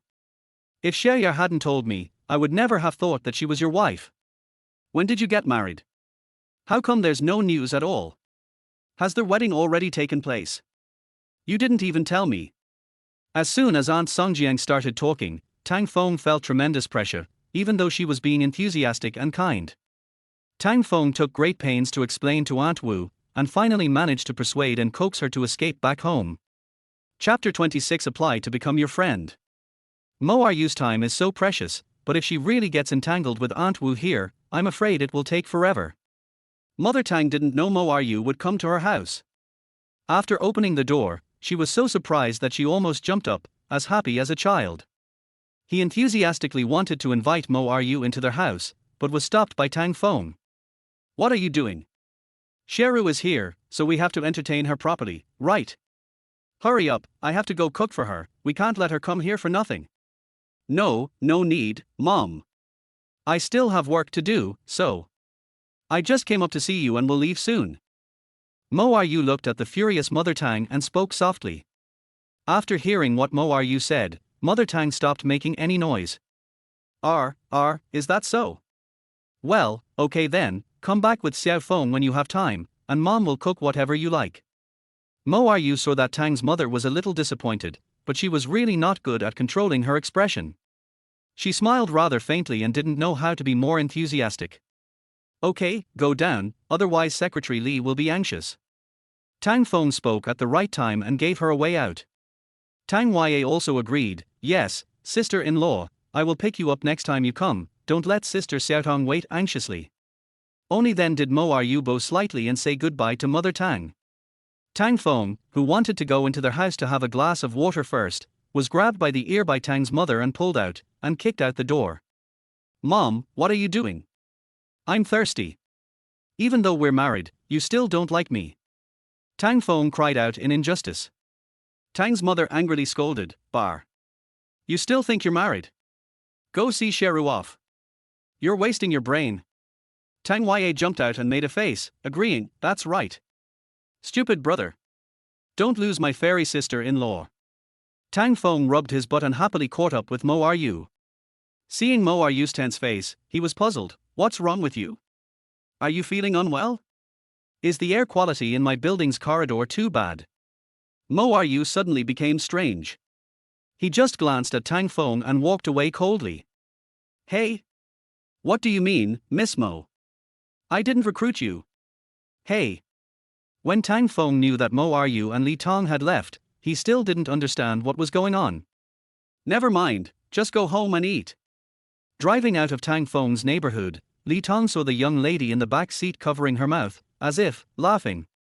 The eldest lady smiled more today than she did in the previous month, and she looked genuinely happy, which made Li Tong unconsciously think of the eldest lady's childhood and youth. In fact, Mo Ryu was just trying to hold back her laughter. She secretly saw how Tang Feng's family of three got along with each other and thought it was both heartwarming and funny. However, she had never laughed so uncontrollably at that time, so she didn't want Tang Feng to see it. Only then did he keep a stiff face and hold it in until he got in the car. Li Tong smiled with relief as she watched the eldest lady looking so happy, which was a rare sight. Before that Tang Feng does anything stupid, let him please the young lady first. "Li Tong." Mo Ryu suddenly called. "What is it, miss?" "Give orders to find someone to pick out a car for Tang Feng and gifts for his sister and Mother Tang. It must be done before dark tomorrow." Mo Ryu's tone was imperative. Li Tong agreed out of habit before she began to feel surprised. "My lady, you have really changed." That night, Tang's mother was very happy and surprisingly started drinking. Although she didn't like drinking and wasn't very good at it, she couldn't help but drink a lot of wine until she got drunk. Tang Feng's father suffered from liver and stomach problems due to alcoholism, and died when Tang Yue was still young. So even though it's not mentioned openly, alcohol is a tacitly prohibited item in Tang Feng's home. People only drink a little to cheer themselves up during special occasions, such as the Chinese New Year. Tang Fengcheng has never drunk alcohol at home in all these years. But today, because Tang Feng brought back Mo Ryu, Tang's mother got herself drunk. The drunk mother Tang shouted for more than 10 minutes, and Father Tang's name could be heard many times in the unclear voice. After settling his drunken mother, Tang Feng was thinking about cleaning up, but when he came out he saw Tang Ye already quietly cleaning up the mess on the table. "Oh, little princess, you're so good. Are you short of pocket money?" Tang Feng approached his sister and teased her in a sly manner. Tang Ye snorted, "What are you talking about? Your sister will definitely be a model of a good wife and a good mother in the future. A beautiful and strong woman who takes her sister-in-law as her role model. She won't be a nerd at school, and she won't be a little emperor at home." Tang Feng touched Tang Ye's head with relief, but suddenly felt something was wrong. He pulled his sister and asked seriously, "What do you mean by a good wife and a loving mother? Are you thinking about getting married now? How dare that little bastard trick you into getting married to him?" Tang Ye blinked her big crystal eyes and couldn't help but burst out laughing. "Come on, bro, don't be so sensitive. I'm not stupid. Come and help me wash the dishes. The two brothers and sisters are fighting each other, so disharmonious. Brother, give me the WeChat of Sister Xiaotong and sister-in-law." After taking a shower, Tang Ye jumped directly onto Tang Feng's bed and said excitedly, "Crazy girl, don't you want my waist anymore? Get off first. Listen carefully. I can give it to you, but your sister-in-law and Secretary Li are both very busy. Don't disturb them casually. Especially your sister-in-law. She has a huge business every minute. Even if you bombard her with chatter, she may not have time to see it." Tang Yarqian agreed and flew back to her room after getting the contact information, ignoring her brother's nagging. Tang Feng felt a chill in his heart as he looked at the taillights of his sister's car flying away. Others forget their mothers after they get a wife, but my sister forgets her brother after she gets a sister-in-law. I have loved you and cared for you for so many years, but you are not as good as a sister-in-law who is just beautiful and has a lot of money in her pocket. Okay, it doesn't matter. Tang Feng lay down on the bed and suddenly remembered that he hadn't added Mo Ryu's private phone number and WeChat yet. Opening the contact, Tang Feng saved Mo Ryu's personal phone number, but stopped to think carefully when making a note. Finally, he wrote Xia Roru, the pure and innocent fairy wife, on it.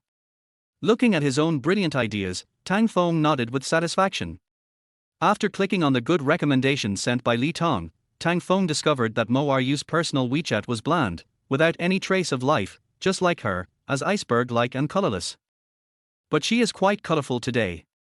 This is beyond my expectation.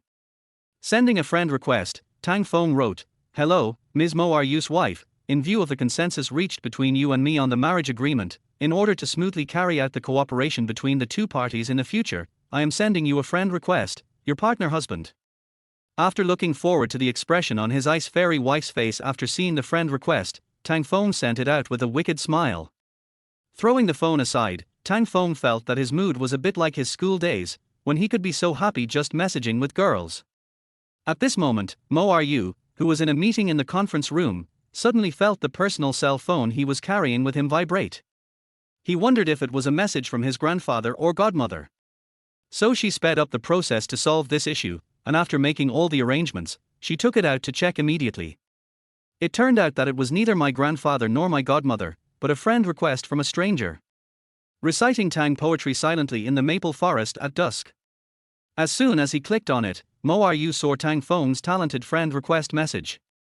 Her eyebrows raised slightly, but she didn't show too much displeasure. In other words, the displeasure that Mo Ryu felt had a kind of instinctive feeling. Seeing the words is like seeing the person. Mo Ryu can almost see the somewhat shameless smile on that face, which is still quite attractive and sunny. Chapter 27, Couples Night Talk. Mo Ryu felt a little regretful and put the phone back into her pocket. She immediately asked Li Tong to notify people from several departments to come back, saying that she had some requests that had not been completed regarding the previous few issues. The department members who were suddenly called back felt puzzled. They had already been so careful just now, how could there be an incomplete part? Moreover, in the meeting just now, the latter part was almost entirely spent by President Mo alone pointing out problems, criticizing problems, and making adjustments to all aspects of each department. Now President Mo says that these are not perfect enough, so isn't she killing herself? But there was no other way. No one dared to disobey President Mo's order, so they had to go back and work overtime for another half an hour miserably. During this half hour, all the department members present at the meeting felt that President Mo seemed to be secretly holding back a fire. Although the frost on his face did not deepen, his words and emotions were a little, as if he was throwing a tantrum. They had never seen President Mo like this before. In the company, it is rare to see President Mo's face showing a very angry expression. Li Tong also discovered that something was wrong with her eldest daughter, and for some reason she immediately thought of Tang Feng. Am I overthinking? Why would I think of him so naturally? After another round of intense brainstorming, members of various departments finally received Queen Mo's forgiveness and were able to leave. After all, Mo Ryu is the queen of the mall elite. Although the temporary meeting just now contained a considerable amount of venting, it forced her to improve the plan a lot. Miss, it's time to rest. Where are you going tonight? Mo Ryu has many residences in Songjiang, but there are only 3 main ones. One is Blue Mountain Villa No. 10 where Mo Ryu's parents lived, the second is the top suite in Qingmai Villa, and the last is the Royal Suite No. 2 which is reserved for him by Jiangnan Club all the year round. Since the death of his parents, Mo Ryu has rarely lived in No. 10 Blue Mountain. Although that place should be called her home, Mo Ryu would feel overly depressed and uncomfortable living there. Mo Ryu spends about half of his time at Jiangnan Club and half at Qingmai residence, depending on the next day's schedule or Mo Ryu's mood. Mo Ryu pondered for a while, then suddenly changed the subject and asked, Tang Feng, haven't you moved into Wann home yet? Li Tong was startled when she heard this, and responded, no. Miss, didn't we send him home tonight? Mo Ryu nodded slightly and murmured, oh, yes, then he should be at home now. After holding her snow-white cheeks and pondering for a while, Mo Ryu asked Li Tong to prepare the car to return to Qingmai residence. After taking a shower, Tang Feng yawned and fell on the bed. After being silent for a while, he pulled the phone over. TSK, why didn't my wife pass? Did the iceberg fairy go to bed? Just as she was muttering to herself, her phone suddenly vibrated. Mo Ryu accepted Tang Feng's friend request. Tang Feng only now realized that Mo Ryu's nickname was actually his own name. Good evening, President Mo. Grin. Tang Feng was in high spirits and took the initiative to send the first greeting message. I originally thought that the other party would take a while to reply, but unexpectedly, Mo Ryu replied almost immediately. He was concise and to the point, and was frugal with words. Even a single word could convey the person's true colors. He is worthy of being President Mo. Tang Shimo recites Feng Lin Wan crazy, big boss, are you asleep? Heartwarming smile. Mo Ryu had just changed the remark for Tang Feng, giving him a remark name that he thought was very pertinent and to the point, when a message box saying Tang Feng popped up. Mo Ryu, no. Tang crazy, I have something to report to you. I will go to a high school reunion tomorrow night. It will be on the 2nd floor of the Oak Restaurant, the same Oak Restaurant where we had the blind date. Half a day after Tang Feng sent this message, Mo Ryu responded sharply, Mo Xingqianxia Group holds a 20% stake in Oak Restaurant. Tang Feng threw his phone aside and blurted out, is this how rich people chat? Who asked you that? Tang Feng, I am just reporting to you based on our obligations as a married couple. Mo Ryu, got it. Tang crazy, how should I tell others about my marital status at the party tomorrow? I can't hide the fact that I'm married. Some people in our school already know about it. We were even photographed at the school gate. Tang Feng, do you need to keep your identity confidential? Mo Ryu did not reply this time. A few seconds later, Tang Feng's phone suddenly vibrated. Tang Feng, who was lying on his side with his head supported, was frightened and tilted his head. Hello. Tang Feng greeted. Mo Ryu's cold voice came calmly, making Tang Feng feel a little cold in his ears. According to the agreement, you should disclose your married status to the public. There is no need to cover up my personal identity unnecessarily. But I also don't want you to use this as a capital to shine in the public and spread it at will. Do you understand? Mo Ryu's tone was very formal, as if he was assigning tasks to his subordinates in the office. Okay then, I understand. By the way, this time it's one of our female classmates, she. Before Tang Feng could finish his words, Mo Ryu interrupted him and said, "According to the agreement, you should keep a proper distance from other members of the opposite sex, otherwise you will breach the contract and bear the corresponding responsibilities." "Do I need to emphasize this to you again?" Tang Feng was silent for a moment, then spit out, "You have already emphasized it." "Then do you understand?" The pressure coming from Mo Ryu seemed to be getting stronger. "But what I want to say is that the husband of that female classmate is the deputy director of human resources at your manhwa company. He invited us here. I just mentioned it to you because he is your subordinate." Mo Ryu ignored him and said coldly, "So? Do you understand?" Tang Feng was silent. "I understand." "Yeah." Mo Ryu said lightly. Tang Feng scratched his head. He was confused by Mo Rudong's incoherent way of communication and forgot what he wanted to do in the first place. "Oh, that's right. President Mo, there will be a special person at the party tomorrow. She was my secret crush in high school. I think this seems to involve the relevant obligations of the agreement. You should have the right to know, so I want to explain it to you." Tang Feng said this in a weird voice, with the corners of his mouth raised wickedly. "If you're interested in me, you should be jealous now. If not, I can see your reaction." Mo Ryu was about to hang up the phone. She didn't know why she suddenly called directly. At this point in time, using her private WeChat to actively make a voice call to a man was totally unlike anything she would do. But when she heard what Tang Feng said, the finger that was about to press the hang up button hovered in the distance. A bad feeling emerged in her heart, making her feel uneasy and a little unhappy. "I know about it. Just keep your distance from her. I will send someone to monitor your class reunion to prevent you from violating the contract without my knowledge." Tang Feng was quite sure in his heart and couldn't help but let out a smug smile. "Is that so? I have no objection. President Mo, you can supervise me however you want. I will definitely remain faithful to our marriage." After listening to Tang Feng's exaggerated words, Mo Ryu felt a little itchy in his ears, and it seemed as if a small ball of thread fell into his heart. Very chaste. Loyal? For us? Does this man know what he's talking about? Is he drunk? No, although his choice of words may be inappropriate, he is indeed following the agreement, so there is no problem. But Tang Feng was delighted when he heard the silence from the other side, guessing that he had achieved effective penetration. Chapter 28 Tang Feng's Worry. Even if it's an iceberg, it's not indestructible, right? Tang Feng had already seen the inner world beneath Mo Ryu's icy exterior, the pure and even nascent state of love and emotion. In this way, he felt that it was possible for him to get the upper hand, and it was not just a matter of emotion. Tang Feng put away his pride and said, "Sorry to bother Mr. Mo so late. Shall we hang up? Good night." Mo Ryu felt relieved when she heard Tang Feng say this. After hanging up the phone, Mo Ryu lay back, covered his head with his jade-like arms, and muttered something to himself. Tang Feng was so excited about his first victory that he fluttered on the bed like a fish. As soon as he closed his eyes, Tang Feng saw all kinds of Mo Ryu: cold, warm, hard, soft, calm, and shy. No matter what kind of person Mo Ryu was, she was always so charming and attractive to him. "Since we have a marriage certificate, it's a guarantee that I can pursue you, right?" Thinking of this, Tang Feng finally fell asleep slowly. Weekend mornings are important times for all young people to exercise restraint and self-control. The morning is the most important part of the day.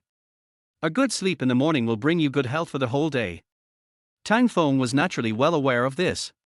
On weekends when he didn't have to work, he could enjoy the long-lost baby-like sleep he had more than 20 years ago.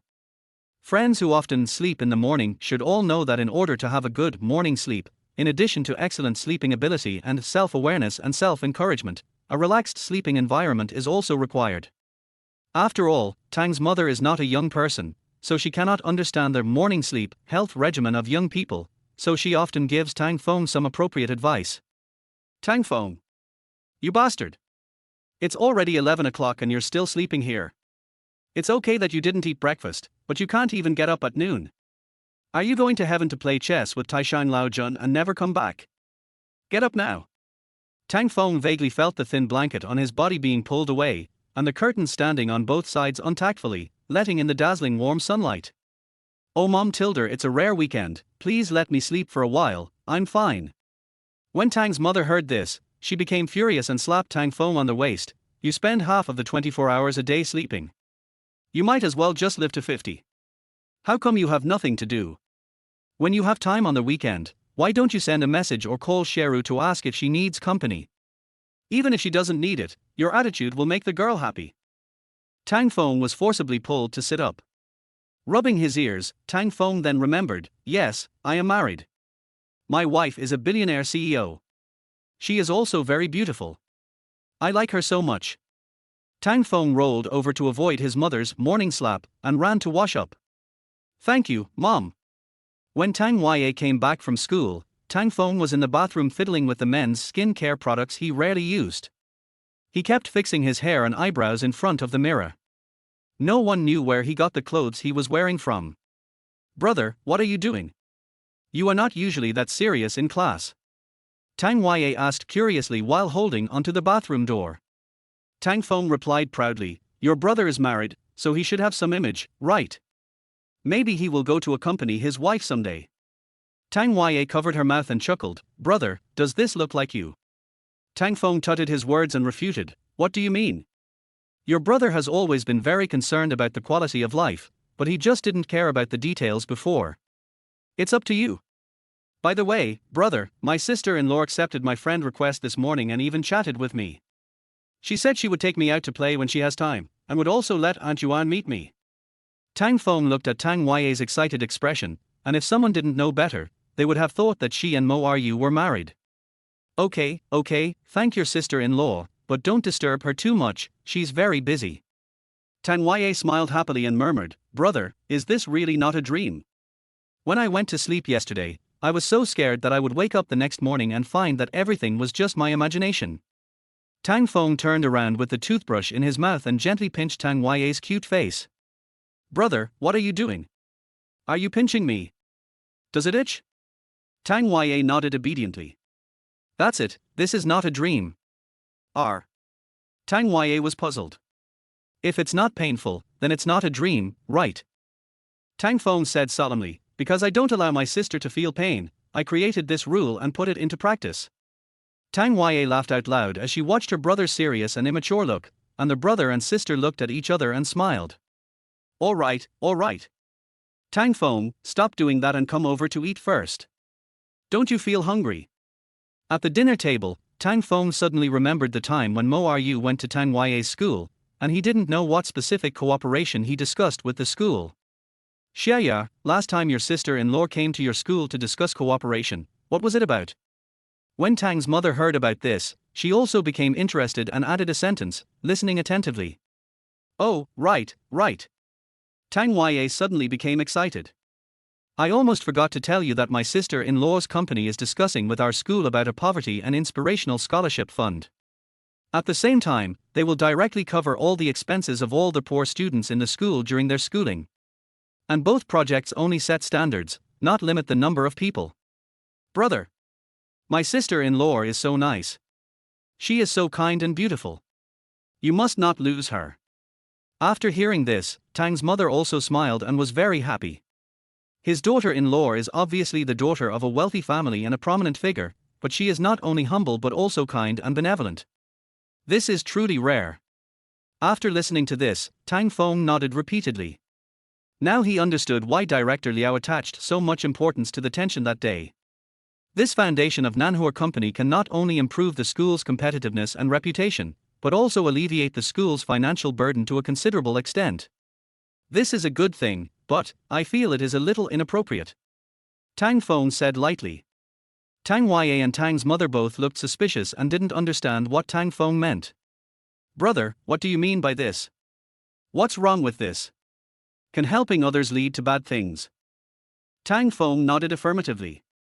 Mo Ryu's generosity can indeed help those in need, but it may also bring other burdens to them, such as their self-esteem.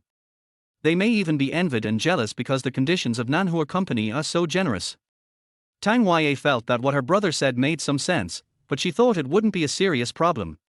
She originally thought that it was a wonderful thing that good people were willing to do good things and help those in need, but how could such a wonderful thing lead to unfortunate events? When Tang Feng saw his precious sister looking sad, he hurried to comfort her, and finally managed to get the little girl to stop thinking too much. He also felt that he was thinking too much. The conditions of manhwa company were just much better than others, and the scholarship fund was a very common thing. Tang Feng spent some more time and finally got himself a nice look. From hairstyle to clothing, Tang Feng has not been so serious since his high school graduation party. Yes, only that time could be compared with this one. Even Tang Feng's later university admission and job interviews were never so serious. It's just that last time it was for Liu Yao, but this time it's not. If you have to say it, Tang Feng just wanted to give his first love a good ending. Chapter 29, here to deliver a car to Mr. Tang. Tang Feng has now confirmed that he likes Mo Ryu and has decided to pursue her seriously, so he must not leave any future troubles for himself. No matter what, Liu Yao is the first girl that Tang Feng has fallen in love with. If he can't deal with her properly, he will not be able to move forward, let alone be qualified to get close to Mo Ryu, who is already out of his reach. Although Tang Feng had long since given up his obsessive feelings for Liu Yao over the years, he had never given himself an explanation for the ending.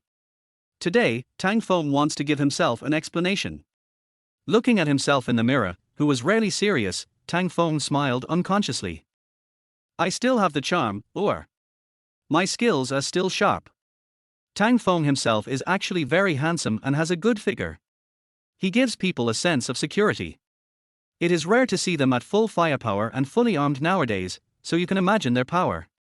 Class reunions are indeed not suitable for comparisons and struggles, but Tang Feng feels that letting certain people see his glory and forcing them to fall inferior is not fighting, but for justice. Good and evil will be rewarded in the end, and I will be your retribution.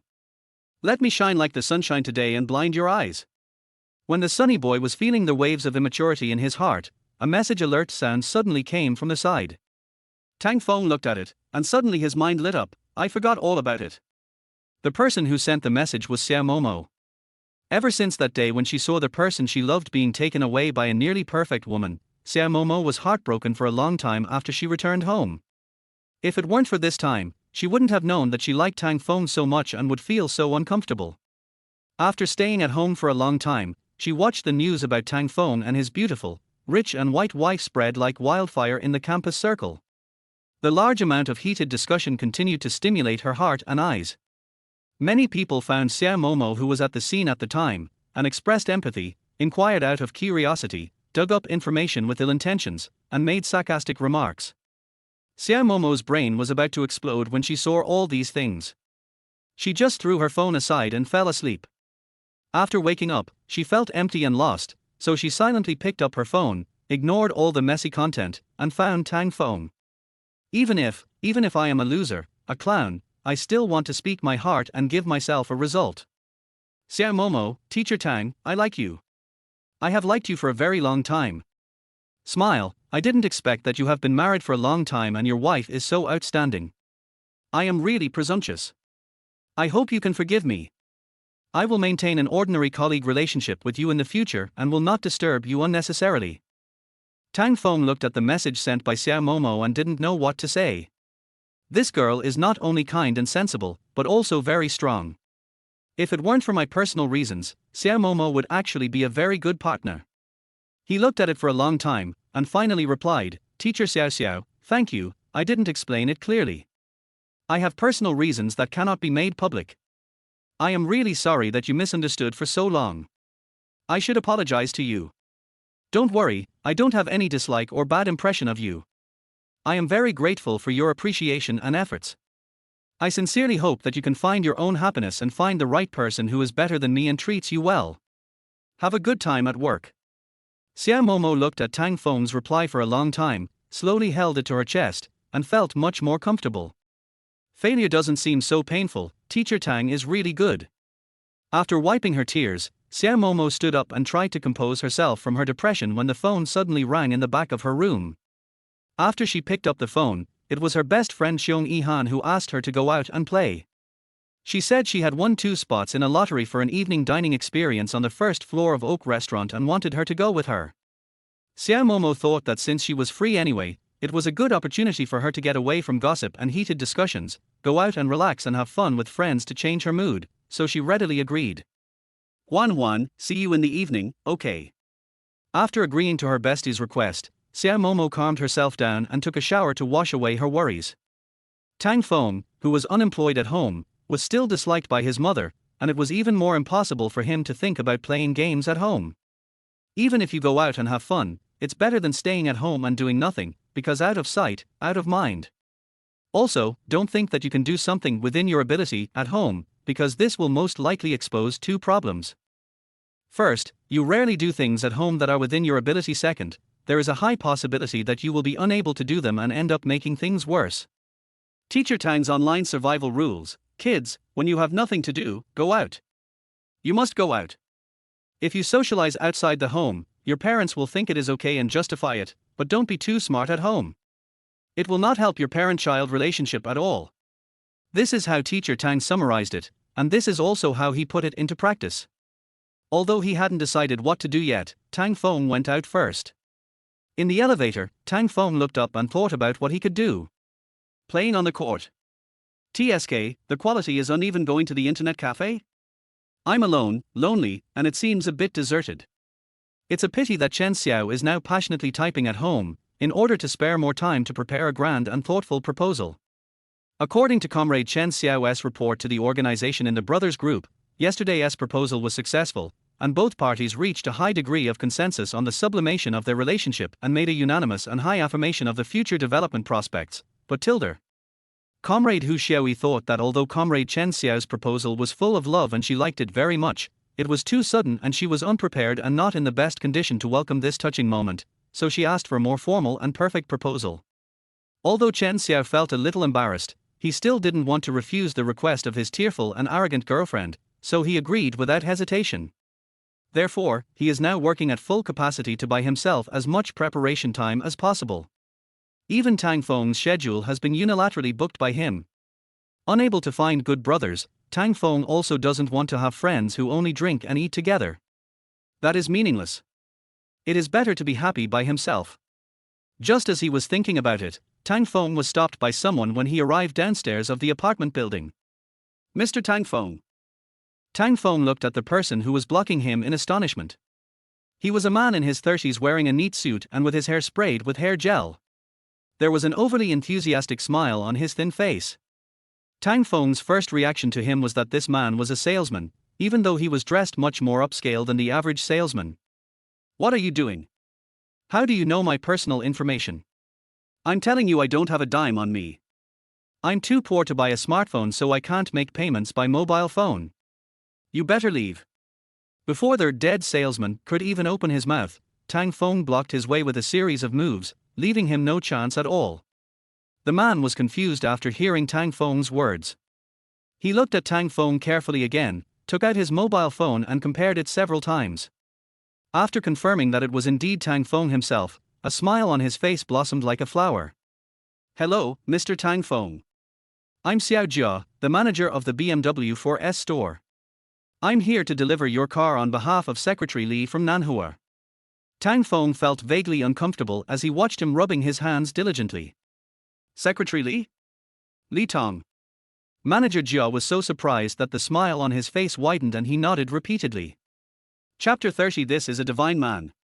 Nanhua Company, led by the famous eldest daughter of the Mo family, is a first-tier enterprise in the entire southeast. With the Mo family's vast ocean behind it, it is like an unshakable giant mountain in Songjiang. As Miss Mo's close confidant and secretary, Li Tong is the embodiment of the business queen's will. Tang Feng acted like he was not only familiar with Li Tong, but he also called her by her name, with a hint of condescending attitude. Even the bosses and bigwigs that manager Jia knew were very polite to Li Majia, and they didn't even dare to glance at him with those dishonest looks that they usually gave him.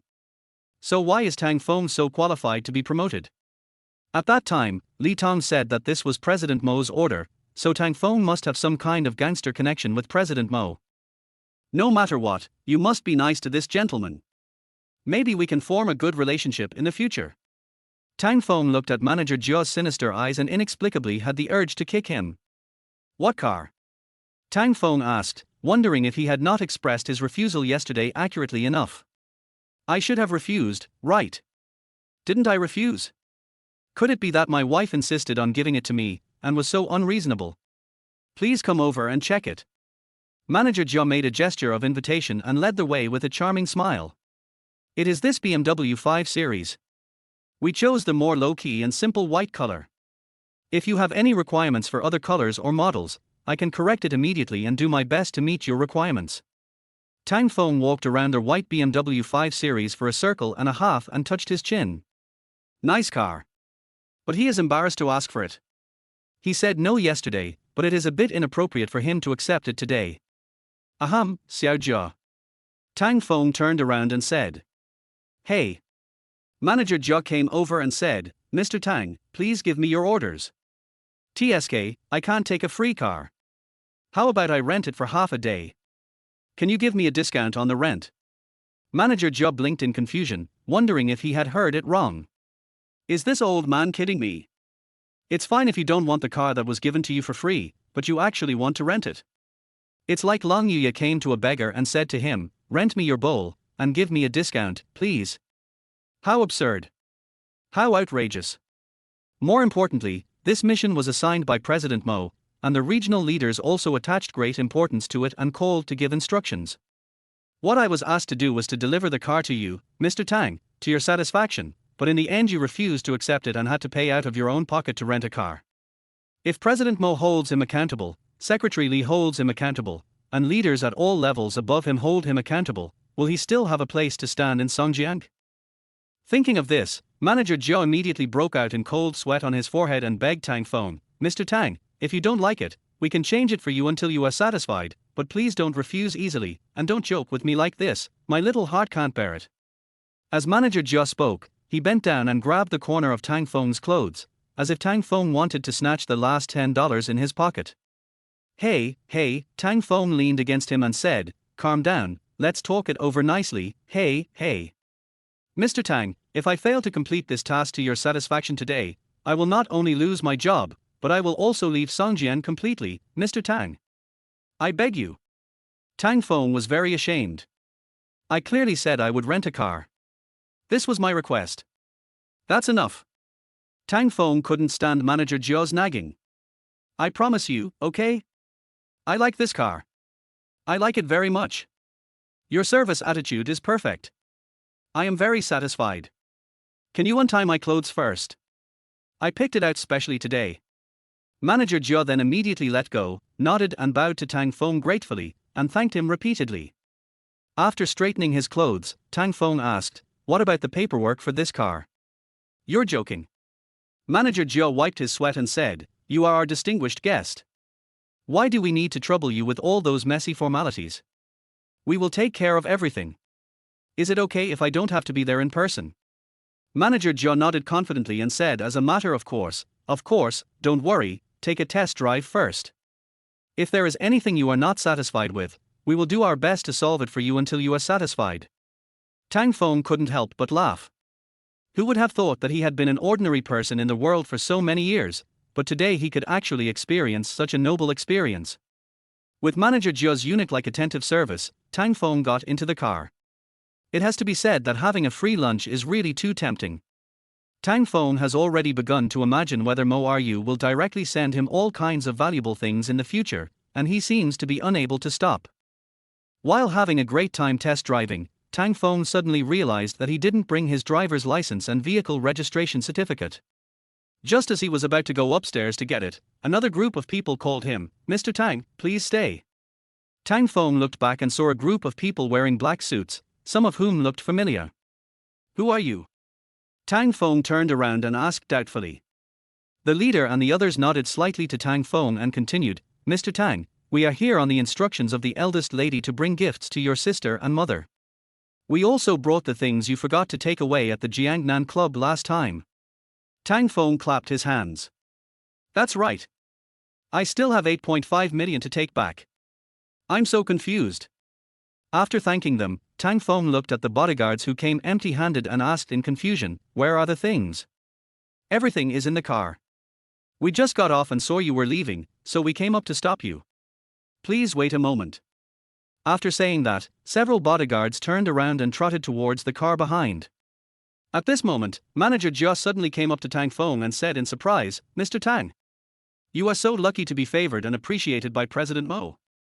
I was so disrespectful just now. With just this short conversation, Manager Jia had already drawn the seemingly outrageous but clear conclusion based on the limited information. Tang Feng was pursued by President Mo. When he first came to Tang Feng's neighborhood, he didn't understand why the people living here were related to the eldest daughter of the Mo family. But now, the situation is very clear. Tang Feng and CEO Mo had a date at Jiangnan Club and even spent the night there. That's why the bodyguards brought something back, probably some of Tang Feng's personal belongings. And he sent gifts specifically to Tang Feng's family.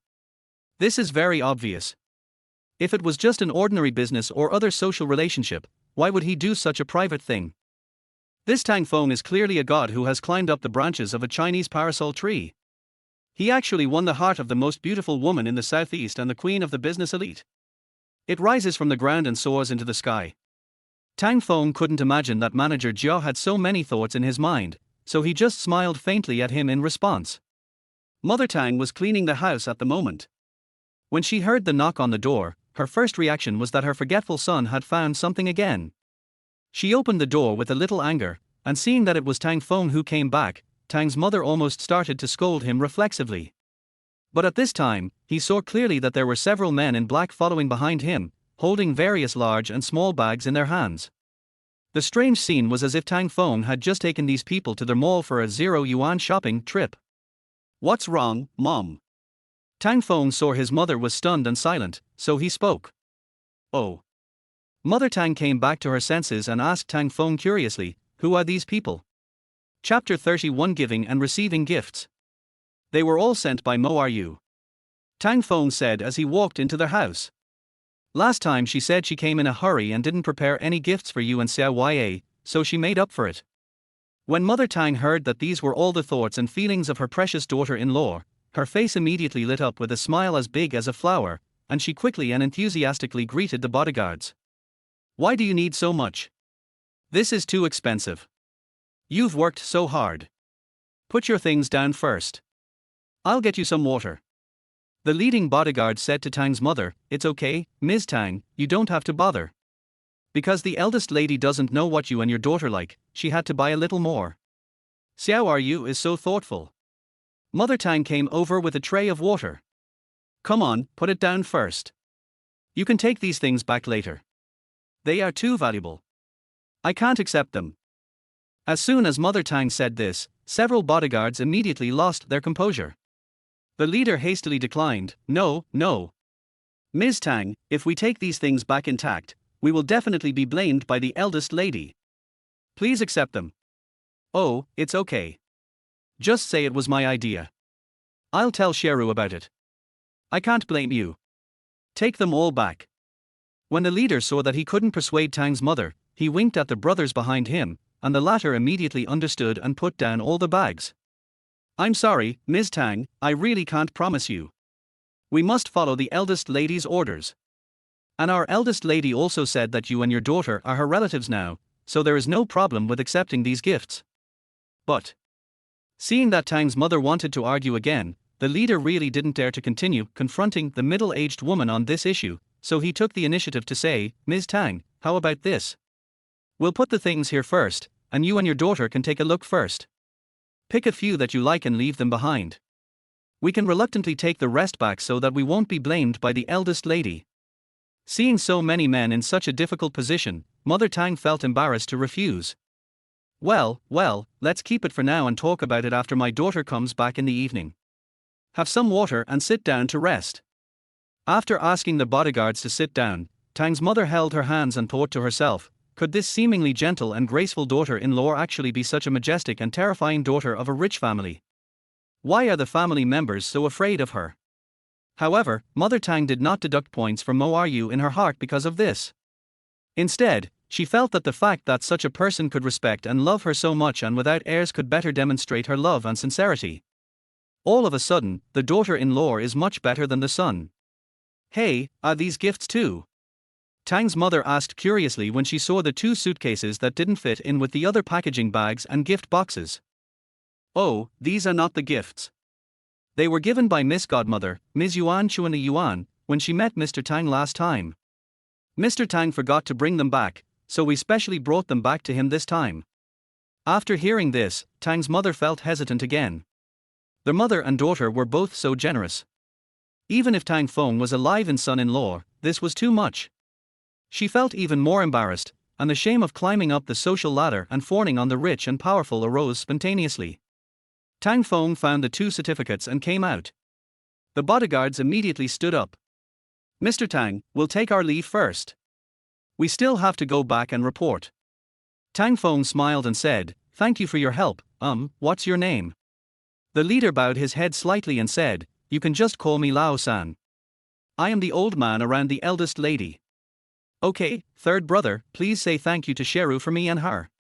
Due to the complicated relationship between the two, Tang Feng didn't know how to address Mo Ryu for a moment, and thought to himself that he should find some time to talk to her. "Don't be stressed. I'll call her later." The third brother and his entourage thanked them and said goodbye. After seeing them off, Tang's mother took Tang Feng's hand and said, "Son, Sheru and my mother-in-law sent so many gifts, they must be very valuable. We should symbolically pick out some of the less valuable ones to keep, and send the rest back to them, so as not to waste their kindness." Tang Feng patted his mother's hand. "Forget it, Mom, there's no need to be so deliberate. This will make Sheru feel alienated. You also know his family situation, which is very sensitive. So we should just accept her kindness calmly, and she will be very happy." He knew that if he were to engage in a verbal lawsuit with his mother, it would be a waste of time and effort and would not only fail to solve the problem but would also inevitably lead to ideological education and criticism. Therefore, the best way to make Tang's mother give up her stubbornness is to use reason and emotion, and to use Mo Ryu's feelings. Sure enough, after listening to Tang Feng's words, Tang's mother felt that she was too inconsiderate. If she did not accept Mo Ryu's kindness, wouldn't it disappoint her daughter-in-law? "Okay, then you must thank Sheru when you get back and be nice to her. Our family is already marrying up to a lot of people, so we can only be more sincere." Tang Feng nodded. "Don't worry, Mom, I understand. By the way, your godmother gave you 2 boxes of gifts. What are they? It would be bad if they are too expensive." Tang Feng couldn't help but laugh as he looked at the pile of things. Almost all of them were products from luxury brands, precious medicinal materials, and jewelry. It didn't matter whether they were expensive or not, as none of them were light. Tang Feng was also curious. Could it be that Mo Ryu already had a good impression of him? If that's the case, then the hope that his and his ice fairy wife's fake play will become real will increase exponentially. Based on his own experience, he already knew how ridiculous the success rate of unrequited love was, but in a two-way relationship, even if the initial vectors of both parties were small, the progress would be unimaginably fast. Thinking of this, Tang Feng's face lit up with a silly smile. "You little brat, I'm asking you a question. What are you laughing at?" Hee, it's okay. I just miss my wife." Tang Feng said seriously, holding back his smile. Tang's mother hit him and said, "Silly boy, what's the point of just thinking about it? When are you going to live together? You, the live-in son-in-law, need to come sooner rather than later. Otherwise, what's the point of them being so nice to our family?" "Mom." Tang Feng rubbed his buttocks and said, "Are you selling your son?" Mother Tang folded her hands and snorted, "Why? I can sell so many good things and such a good daughter-in-law, what can't I sell? I wish I had sold you out a few years ago. If you had met a good girl like Mo Ryu earlier, I would have lived a happy life." Tang Feng shrugged. "It's not a long time ago, they are not in a hurry, they are busy meeting and cultivating relationships with various famous young masters. By the way, when you meet the old man, you must behave well. Our family has no strength, so you can only strive for it yourself. If the old man doesn't want to, then you and Mo Ryu will break up, right?" "It doesn't matter, my wife will definitely be on my side," Tang Feng said shamelessly. All right. Tang's mother waved her hand to stop him. "Stop talking nonsense. I'll pack these things up first. They are all valuable and I don't know how to put them away." While his mother wasn't paying attention, Tang Feng quietly moved the 2 suitcases worth nearly 10 million yuan into the room. "Just kidding, if my mom knew that I received such a huge sum of money, it would definitely be troublesome. If he returns it, not to mention that Tang Feng is reluctant to part with it now, his godmother will definitely not accept it. If he doesn't change back, Tang Feng will find it hard to bear the pressure and criticism from Tang's mother. Therefore, the best solution is to not let Tang's mother find out, so as to avoid unnecessary disputes. Chapter 32 More use men must emphasize. Back in the room, Tang Feng couldn't help swallowing as he looked at the two suitcases. As he stroked the surface of the suitcase, Tang Feng's mind was filled with the gorgeous gems and the beauty of the piles of banknotes. Shaking his head, Tang Feng suppressed the unhealthy evil thoughts in his mind. Looking at his room, Tang Feng suddenly felt that it was too dangerous to hide here. Tang's mother might find out at any time, and then I would be even more guilty.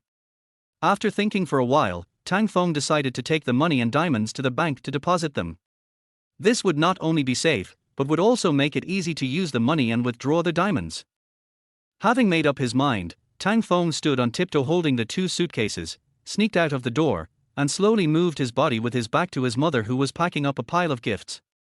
After finally moving to the door, just when Tang Feng was about to succeed, the cell phone in his pocket suddenly rang. Somehow the vibration was particularly abrupt and happened to come at the quietest moment in the room. He quickly reached into his pocket and pressed a few buttons randomly, finally hanging up the call, but he was also exposed. When Tang's mother turned around, Tang Feng immediately held the two boxes in his left hand and reached out of the door, then turned around and looked at Tang's mother with a smile. Mother Tang frowned and looked at her son who looked strange. "Where are you going?" Didn't I just say that? I miss my wife. I'll go to Mo Ryu's company to ask if she's free to visit. After hearing this, Tang's mother relaxed her expression. "That's better. Let me tell you, Sheru's wife is a blessing from heaven. If anything goes wrong because of you, I will chop you off first." Tang Feng puffed up his cheeks and ran away happily. Mother Tang turned around and was in a daze for a moment. She seemed to vaguely remember that something was not resolved, but she couldn't remember what it was. Tang Feng ran into the elevator and immediately took out his cell phone to see who had harmed him at such a critical moment, and almost ruined the whole thing. It turned out to be an unfamiliar number with the public mark, sales promotion. Tang Feng called back angrily and the call was connected immediately. "Hey! Who are you? I hate people like you who make harassing phone calls the most. I say, you." Tang Feng was halfway through complaining when a weak, aggrieved voice came over the phone. "Mr. Tang, this is Xiao Jia. You haven't come down for a long time. I'm worried that you'll run away. If I can't deliver this car, what will I do for the rest of my life?" Tang Feng was speechless. He had just complained that he was afraid he couldn't make it in Songjiang. Now the consequence of Tang Feng not wanting the car was so serious that it would affect Manager Jia's life for the rest of his life. "What? Is your life my supplementary card? I'm here. Didn't I say I wanted it? Wait." After meeting Tang Feng in person, Manager Jia's heart finally settled down. He approached Tang Feng like a star surrounding the moon, but was pushed away by the latter with a look of disgust. "Who is that, Xiao Jia? Do you know anyone at the bank?" "I know him." Manager Jia asked eagerly. "Mr. Tang, are you going to do storage business?" Looking at the two suitcases in Tang Feng's hands, Manager Jia naturally made the connection. "Yes." Tang Feng opened the car door and sat in the back seat. "Can you help me drive?" Manager Jia was eager to hear this and said, "Of course, it's my honor to drive for Mr. Tang." Manager Jia was afraid that Tang Feng would go back on his word, so he quickly sat in the driver's seat and sent away the subordinates he brought with him. "By the way, don't I have to sign the relevant documents and contracts for acceptance?" Tang Feng remembered this and asked. "Don't worry." Manager Jia smiled. "The key is to satisfy you before we can do the rest. We can deliver those trivial matters to you anytime when you are free. No hurry. No hurry." On the way, Manager Jia introduced Tang Feng to some major bank branches in Songjiang, focusing on a few that he was familiar with. However, he was just a manager of a 4S store and did not have much social skills or connections, so he suggested that Tang Feng could ask President Mo. Tang Feng also asked, "Why should he ask a 4S store manager? I have a wife who is a big CEO. It would only take a few minutes for me to go to any bank to do business. They all have to scramble to invite me." After making up his mind, Tang Feng found Mo Ryu in his address book, but he was afraid of disturbing her work, so he called Li Tong. The phone was connected after a few rings. Li Tong's voice was more refreshing than Mo Ryu's, which made Tang Feng feel much better. Xiaomi is really good and helps improve the quality of life. Hello Mr. Tang, what can I do for you? Oh, Secretary Lee, I just wanted to call, Mo are you, but I was afraid she was busy. I wanted to ask about the bank deposit business. It was at the Jiangnan Club before, you know. Manager Jiao is now strictly shaping his own qualities, resolutely not paying attention to what Tang Feng is saying, and being a sensible lackey. Oh, I see. I will arrange it for you and give you the information of the bank and contact person later. Tang Feng was a little surprised, paused, and asked, No, don't you ask her for instructions. Li Tong agreed immediately, but she was not very happy. No need. Miss has already given instructions. As long as your request is not excessive, I will try my best to meet it. After hearing this, Tang Feng felt itchy in his heart and the corners of his mouth curled up unconsciously. Really? She's so sweet. I'll thank her. Well, by the way, did you receive the gifts and car sent to your home? Li Tong asked. Tang Feng nodded. Got it. Who am I talking to right now? Manager Jia spoke up at the right time. Mr. Tang, my name is Joshua. Oh yes, that manager Joshua drove me to the bank, and I asked right away. I accepted all the gifts at my house, but my mother said that they were too expensive, so she was reluctant to accept them. Changing the subject, Tang Feng added, but because it was Mo Ryu's kind gift, she accepted it. Okay, I understand. I'll hang up first. Do you have anything else to say? Tang Feng felt that Li Tong seemed a little unfriendly towards him, so he went with the flow and agreed. Li Tong hung up the phone, came to Mo Ryu's office and knocked on the door. Miss, it's me. A cold voice came from inside. Come in. Li Tong pushed the door open and was immediately scolded by Mo Ryu. Didn't I tell you to refer to your job title when you are at work? Li Tong bowed her head apologetically. I'm sorry, Mr. Mo. Mo Ryu sighed softly and said, Forget it, you are used to it, I won't embarrass you, it's meaningless. What's the matter? It's Tang Feng, he just. Mo Ryu suddenly took his eyes off the table, leaving Li Tong speechless. What's wrong with him? Why doesn't he say anything? Li Tong asked coldly. Li Tong came back to her senses. No, he just called and said he wanted to find a bank to deposit Auntie Yuan's gift for him, 1 million in cash and their queen's heart. He also said that he had received the gift and the car. Auntie Tang was also very happy and said that although she didn't want to accept expensive gifts, she didn't want to disappoint you.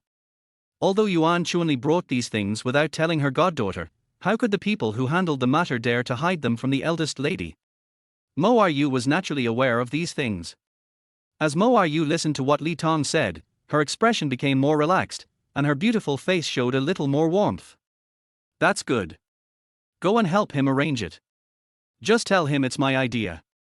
Don't neglect him. Li Tong looked at the eldest lady and retreated accordingly. Mo Ryu didn't think there was anything wrong with herself. Although Tang Feng was only her husband in name, he was also her face in the outside world. How could her, Mo Ryu's man, be without emphasis and face outside? After a while, when the car was about to enter Baihua Road where bank branches were concentrated, Tang Feng received a message from Li Tong. Chapter 33 When did I say I have a card? Mo's Bank. Tang Feng smiled awkwardly. He really forgot that there was also a Mo's International Bank under the Moxing Qinxia Group, and its head office was located at number 12 Baihua Road, Songjiang City. Xiaojia.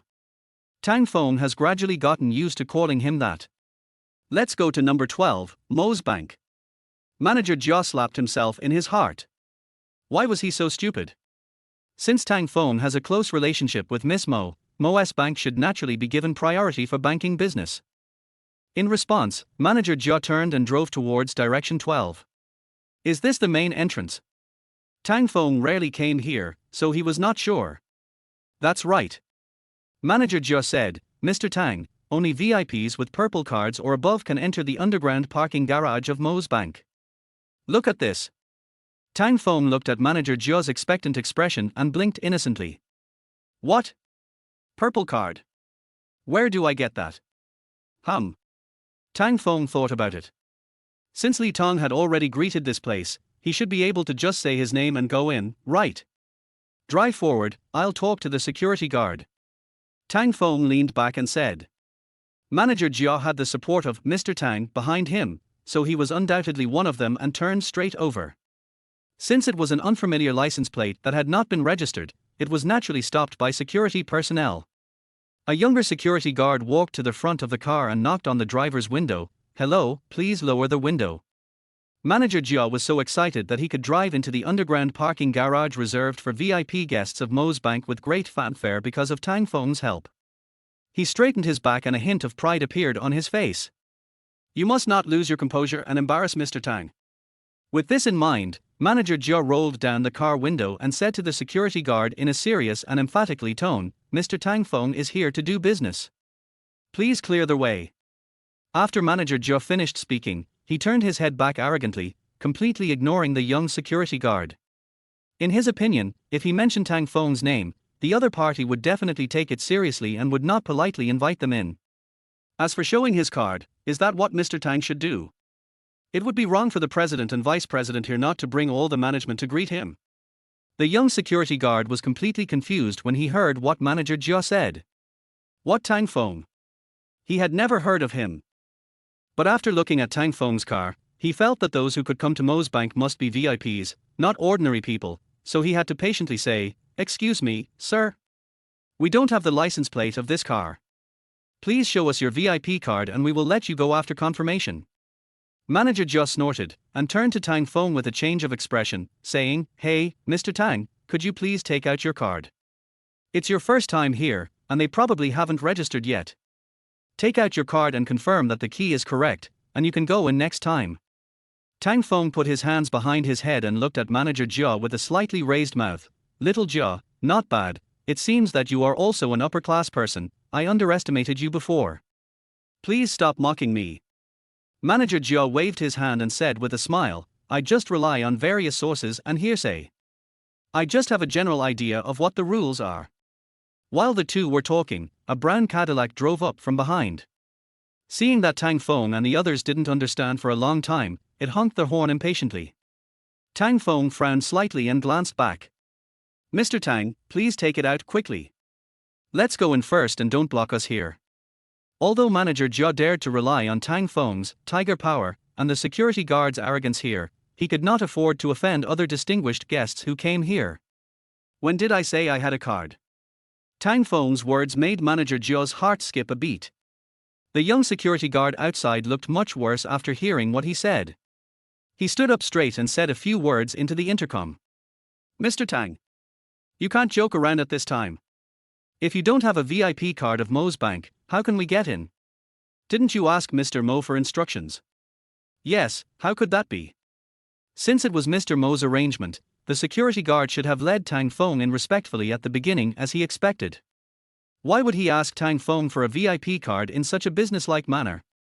What is going on? I've never been here before, how could I have a VIP card?" Li Tong said everything has been arranged and asked me to come directly. Tang Feng turned around and lay down lazily. Manager Jia calmed down a bit after hearing this and said to the young security guard, "Hey, ask the higher-ups, how should we greet Mr. Tang Feng when he comes?" The young security guard ignored him with a stern face, and a security guard who looked very high-ranking came behind him. He walked to the front, glanced at the completely unfamiliar license plate of Tang Feng's car, and carefully looked at Manager Jia and Tang Feng's faces, then said sternly, "I am the captain of the security team here. You two, this is Mo's Bank. If you want to cause trouble, it seems that you have come to the wrong place." As they were talking, at least 7 or 8 security guards had rushed over and surrounded Tang Feng and the others. "If Mr. Tang does not have our VIP card, according to our rules, he cannot drive in. Please leave immediately and do not hinder our VIPs from entering or leaving." Tang Feng sighed, opened the door and got out of the car. "Now that the atmosphere is about the same, I'll just take some action and solve the problem." He took out his cell phone, found the number Li Tong gave him, and was about to call when he heard a loud shout from behind. "Hey! What's wrong with you? Why don't you leave? What are you doing here? I have something important to do. Are you responsible for delaying me?" The person who came was a middle-aged man with a short beard and a slightly fat belly. He looked to be in his 40s and had a shiny slicked back hair. The security captain obviously recognized him and walked up to him. "Manager Zhao, I'm sorry you're here, we'll take care of it right away." Manager Zhao was very angry at the moment and ignored a small security captain. Although Tang Feng's car was not a cheap, low-end show car, it was obviously a brand new car, and even the tires were not covered with much dust. In addition, Tang Feng's outfit would cost less than 1,000 yuan in total. Manager Zhao thought that this person was most likely an urban D-class person who rented a car to force himself into an upper-class life and was not presentable. "Kid, move away immediately, or I will make you regret it." Tang Feng quietly retracted his finger that was about to make a call, turned around and faced Manager Zhao with interest, and said provocatively, "Excuse me, old man, who are you?" When Manager Zhao saw Tang Feng's momentum and attitude from behind, he was not panicked at all. Tang Feng's arrogance was obviously well-founded, and he knew very well what this capital was. He knew Manager Zhao, but he was the one who could not afford to offend Tang Feng because he was a senior executive of manhwa company. Manager Zhao was so angry when he saw Tang Feng being so arrogant that his cheeks swelled up. He said in a muffled voice, "I am the deputy director of human resources of Nanhua company. Zhao Jingyi. This is the territory of our Moxing Chinchir group, you'd better know your place." In his opinion, once his identity is revealed and the banner of the Moxing Chinchir group is raised, the pretentious D-string boy in front of him will definitely stop and beg for mercy. But unexpectedly, Tang Feng was not only not flustered, but also gave him a malicious smile. Manager Zhao felt completely bewildered. Was the man in front of him crazy? Chapter 34. Let's make a bet, bro. How could he not be panicked or afraid at this moment and even be able to laugh? Manager Zhao, it's such a pity. If this place wasn't under the Moxing Chinchir group, I might have really restrained myself a little. What a pity. Tang Feng smiled and shook his head. Manager Zhao stared at him and asked, "What do you mean?" Tang Feng tutted again, and did not answer him directly. He changed the subject and said, "How about this, buddy, let's make a bet.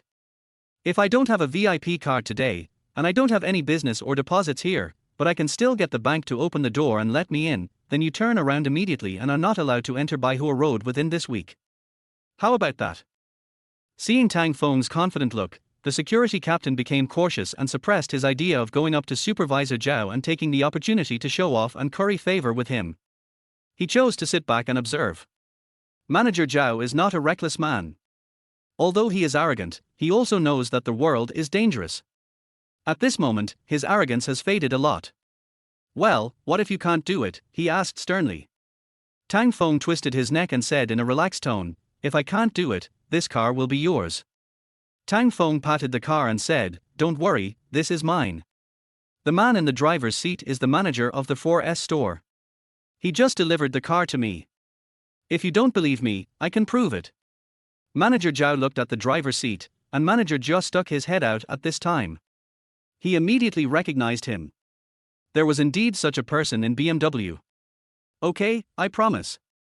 Even if Tang Feng can afford such a car, it doesn't mean that he has considerable power. He may even be just a powerful liar. The moment he looks the most formidable is precisely the moment when he is most vulnerable. If I am frightened by him, he can escape unscathed, but I will be left with nothing. Tang Feng nodded with satisfaction and made the call.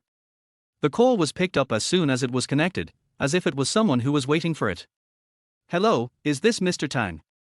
Hearing the courteous and respectful voice, Tang Feng felt happy. "It's me. May I ask which leader you are?" The person on the other end of the phone was immediately terrified when he heard the voice, and repeatedly declined, No, I'm Shui Ren, the vice president of the Mo Group's head office. The president is not here, so I'm responsible for the executive decision-making." "Mr. Tang, where are you?" "I'll come to greet you right away." Tang Feng curled his lips, looked at Manager Zhao mischievously, and then deliberately said in a very high voice, "Vice President Shui. I'm at the entrance of the underground garage, but because I don't have a VIP card, I was stopped and treated as a suspicious person. I may have to trouble you to come out and rescue me." Everyone around, including Manager Zhao, was shocked when they heard Tang Feng's words.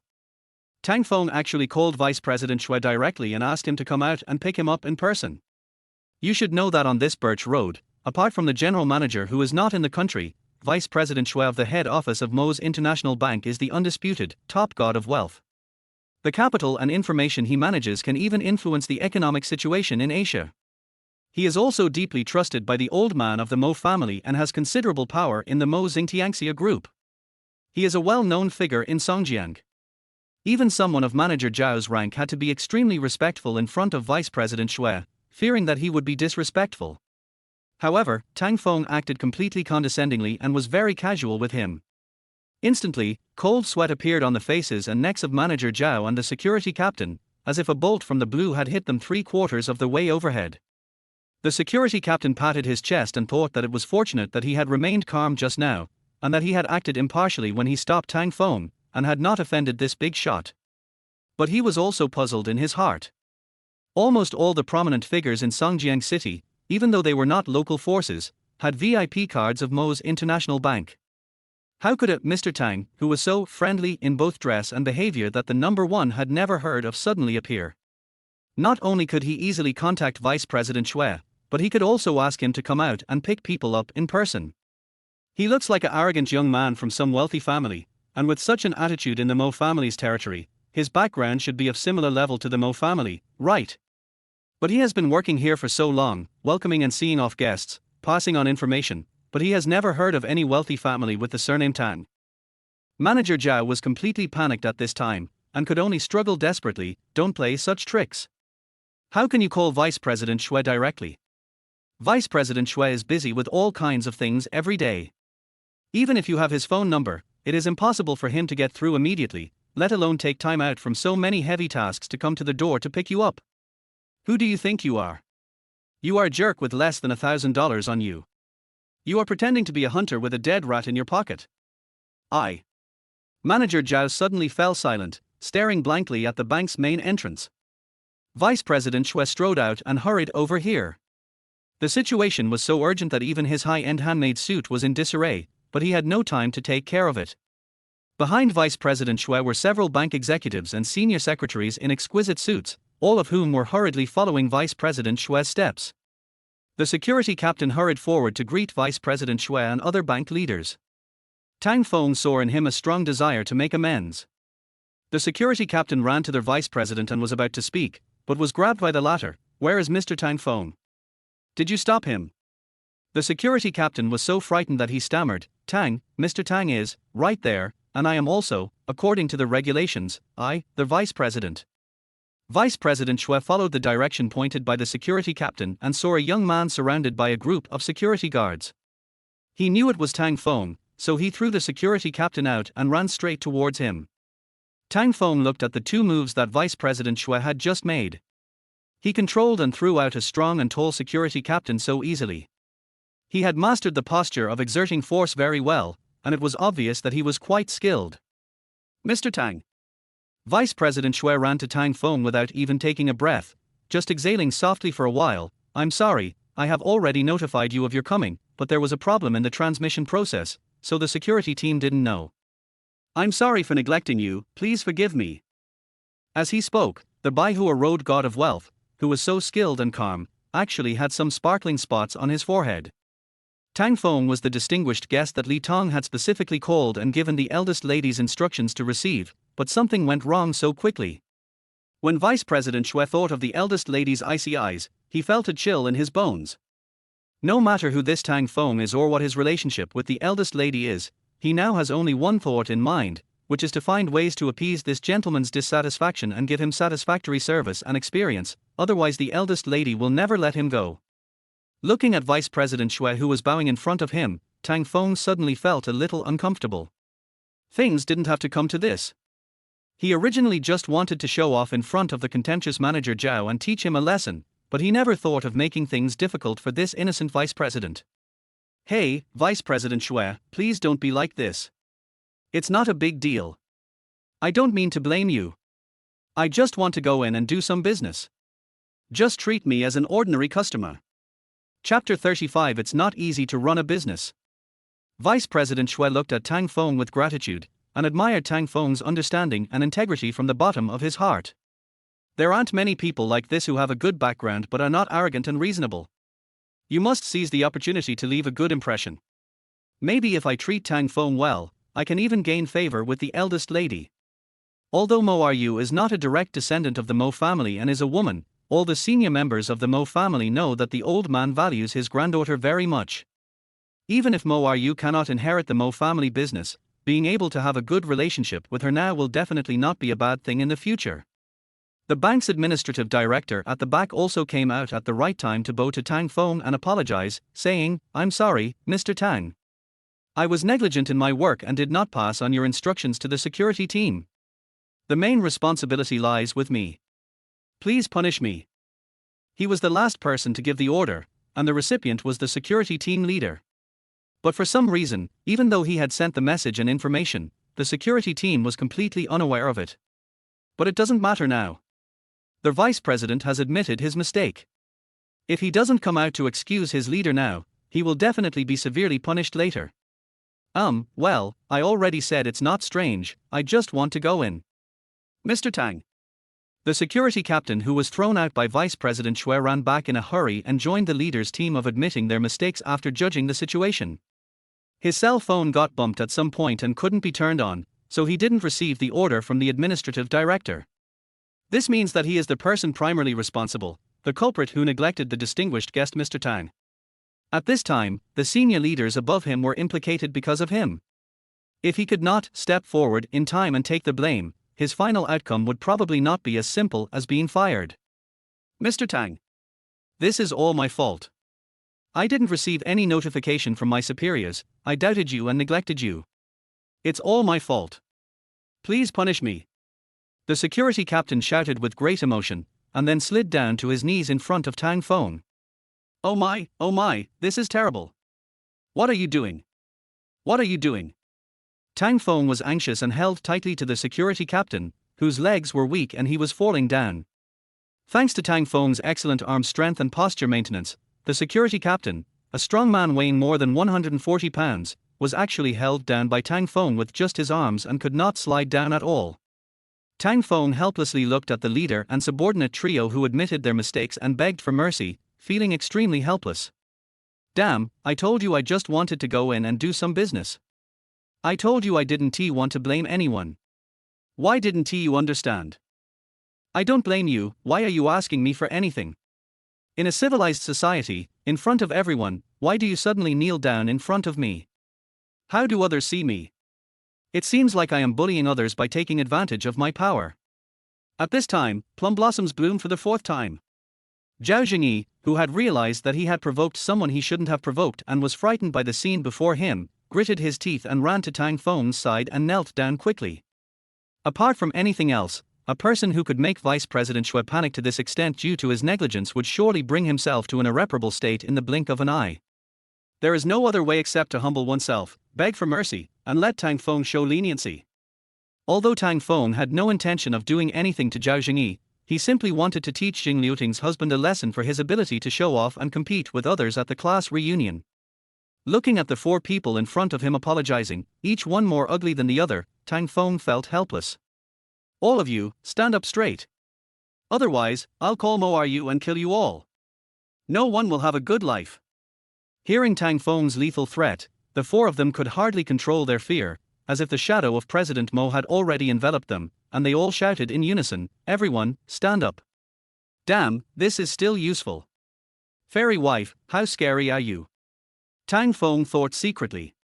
Heaving a sigh of relief, Tang Feng said tiredly, "Old Shui, I don't blame anyone. I just want to get in quickly and do what I want to do. And I don't blame you, the supervisor, or the security guard, or the guy named Zhao. You all should go do what you need to do. I promise not to hold you responsible. If you continue to rely on me, I will really get angry with you. Tang Feng is sincere. Who can bear it if it happens again? I am speechless. I must tell my wife about it." All four of them agreed reluctantly. The security captain was the most relieved one, as if he was lying under the guillotine and escaped the moment the blade touched his neck. Manager Jia, who watched this wonderful scene, was really worshipping Tang Feng. Even if Tang Feng was just a male favorite of President Mo, he was willing to follow him wholeheartedly, which was equivalent to indirectly holding the thigh of President Mo. Tang Feng took a deep breath and asked Vice President Shui, "Old Shui, can I go in?" "Of course, Mr. Tang." Vice President Shui nodded repeatedly and asked everyone to help the old man go in. "I haven't got my things yet." The security captain volunteered, "Mr. Tang, if you need anything, please let me help you. It is my duty and honor to serve VIPs."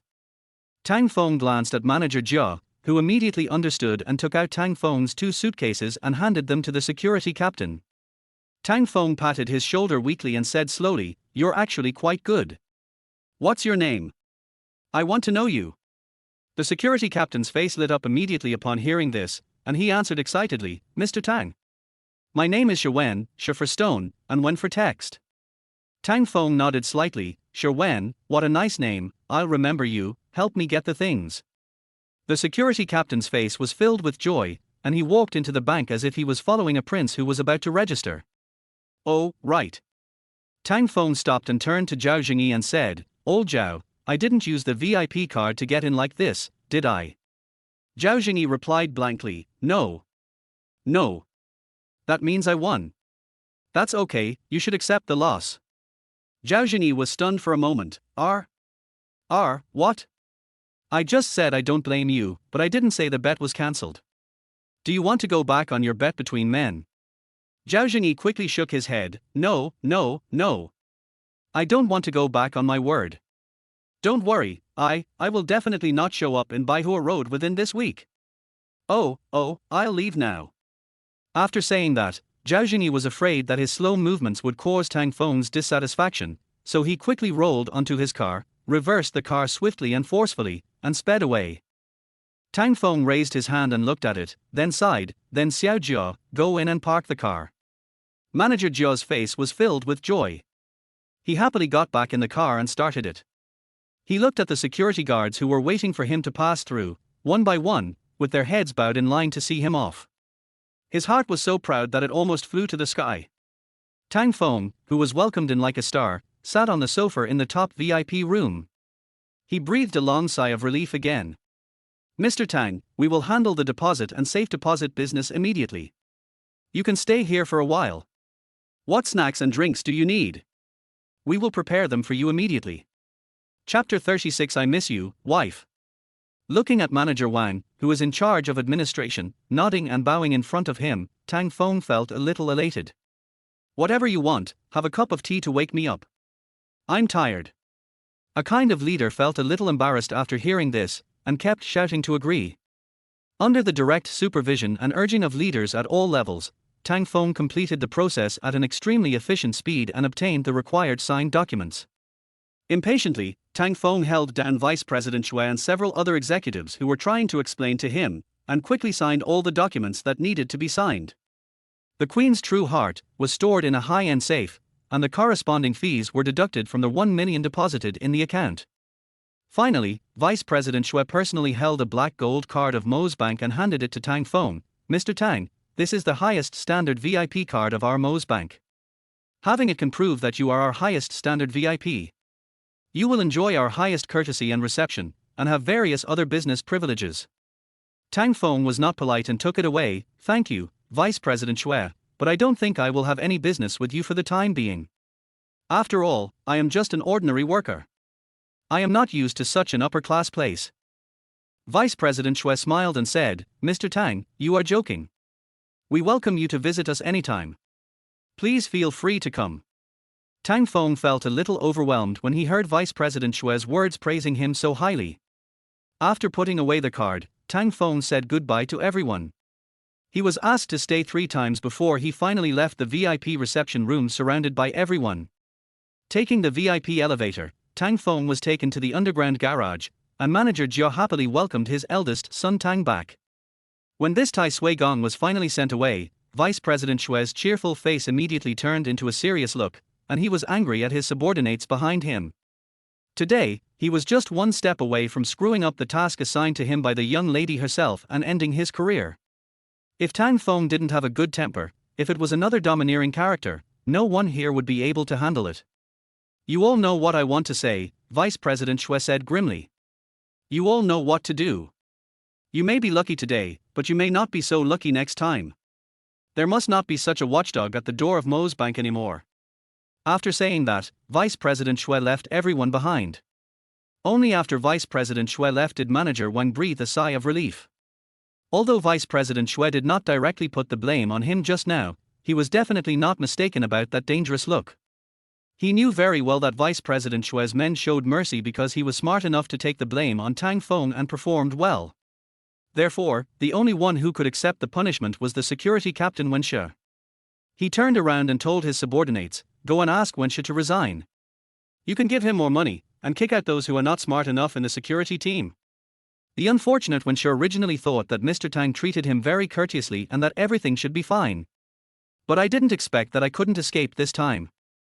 After coming out from underground, Manager Jia kept on talking nonsense, and at the end he even kept on saying all kinds of forced and awkward flattery. Tang Feng couldn't stand it anymore and asked him to stop. "Please find a place to park your car and leave. If you have anything else to deal with, please send it to me." After being expelled by Tang Feng, Manager Jia slapped himself in the face in his heart and agreed happily. Holding the steering wheel, Tang Feng was still quite excited. This is Tang Feng's first car, and he is not lazy, so the corners of his mouth kept curling up. Driving on the road, Tang Feng walked slowly on the streets of Songjiang, quietly enjoying this happy time. At this point, Tang Feng couldn't help but want to say thank you to Mo Ryu and want to hear her cold and pleasant voice. At this time, Mo Ryu was answering a call from the principal of Songjiang No. 1 Middle School in her office.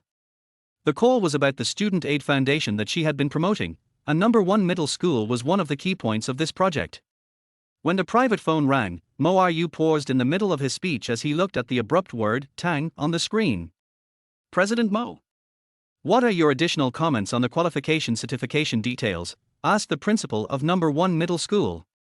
"I'm sorry, Principal Jiang, I have an urgent call here. Can you please wait for me for a few minutes?" Principal Jiang naturally did not dare to refuse. "Of course, Thank you." Beep, beep, beep. Principal Jiang. "Hello, what's the matter?" "I'm busy. Please be brief and clear," Mo Ryu said as soon as she answered Tang Feng's call. Tang Feng thought about how quickly Mo Ryu answered the phone, then he put back the beginning of what he was going to say in detail, and blurted out, "I miss you, my wife." When Mo Ryu heard these 6 short words, he suddenly froze, and his smart brain went offline for a few seconds. After a while, she came back to her senses and asked softly, "Who is next to you?" Mo Ryu felt that Tang's mother or sister must be there to make such sudden and embarrassing remarks, and Tang Feng said them to prove something to them. If that was the case, she could let it go. "No one is around me, I just called you because I missed you. By the way, I like this car very much. Although I asked Secretary Lee to tell you, I still want to say thank you. But don't stuff things into my mouth like this next time. I'm really afraid that I won't be able to control my desires. What if I become more and more greedy?" Mo Ryu hardly heard what Tang Feng said later. Only the first 2 sentences kept repeating in her mind, even forming an echo. What did he say? What nonsense is he talking about? What do you mean he misses me? Since there was no one around him, why did he say such irrational and corny words? Isn't it strange? No. I seem a little weird. Mo Ryu. Are you still there? Tang Feng called. "I'm here." Mo Ryu responded with forced calmness. Although his tone was still cold, his aura was already a little frivolous. "Oh, by the way, my mother is very happy to receive your gift. I feel that she really treats you as a real daughter-in-law. Your status is much higher than that of me, her own son." After hearing Tang Feng's words, Mo Ryu's mouth moved slightly, as long as Mother Tang is happy. The two of them just fell silent, glancing around at the same time. Mo Ryu couldn't bear it any longer, so he said first, "If you don't have anything else to do, I'm still busy." Tang Feng mustered up his courage and wanted to say what was on his mind, but the words seemed to be pressing on his chest, squeezed tightly by all kinds of messy things, and he was completely unable to move, and could not get them out or say them out. Okay, sorry to bother you, bye." After saying that, Tang Feng hung up the phone in a hurry and squirmed in his seat in regret. "Oh, Tildergeyer. What a loser. You've been a sunny and handsome boy for so many years, but you still don't dare to confess your feelings. Haven't all these years of change been in vain?" While Tang Feng was going crazy, Mo Ryu was surprisingly quiet. In contrast to the apparent calmness, Mo Ryu felt a slight restlessness in her heart, and a rustling noise in her mind disturbed her from calming down. She felt that she was not that anxious and did not want Tang Feng to hang up the phone. Tang Feng's voice was a bit mean, it was like a piece of junk snack, knowing it was bad, but. Chapter 37 Miss, you are very healthy. On the other side, Principal Jiang of number 1 middle school looked at the phone in front of him distractedly, not understanding why President Mo's wait a few minutes would take so long. He was very worried that Mo Ryu would go back on his word. This project of manhwa company would be a great thing for any school to increase its reputation and reduce its burden. Although number 1 middle school is a key school in the city, it was built up a bit and provided a lot of welfare benefits when the business was good in the past few years. Now that the economy is in a downturn, the burden is still heavy. Finally, perhaps it was Principal Jiang's telekinesis that enlightened the phone, and it actually rang. Principal Jiang quickly picked up the phone. Hello. Hello, I'm Li Tong, the secretary of President Mo. Our President Mo suddenly feels a little unwell. Our vice president will contact you later regarding any cooperation issues. Sorry. A big question mark popped up in Principal Jiang's head. How could this person, who was communicating normally just now, become ill after receiving a phone call out of the blue? Why does this sound so much like an excuse? But he couldn't question it directly, so he had to agree in a formal, gentle voice and expressed his concern and blessings to President Mo. After hanging up the phone, Li Tong looked at her eldest daughter with frowned brows. How can I describe Principal Jiang's guess? It's right, but it's also wrong. Just now, Li Tong was called in by Mo Ryu, and saw that there was a strange thing vaguely hanging on her eldest lady's face. Since this kind of thing rarely appeared on Mo Ryu's face and was very abrupt, Li Tong felt unfamiliar with it. But because it was too rare, Li Tong didn't react to what it was at first. After looking for a while, she finally found the same thing between strangeness and familiarity. This seems to be the joy and shyness of a girl in love. Yes, it was too outrageous. Such an incredible thing actually appeared on the face of the well-known Ice Queen Mo Ryu, which made Li Tong wonder if she had hallucinations because she had slept too much last night and woke up too quickly in the morning. However, she quickly realized that this was real, and recalled with some horror that a similar expression had appeared on the eldest lady's face some time ago, but not like today, with a full pink hue. Li Tong? Why are you in a daze? Mo Ryu scolded coldly, did you hear me talking to you? Sorry miss, I was distracted. What did you just say?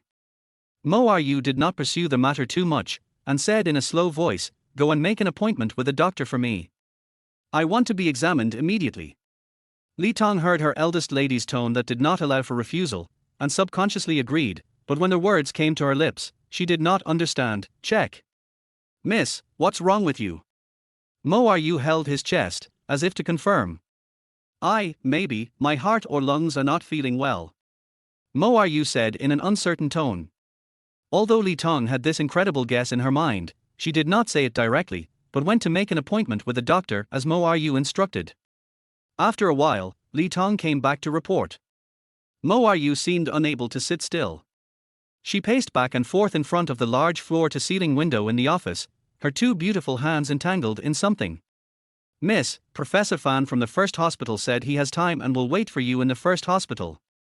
If it is not convenient for you, he can come over. Mo Ryu waved his hand and said, no, I'll go directly to the first hospital for a comprehensive examination. After saying that, Mo Ryu walked away first, with quick steps. Li Tong shook her head helplessly and followed. Songjiang City First Hospital, where President Mo Das luxurious motorcade is parked. After a careful and detailed examination, Professor Fan conducted various tests on President Mo's body related to breathing difficulties and dizziness. When he came back with the data of the examination results, Mo Ryu stood up impatiently and asked, Professor Fan, what's the problem? After all, it was for the eldest daughter of the Mo family, so Professor Fan did not dare to be careless. To be cautious, he looked at a few more data. After confirming that they were correct, he pushed his glasses and answered. He seemed to be very worried that Mo Ryu would not believe him, so he said in a very serious tone, Ms. Mo, there is nothing wrong with your body, it just shows that your work and rest and diet are irregular. Mo Ryu frowned slightly and said in confusion, Professor Fan hastily added, regarding the heart and lung organ issues you mentioned, after careful and precise examination, we have determined that all data are within the normal range. For now. You have a relatively good heart and lung organ, even better than the average person, so I think the symptoms you are describing now are not due to physical reasons, but psychological phenomena. After Professor Fan finished speaking, he looked carefully at the young lady who was known for her bad temper, hoping that she would be satisfied with his answer. Mo Ryu believed in Professor Fan's expertise. In fact, she also vaguely guessed the reasons for her chest tightness, shortness of breath and difficulty breathing, but she still blamed her heart or lungs first. The proud Miss Mo could not accept that she was so flustered because of a man's few words. Professor Fan, Mo Ryu said coldly. Are you sure there is no problem with your hospital's equipment? Do you think I have any hidden psychological problems now? Professor Fan nervously pushed his glasses again and answered with a stiff face, Ms. Mo, I'm not a professional in psychology or psychiatry, so I can't be sure, but I can be sure that there should be no problem with the equipment in our hospital. In order to give you the most accurate examination possible, I checked and tested it before using it. Professor Fan's words pushed Mo Ryu into a dead end. There were only 3 choices before Mo Ryu. The first was to insist that there was something wrong with the hospital's equipment or the examination. The second was to admit that he might have psychological or mental problems and accept a psychiatric examination. The third one is to admit the possibility that Mo Ryu is most unwilling to accept. Li Tong stood at the side, unable to raise her head at all. The young lady was in love, but because of her pride she was unwilling to admit it, so she went to the hospital for a checkup, insisting on proving that there was something wrong with her body. Now it is basically confirmed that there is no physical problem, so it is believed that there is a psychological problem. This is really so shameful. If the young lady gets caught here, I might never be able to come to the hospital again. Mo Ryu bit her lower lip unwillingly and walked out resolutely. Li Tong, go to another hospital for a re-examination. Li Tong finally couldn't help it. She grabbed the mischievous Miss Mo, stuck close to Mo Ryu and whispered, Miss, don't be like this, it's too embarrassing. Let's go back. After saying that, Li Tong looked at Mo Ryu eagerly, his eyes full of begging and expectation. Mo Ryu's anger was relieved, and her face actually turned red, which was rare. I understand. Let's go back. Thank you, Professor Fan, for your hard work. I'm sorry for my rudeness. Mo Ryu said as he bowed his head to apologize to Professor Fan. It's okay, take care, Miss Mo. Professor Fan said with a smile.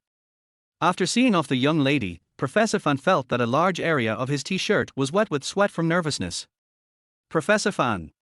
The nurse behind came over with a gossipy look and poked Professor Fan. Professor Fan immediately made a hush gesture and said, respect the patient's privacy.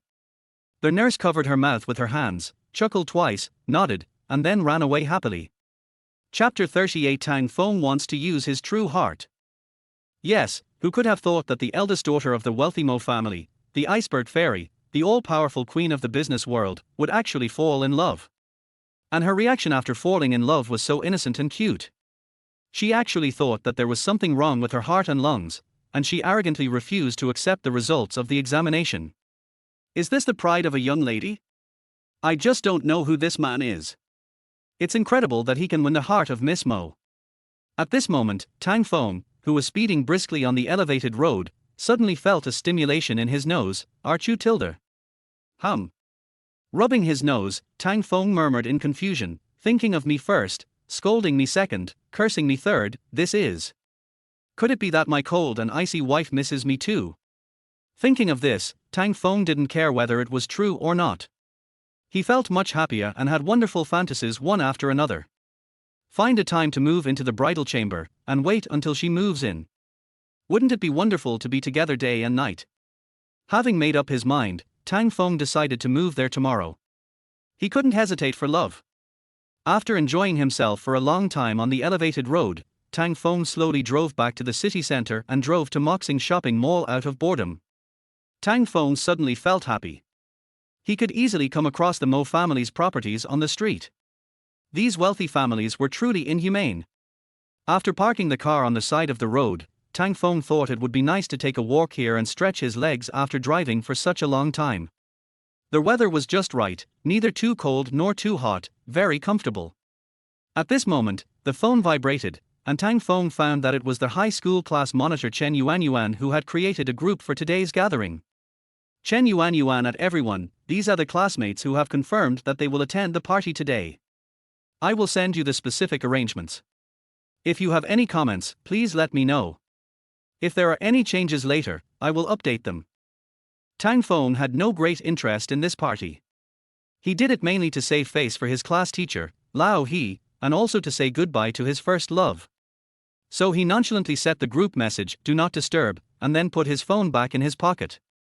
Waving the new car keys in his hand, Tang Feng whistled cheerfully and strolled lightly in the square and streets outside the mall. Marrying Mo Ryu had a huge impact on his life. Suddenly, he no longer had to worry about money. Mo Ryu had already prepared a good house and car for him even without him saying anything. Although Tang Feng enjoyed these were not what he cared about now.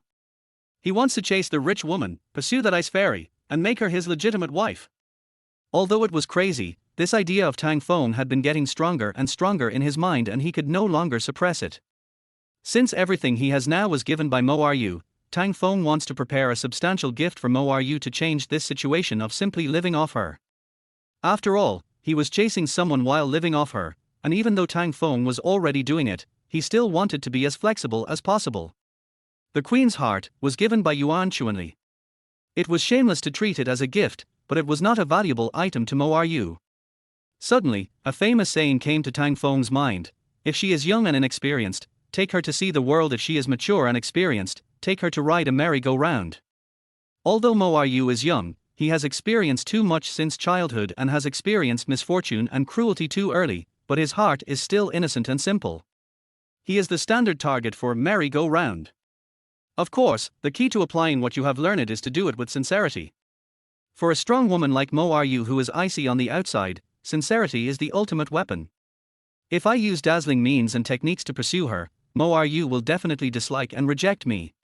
On the contrary, if I reveal my true feelings naturally, she will accept me. As the saying goes, the highest good is like water, which moistens things silently. Tang Feng and Mo Ryu's marriage was almost entirely made up of Mo Ryu's efforts. The greatest effort Tang Feng made was probably because he overslept in the internet cafe and rushed to the Civil Affairs Bureau in a hurry, exhausted. Then, propose. I'll propose to Mo Ryu. According to the agreement, this can also be regarded as a part of the harmony between husband and wife, which is reasonable both in public and private. And if my proposal is good enough, it will not only increase my value in the relationship between the two parties, but it may also move Mo Ryu. Merry-go-round.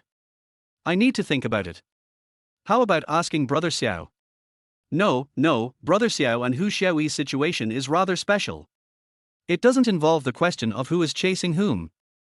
It's not universally applicable. Pass. Tang Feng felt that he possessed a pure, kind and beautiful heart, which meant that he possessed a sincerity that could move and convince Mo Ryu. Tang Feng was just gathering his energy when the cell phone in his pocket started vibrating. When I picked it up, it turned out to be the coder Chen Xiao. Hey, Brother Xiao, how come you have free time? Didn't you say you would work hard to produce manuscripts? Can't hold on any longer. Tang Feng asked jokingly. Brother Feng. Chen Xiao said in a weak tone, I've been working at a high capacity and have already achieved my goal, so I'm here to tell you the good news and to see if you'll back down at the last minute. Tang Feng asked in surprise, why would I back down from the battle? Hey, we're both men, so it's normal to feel a little timid when facing your first love. I'm just worried that you'll feel bad, so I want to find the problem and solve it. Har, thank you for your concern. You are so tired and still have time to think about this. Chen Xiao chuckled, who made us have such a deep love between father and son? It's pitiful that all parents in the world can't let go of their own sons. Tang Feng sneered, okay, don't worry, I don't have any psychological burden. Don't you see who my current wife is? That's right, sister-in-law is indeed much better than Liu Yao. Even now, I sometimes wonder if I have gone crazy writing novels and my imagination is overflowing. Brother Feng can actually marry a legendary fairy, har. Take a rest. Don't be tired at night. Do you want me to pick you up? No need, Brother Feng, you should not ride your motorcycle today. Although I don't think it's a big deal, it's not decent enough, an auntie. Chen Xiao's silence reminded Tang Feng of the time when he was laughed at by a few junior high school kids at the intersection. I have a car. Tang Feng said proudly. Chen Xiao was startled, and continued, Brother Feng, did you buy a car? Didn't you say that four-wheeled vehicles are not as good as two-wheeled vehicles here? They are always stuck in traffic, and it is difficult to park. It costs money to maintain them. There is no need to buy a car at all. Hey, Brother Xiao, the past is the past, and the present is the present. Don't always mention the past and ignore the present. How can I be the same as before? My wife directly gave me a car, so I have a car. Speaking of the latter part, Tang Feng clearly showed off a bit, but it was not the kind of showing off his wealth or showing off his rich wife, but the kind of showing off that he has such a good, rich and beautiful wife. Chen Xiao was originally lying on the bed, but now he jumped up from the bed. Wow! Such a generous gift. Is this a rich woman? Brother Feng, what car did your sister-in-law give you? When it comes to cars, no matter whether they know anything about them or not, men will almost always feel an inexplicable excitement and impulse. I've been driving a white BMW 5 Series for an hour. The driving experience is really nice. Brother Feng. Chen Xiao suddenly said with a tone of deep sorrow, you are really corrupt. I always thought you were an excellent young man who was diligent and frugal, and who was not blinded by superficial things. I didn't expect that one day you would be corrupted by a white, rich and beautiful woman. Chapter 39. The young lady meets the young man for the first time. Okay, you have a high level of awareness and you are noble, so do you want to sit? As soon as Tang Feng said this, Chen Xiao's tone suddenly changed, sit. Of course you have to sit. It doesn't matter if it's a car or not. The key is to accompany your brother. When you are facing corruption and degeneration, your brother can help you by your side. This is all for our deep brotherhood, Brother Feng. Har har, I'll pick you up. Are you home? Goodbye, Brother Feng. Please send me your location and I'll come find you. I'll drive back to my house. This time is not very friendly. Tang Feng agreed with this and said, then I'll go to Shamao and wait for you. After the two of them died, Tang Feng drove on, circling around the city trade, waiting for Chen Xiao to join him. In fact, the time is not too far away now. The party is scheduled for 6 o'clock, which means that someone will definitely arrive early, but not too early. In the car on the other side, Mo Yu held her cheek in her hand and remained silent. Recalling her indecent behavior just now, she began to feel ashamed. She is such a famous woman and a role model for women, yet she would do such a thing to cover up her crimes. Li Tong sighed, moved closer to Mo Yu and asked softly, Miss, are you serious? Mo Yu didn't answer, but he was obviously a little unnatural. Li Tong was anxious, but why is it Tang Feng? Why did you choose him for the blind date? Tang Feng was naturally not the only candidate for Mo Yu's husband's independent blind date assessment.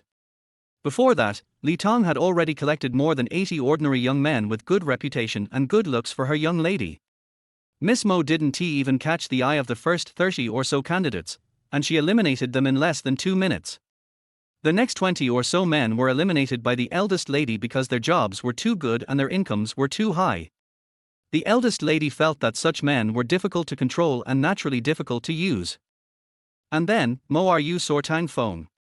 Appearance, excellent temperament, excellent reputation, excellent ordinary job, mediocre salary, these are the conditions for Tang Feng to win the first round of screening. Li Tong originally thought so, but Mo Yu suddenly became very interested in Tang Feng's information and spent much more time than others, especially looking at Tang Feng's photos repeatedly.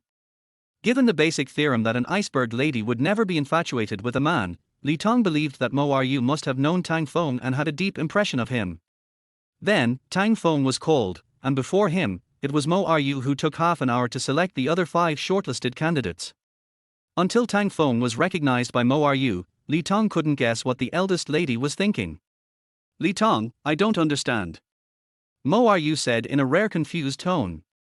That kind of weakness and lack of confidence was something Li Tong had never seen before. Even someone as strong as Mo Yu would have to admit at some point, I don't understand. Li Tong comforted Mo Yu's shoulders, Miss.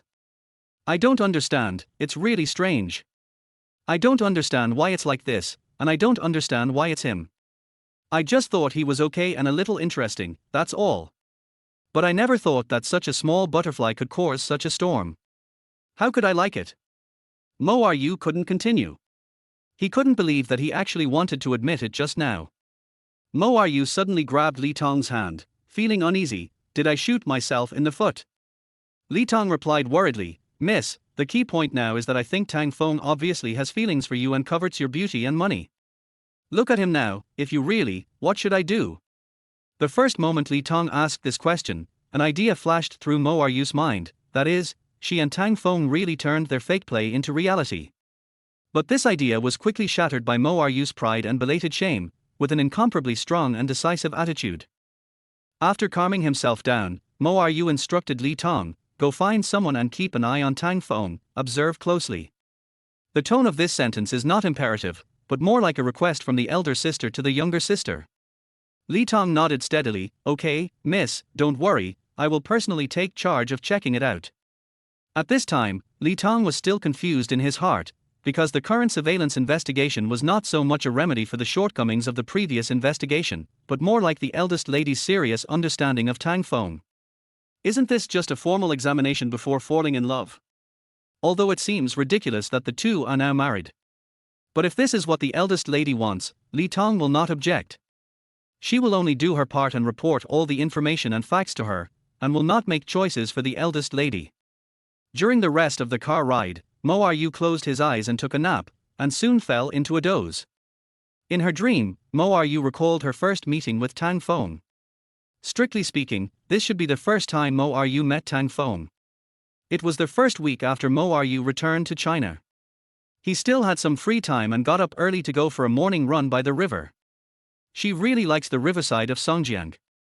It is refreshing at around 5 o'clock, completely free of the noise and crowds of ordinary days. After running, the young lady suddenly felt like taking the bus for a few stops. There weren't many people around Jiangnan Club at this time, so Mo Jiyu wouldn't feel uncomfortable. So Mo Aryu asked the driver and bodyguard to accompany her, and she boarded the strange and novel bus. Dong Xiaoyu looked at it curiously, climbed up and down curiously, as excited and happy as a child entering an amusement park for the first time. This is Mo Aryu, the daughter of a wealthy family. She is not unworldly, but she lacks some ordinary life. The curious young lady met the ordinary guy Tang Feng while waiting for the traffic light. The back of his car was filled with red and white plastic bags, which contained several kinds of vegetables that Mo Aryu couldn't name.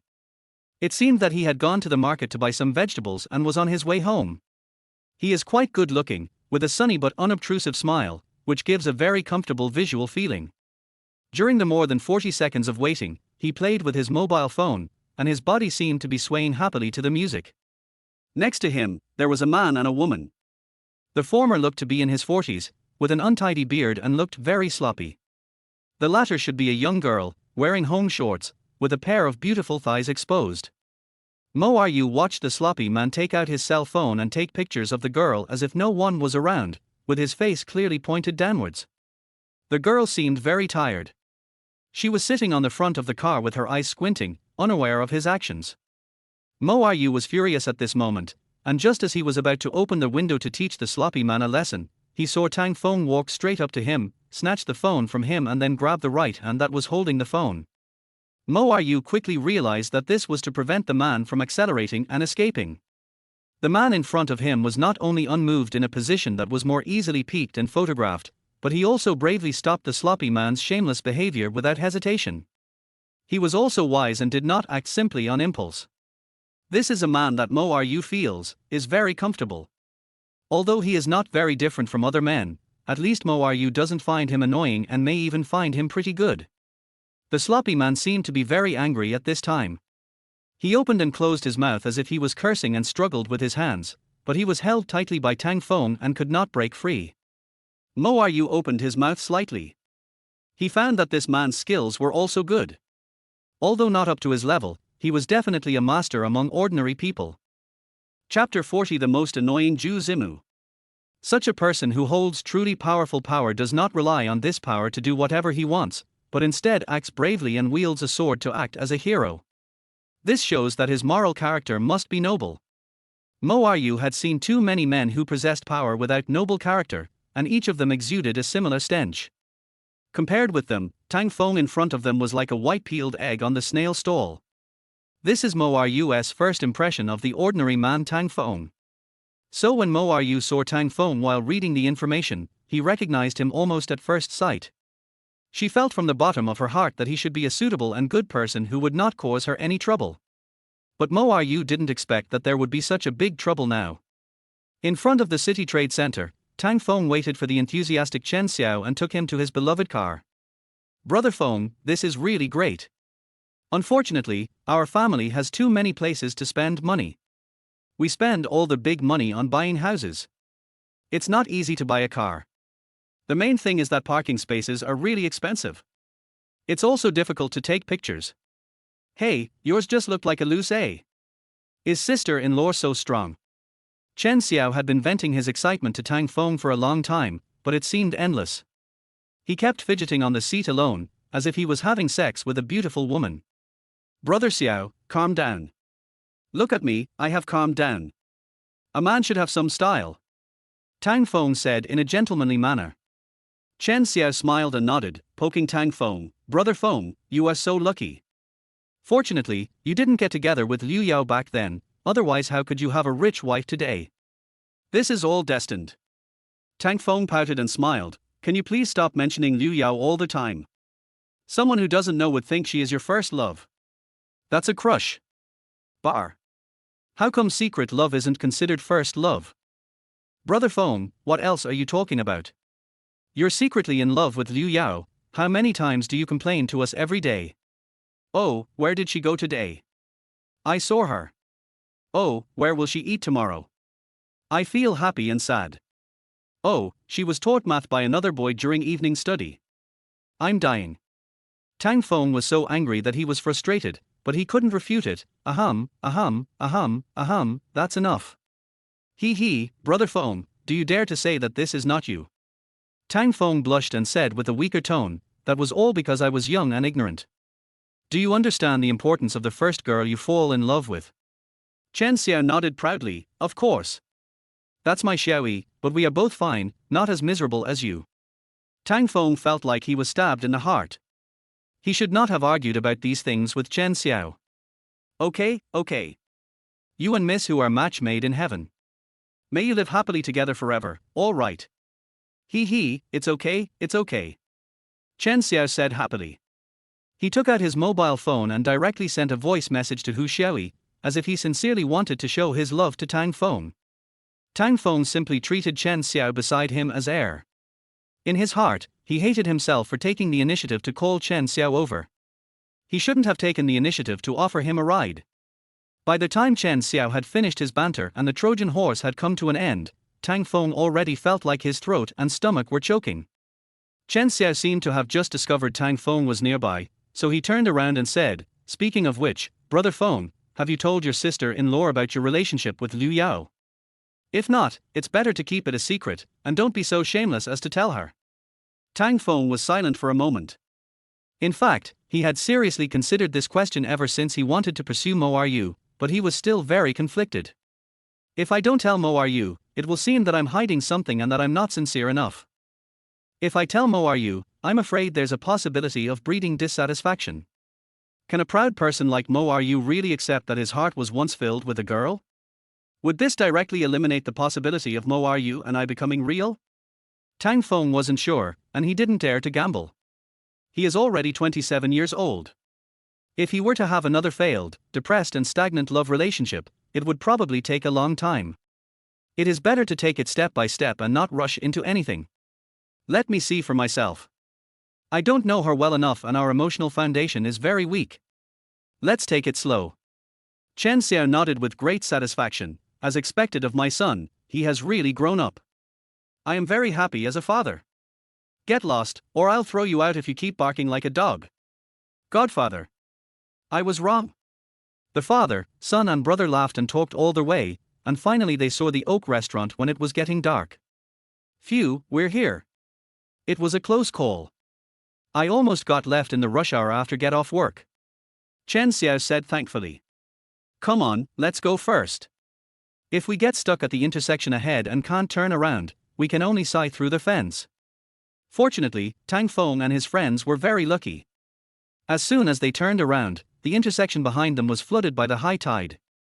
Brother Feng, Zhu Zimu and Yu Xiaobing said they have arrived at the door and are reminiscing about the past. Chen Xiao said, holding the phone. Tang Feng said nonchalantly, "Oh, they are here, so what does it have to do with me? I am not familiar with them." Chen Xiao raised his arm and poked Tang Feng. "Brother Feng, you forgot, but how did Zhu Zimu treat you because you liked Liu Yao? He almost regarded you as his lifelong enemy." Tang Feng sneered. Among all the boys in the class, he thought Zhu Zimu was the worst. He looks like a decent person, but he always likes to pretend that he is very generous, attentive, magnanimous and kind. He seems to be horny for any slightly pretty girl and thinks he is very cool. It would be fine if you had just been in full disguise for 3 years, but you had to say one thing in front of others and another behind their backs, and did so many things that were not worthy of being shown in public. The funniest thing is that, since he couldn't pursue Liu Yao with his enthusiasm and initiative, he treated Tang Feng, who liked Liu Yao and was more beautiful than him, as his enemy and punching bag, and he bullied Tang Feng a lot. Zhu Zimu and Yu Xiaobing are simply the male and female chairpersons of the School Ling Tang Feng committee and are in cahoots with each other. Later, Zhu Zimu went to Ame to gain experience for a few years, and when he came back, he became a manager in his family's small company. He was a rubbish second-generation rich kid, and he acted like an expert every day. Almost all the normal girls in school were harassed and shown off by him to the point that they had to block and delete him.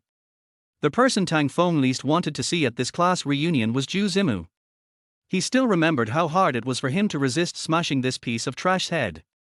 Near the entrance of the Oak restaurant, Tang Feng, who had very sharp eyesight, indeed saw several men and women chatting with each other there. When they saw Tang Feng's car slowly stop in front of them, they stopped talking and looked at him curiously. "Have our class arrived?"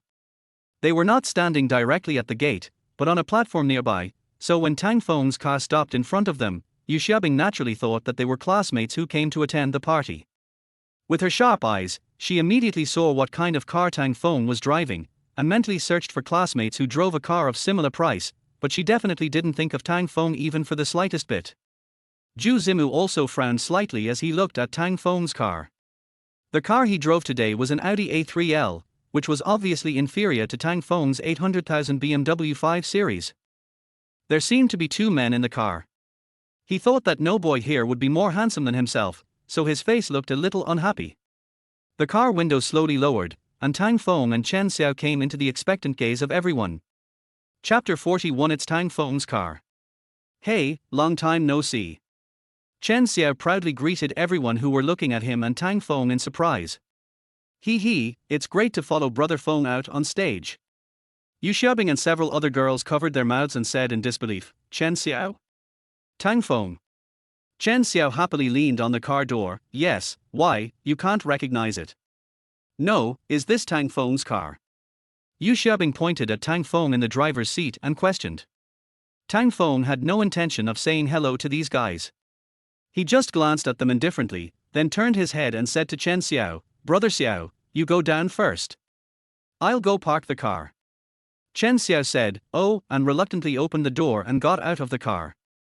At this time, the doorman of the Oak restaurant came up and said to Tang Feng politely, "Hello, sir. Let me park the car for you." Zhu Zimu snorted twice at the right time and said with a disdainful smile, "Tang Feng, you come to such a high-end place and park your car yourself. It seems that you don't have the experience of receiving high-end services. Let me guess, you've probably only had your beloved car for less than 3 hours, right? Are you going to change it back tomorrow?" Tang Feng listened to Zhu Zimu's dog barking, which was so disgusting that he felt more disgusted instead of less. The doorman was also a little surprised after hearing what Zhu Zimu said, but no matter whether the car was the guest's own or rented, he had already come here, and it would not be appropriate to return it now, so he maintained his polite smile and attitude. "Sir, it's okay. We only provide services according to regulations, regardless of whether you own a car or rent one." Chen Xiao was unhappy to see Zhu Zimu's disgusting behavior, and he said directly, "Hey, Zhu Zimu, do you have to talk like this when you meet old classmates?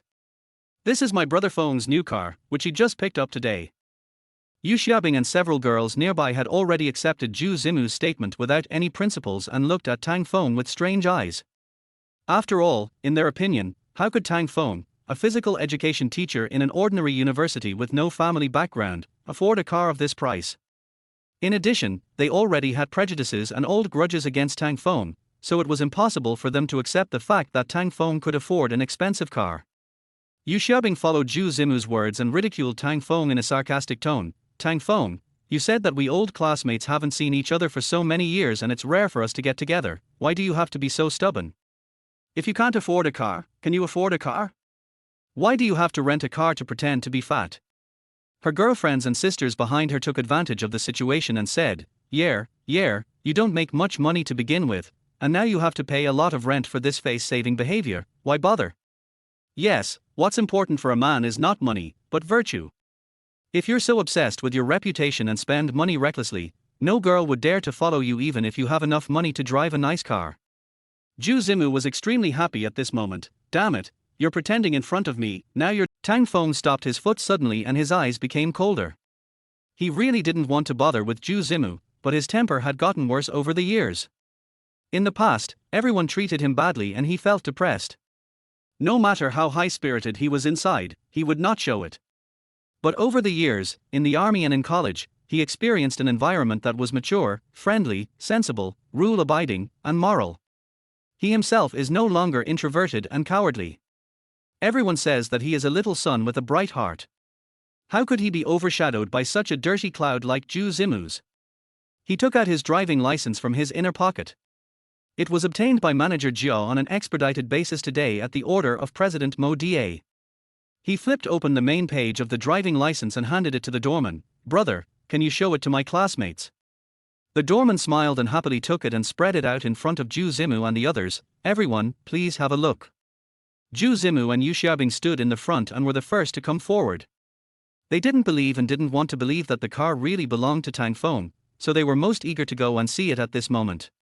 When they saw the word Tang Feng written in the owner column on the main page of the driving license, their faces suddenly changed. How is this possible? How can Tang Feng afford such a car? Zhu Zimu still didn't give up and carefully examined the driving license, hoping to find evidence from the details that it was a fake. But unfortunately, no matter how he looked at the driving license, it couldn't be more real. Is this true? Is Tang Feng really the owner of this car? How is it possible for him to drive a better car than mine? When Yu Xiaobing and several other girls saw the reaction of Zhu Zimu, the young master, with a car, they realized that it was an indisputable fact that the car in front of them belonged to Tang Feng. So one by one they stopped moving, as if nothing had happened, or kept silent with their heads down, or looked away in silence. They could accept that Tang Feng owned such a good car, but they could not admit their mistakes and apologize to Tang Feng. Chen Xiao knew their moral character, and also knew that with Tang Feng's temper, he would definitely not ask them to make any compensation.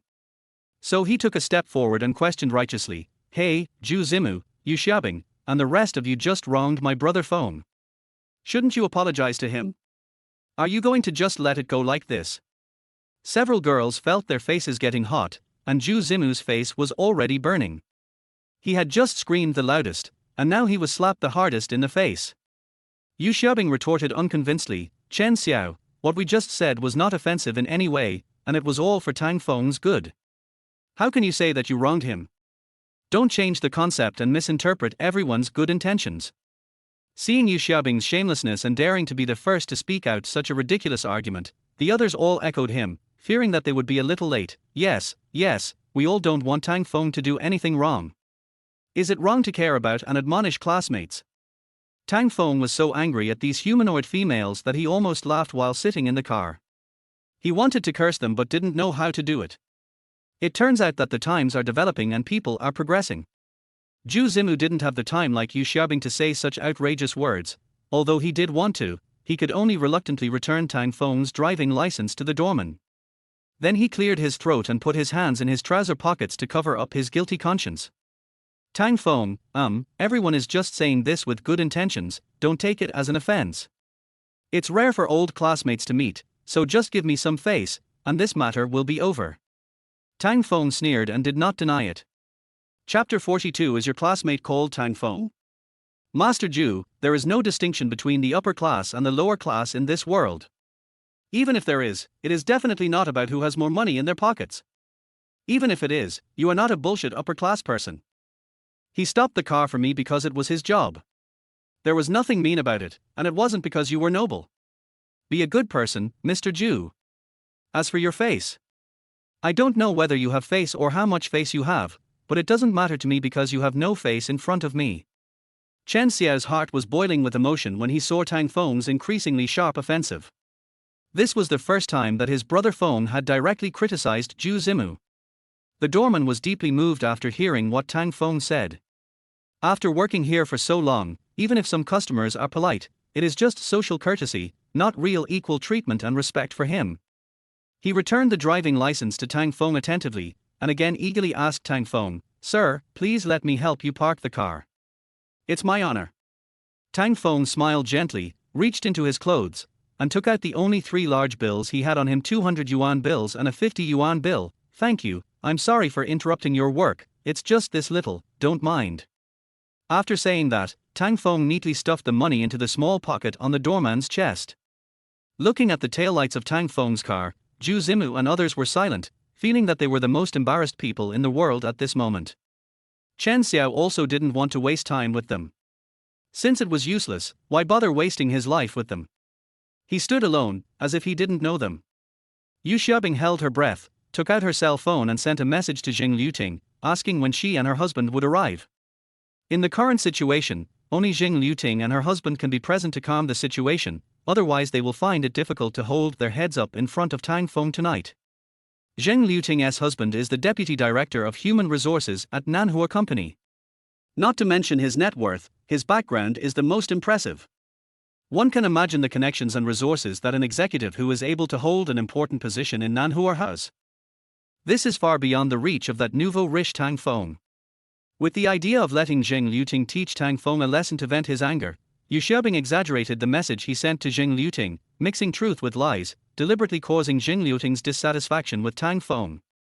For example, Tang Feng drove a nice car specially for us, and he was so arrogant as soon as he arrived, and he ridiculed everyone else. It's obvious that he wants to outdo you. Zheng Liuting was originally a person with a bad temper and a competitive spirit. She had planned to make a big splash at the class reunion, but after being instigated by Yu Xiaobing, she decided in her heart that she must embarrass Tang Feng tonight. She turned her head to Zhao Jingyi, who was driving, and said in a sticky and disgusting voice, "Hubby, there will be a nasty male classmate at the class reunion later. Please help me deal with him and embarrass him." Zhao Jingyi was in a low spirit at the moment. He had not yet completely gotten over the trauma of being driven out of Baihua Road by Tang Feng. After listening to Zheng Liuting's words, he plucked himself up and replied confidently, "No problem, baby, leave it to me. A boy of this age has no money and no future. Can't I just take advantage of him?" Zhao Jingyi has worked hard for half his life just to find someone as young, beautiful, gentle and charming as Zheng Liuting to enjoy happiness at this moment, so he is in a very good mood at the moment. Not only can you easily please Zheng Liuting, but you can also show your strength and charm as a mature man and make yourself feel good. Who is the little boy who is targeted? What will happen to him after being attacked? He doesn't care. He will enjoy their pain and embarrassment. "But husband, my classmate told me that this guy drove a nice car. He might have made a fortune recently. He is also very arrogant, so it might be a bit troublesome." Zheng Liuting added, stroking Zhao Jingyi's right arm. Zhao Jingyi felt his right arm being caressed softly, which made him feel itchy and comfortable, and he enjoyed it very much. It doesn't matter.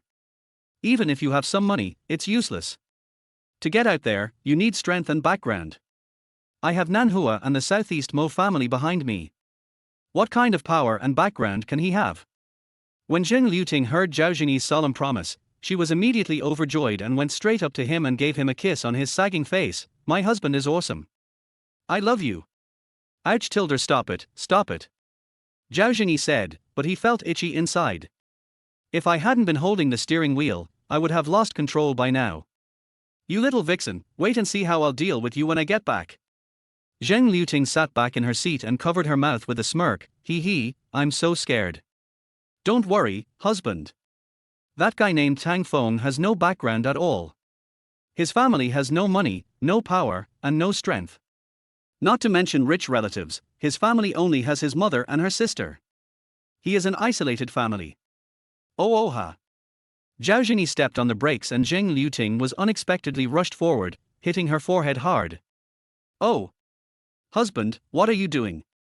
It hurts so much." She hit Zhao Jingyi twice, but didn't dare to get too angry. Zhao Jingyi regained his composure and asked Jing Liuting tremblingly, what was the name of your classmate you just mentioned? Tang Feng. Zheng Liuting couldn't understand why Zhao Jingyi looked like he had seen a ghost, and replied unhappily, Tang Feng, what's wrong? You were so scared just now when you heard his name. It's a pity that you were so arrogant just now. Zhao Jingyi swallowed his saliva. The last time he left Baihua Road, he was terrified every time he returned, fearing that the president would come to visit him at any time. Later, the sea calmed down and he inquired about the situation and found out that there was no danger. Only then did he feel relieved. No, it's okay, it's nothing. I just thought of something bad. I'm sorry, baby. I'll stop by and help you later. Zhao Jingyi comforted him enthusiastically. Zheng Liuting curled her lips and opened the hand that Zhao Jingyi extended to her. Forget it, don't look at it, I'm fine, you have to behave well later, otherwise I won't comply with you tonight. On the other side, when Tang Feng parked the car and came back, the squad leader Zhang Yuan had already arrived with her group, as well as a few boys who were not familiar with Tang Feng and were neither friendly nor bad to him. They were chatting with Yu Xiaobing, Zhu Zimu and their group, but Yu Xiaobing, Zhu Zimu and the others seemed unnatural and in a bad mood. Tang Feng curled his lips and smiled evilly, Har, you are so fragile, you feel bad now? You little rubbish tilde really, you are really rubbish tilde. Seeing his brother Feng coming back, Chen Xiao immediately pulled himself out of the circle of boys, put his arm around Tang Feng and pulled him over. Hey. Everyone focus. Brother Feng is here.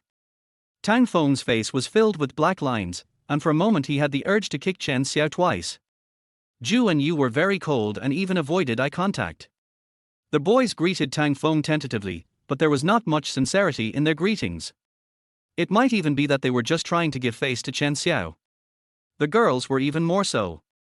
Apart from the class monitor Zhang Yuan who could still smile and give Tang Feng a perfunctory hello, the others could only wave and nod to Tang Feng at most. Tang Feng didn't care about this, and it was understandable. This was the interpersonal relationship between Tang Feng's classmates in high school, and he had never thought about changing anything today. Chapter 43, Fair and Beautiful Woman or Old Rich Woman. The atmosphere was a bit cold, so Zhang Yuan politely asked about Tang Feng's current situation. After all, he was the last one to enter the circle alone. Tang Feng answered casually, very good, I will continue to be my physical education teacher, leisurely and relaxed. Zhang Yuan nodded with a forced smile, while the others showed almost no reaction, as if Tang Feng was not present at all. Chen Xiao naturally couldn't accept that his brother Feng still had to endure this kind of humiliation until today. Seeing that Tang Feng was keeping a low profile, he shouted loudly, my brother Feng is getting married. His sister-in-law is super white, rich and beautiful. You guys didn't come just now, so that car is the wedding gift that his sister-in-law gave to brother Feng. Besides, brother Feng, you have to accept it no matter what. Don't force it on you. Right, brother Feng.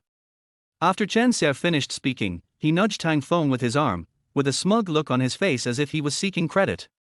Tang Feng rolled his eyes at him and easily pushed him off his body. This bastard, if he wanted to say it, he could just say that he married a white, rich and beautiful woman, but why did the godmother add that last sentence? This directly caused Tang Feng a lot of trouble. Although being able to eat the best free food will make almost everyone envious, it is also easy to be criticized. Tang Feng himself hasn't fully accepted it yet. Can he still expect others to be lenient and kind to him? Especially today, in front of Zhu Zimu and Yu Xiaobing and their group. Sure enough, Chen Xiao's words rolled into the crowd like a bomb, exploding all kinds of emotions in everyone. Zhu Zimu, Yu Xiaobing and others seemed to have found their souls back. When they heard that Tang Feng was able to drive such a good car only because he was a rich girl, the depression in their hearts almost dissipated immediately. From Zhu Zimu's personal point of view, Tang Feng, who relied on women's money, could not compare with him, a real young master. So, let alone being gloomy in his heart, he immediately felt like the sun was shining brightly and spring was coming back to life. Although he did not rely on himself but had a rich father, this did not prevent him from feeling that he was superior to Tang Feng again and felt that he was invaluable. Zhang Yuan and other classmates were more shocked by the fair, rich and beautiful girl that Chen Xiao mentioned. Many of them more or less understood why Zhu Zimu, Yu Xiaobing and others had such unhappy faces when they arrived here just now. It turned out that Tang Feng drove a nice car over proudly and squeezed them all out. Zhang Yuan was shocked, but she couldn't help but suspect in her heart, is Tang Feng's new wife really a wealthy, beautiful and generous girl as Chen Xiao said, or is she actually Aunt Songjiang, a handsome young man? There have been many such incidents in the news and on the internet in recent years. Auntie Songjiang and a handsome boy have almost become a hot topic known throughout the country. Although Tang Feng's personality is not pleasing, it is undeniable that he is a handsome man with great ability. Anyone would find it easy to find a wealthy aunt from Songjiang. Tang Feng, why did you get married suddenly? There was no news at all. A gossipy girl asked. Tang Feng glanced at her and said calmly, love at first sight, get married on the spot, isn't that possible? We are all adults, if you both think it's okay, just get married directly, why waste time? Is she really fair, rich and beautiful? Aren't you so lucky? The person next to the girl couldn't help but ask, but his tone didn't sound like envy or admiration at all. Tang Feng remained silent and had no words to say. Zhu Zimu seized the opportunity, regrouped, and rushed out with an attitude of revenge. Yeah, Tang Feng, are you really that lucky? You can make a beautiful, wealthy lady from Songjiang City fall in love with you at first sight and get married in a flash. Zhu Zimu's words were not simply because he was angry with Tang Feng, but came from the bottom of his heart. After all, in his opinion, even if he was a social celebrity's son with a prominent family background and a rare talent, let alone gaining the favor of Songjiang socialites, he would probably find it difficult to even meet a real upper-class socialite. And what kind of person is Tang Feng? A poor fellow. He makes a living by playing sports in a rubbish university. Even if he looks decent, it is impossible for him to get married to some so-called socialite daughter. Chen Xiao choked him, what do you mean? Are you saying Brother Xiao is lying? Tang Feng silently pushed him away, you were the one who said it just now, what do you mean I lied? I clearly didn't say anything. Yu Xiaobing thought Tang Feng was guilty and wanted to distance himself from the matter, so she took the opportunity to press him, Tang Feng, you don't dare to tell me, right? Was it a love at first sight romance with a white, rich and beautiful woman, or was it a desperate struggle to make money with a rich aunt? Are you afraid that if you tell me, you'll be exposed? The young sisters behind her were also holding back their energy, and when they saw the situation taking a turn for the better, they immediately changed course and followed suit, echoing the sentiment. Zhang Yuan was standing between the two sides at this moment, and she felt regretful in her heart. She really shouldn't have asked Tang Feng to come in the first place. Even if she wanted to be a peacemaker at this moment, the current atmosphere didn't seem to allow it. Besides, for her, there was really no need for her to stand up for Tang Feng and maintain peace. They were not familiar with each other and he was not important. It is a great conscience that I can remain neutral and have no ill intentions against him. It's his own fault that he has such a bad character, and is so conceited and arrogant. There's nothing he can do about it if he offends everyone. It was his own fault that he was not sociable. He couldn't blame her, the squad leader, for not helping him. Looking at Yu Xiaobing and Zhu Zimu's smug looks, Tang Feng just found it hilarious. Whatever you say, I'm here today just to give old he some face. Who I marry, whether it's a fair, beautiful woman or an older, wealthy woman, has nothing to do with you. Are you my grandsons or granddaughters? Are you still thinking about leaving my inheritance to you after I die? As he spoke, the smile on Tang Feng's face became more and more ostentatious, and he looked at Zhu, Yu and others as if they were clowns. Tang Feng. Zhu Zimu shouted, you're just going to throw it out now because you can't explain yourself, right? Do you still have any shame? Can you still be considered a man like this? Zhu Zimu no longer beat around the bush at this point, and attacked Tang Feng directly. Zhang Yuan and the others watched silently, with no intention of getting involved. Just like before, as long as they didn't directly attack or slander Tang Feng, and as long as they didn't have a falling out with Tang Feng, they would seem to have such great kindness that they could do it without any burden. Seeing Zhu Zimu being so arrogant, Chen Xiao, as a young man with a guilty conscience, felt itchy in his fists. Zhu Zimu, I've been putting up with you for so long? Chen Xiao said as he went straight towards Zhu Zimu. Chen Xiao stared at Zhu Zimu with his eyes fixed, not only because this guy was going against his good brother, but also because of his disgust and anger towards Zhu Zimu that he had accumulated over the years. In a flash, Tang Feng raised his hand and held down Chen Xiao, then exerted force and brought Chen Xiao back easily. Hey brother Feng, why are you stopping me? This guy just deserves it. Chen Xiao said indignantly. Tang Feng slapped him on the head and scolded him, "Are you stupid? Is it your turn to fight? And it's very troublesome if you don't fight well, you know? You still want to get married. When can you act like a man?" Chapter 44, Class Teacher Lao He. Chen Xiao was being scolded by Tang Feng so hard that he couldn't even raise his head. The excitement he had just felt was washed away in an instant like cold water poured over his head. After scolding Chen Xiao, Tang Feng squinted his eyes and glared at Zhu Zimu. "TSK, Zhu Zimu, I really didn't want to bother with you today. You are really a waste of life, do you know that?" Zhu Zimu was so angry at the moment that he retorted without thinking when he heard Tang Feng's words. "Tang Feng, how dare you say that I am a piece of shit?" Tang Feng couldn't help laughing after hearing this, and said while pressing his belly, which was rising and falling slightly, "What? Aren't you a thing? Me?" Zhu Zimu was speechless, angry at his own stupidity. Chen Xiao turned his anger into laughter. He laughed out loud, pointed at Zhu Zimu and laughed happily. "Har ha ha ha ha ha ha tilde, ouch, I can't take it anymore, ha ha ha ha ha tilde." As we all know, laughter is contagious, especially the wilder and more unrestrained the laughter. The other people around him had been trying hard to hold back their laughter, but at this moment, because Chen Xiao's laughter was so exaggerated, they couldn't help but be affected and started laughing too. Zhu Zimu held his breath and felt very upset and anxious. At this time, Zhang Yuanyuan used an abrupt and not very loud cough to remind the people around her, making them barely notice Zhu Zimu's expression and then endure it.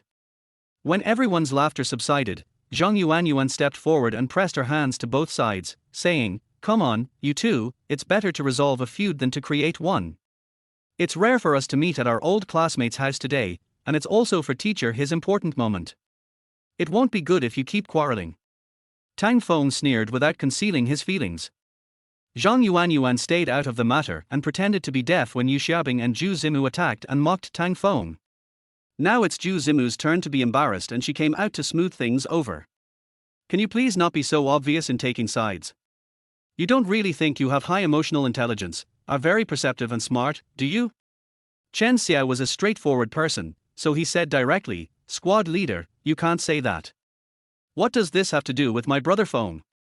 It was clearly Zhu Zimu who was looking for trouble and asking for trouble. Tang Feng raised his hand and pressed him down, pushing him back. He saw Liu Yao walking towards him in the distance accompanied by the class teacher Lao He. Chen Xiao followed Tang Feng's gaze and swallowed back the words that were about to come out of his mouth. Now that the teacher is here, students must behave themselves. They came today to greet old He on his retirement, so they naturally couldn't make a fuss in front of old He. "What are you doing?" Old His powerful voice came from a distance, immediately drawing everyone's attention. "I heard you guys arguing from a distance. What are you thinking? This is a public place." Tang Feng looked at his teacher, who was still energetic despite his grey hair, and somehow felt much better. During his high school days, the one person who supported Tang Feng and prevented him from breaking down, becoming depressed and giving up, besides his family, brothers and Liu Yao, was his class teacher Lao He. Although Lao He is strict, he has no prejudice against Tang Feng and is particularly concerned about her. For Tang Feng, who lost her father at a young age, Lao He is the strict father who fills the lack of love for Tang Feng. "Hello, Teacher He." Everyone greeted Mr. He. Tang Feng deliberately avoided the others, walked up to old He, bowed to him and said, "Hello, Teacher He, long time no see." Old He looked at Tang Feng. Although he still had a stern face, he was obviously relieved. "Tang Feng, you seem to be more active now. You haven't been so proactive and polite before." Although Tang Feng respected Lao He in his heart in the past, due to his own personality and Lao He's difficult to get close character, he was not as open with Lao He as others and became restrained. "Teacher, people grow up. I have graduated for so many years. I have been to many places and met many people. Naturally, I will change a lot, but as long as I can get better, that's enough, isn't it?" Tang Feng stood up and said with a smile. Old He looked at Tang Feng with a crooked mouth and smiled, "You have really grown up a lot, kid. You don't have that useless weirdness anymore." As he said that, he raised his hand and patted Tang Feng on the shoulder, which made Tang Feng feel very happy. Liu Yao, who was standing next to him, naturally couldn't help but observe Tang Feng. Since Tang Feng had been secretly in love with her for so long and so many people knew about it, it was impossible for her not to know about it. Liu Yao was afraid that she would feel awkward facing this peculiar boy, but from the moment she approached until now, Tang Feng's eyes had never stayed on her for a moment except for the initial glance as if to say hello. The gap was so huge that Liu Yao found it hard to believe. After all, whenever Tang Feng appeared in his field of vision, his eyes would inevitably follow her, albeit very covertly. She had some inexplicable reactions in her heart, as if she was relieved, but also as if she was lost. Zhu Zimu was standing behind, watching his admiring look towards Tang Feng, and Liu Yao's occasional sneak glances at Tang Feng with a thoughtful look, and he was burning with jealousy. Why? Why? Why does Tang Feng always try to steal my limelight? Teacher's appreciation, beautiful women's curiosity, aren't these all my stories? Why does Tang Feng always try to take away things that belong to me? Is he crazy? Why is he going against me? In fact, although Lao He could not hear clearly what his students were arguing about from a distance, he knew their temperaments, character and behavior, as well as the relationships between them. That's why he spoke directly. Actually he was trying to help Tang Feng out. Turning back, facing this group of students who were and are still giving him headaches, Lao He put away his rare smile and said in a deep voice, "Today is my retirement party, so don't create a bad atmosphere with any messy things. If anyone has any objections, they don't have to attend. The teacher doesn't care." Since Lao He said so, the students naturally had no way of saying no. Even if they were dissatisfied or disliked Lao He, they all recognized Lao He's prestige. Even Chen Xiao suppressed his temper after hearing what Lao He said, and didn't make any noise in front of the teacher. Tang Feng was not dissatisfied with the way Lao He handled the matter. Even if he continued to make trouble, it would not be a good thing for Tang Feng. If you encounter dog shit on the road, what else would you want except to stay away from it? He suppressed the controversy and intimidated all the little devils, which saved Tang Feng a lot of trouble and was beyond reproach. "Okay, teacher, we got it. Sorry for affecting your mood." Zhang Yuan apologized to Lao He. Although she was not a party to the conflict, it was unnatural for her as the squad leader to take responsibility at this moment. He still gave some face to his old squad leader and nodded in response. The protagonist, Lao He, has arrived, but Jing Liuting and his wife, who organized the gathering, have not yet arrived, which is very rude. Although you arranged this place and spent money on it, it's not justifiable that you came too late. Zhang Yuan contacted Jing Liuting immediately without waiting for Lao He to express his dissatisfaction. As soon as the call was made, a Cadillac that looked very familiar to Tang Feng drove over quickly and stopped in front of everyone with great momentum. The passenger door opened, and Jing Liuting got out of the car in a pretentious and seemingly elegant manner.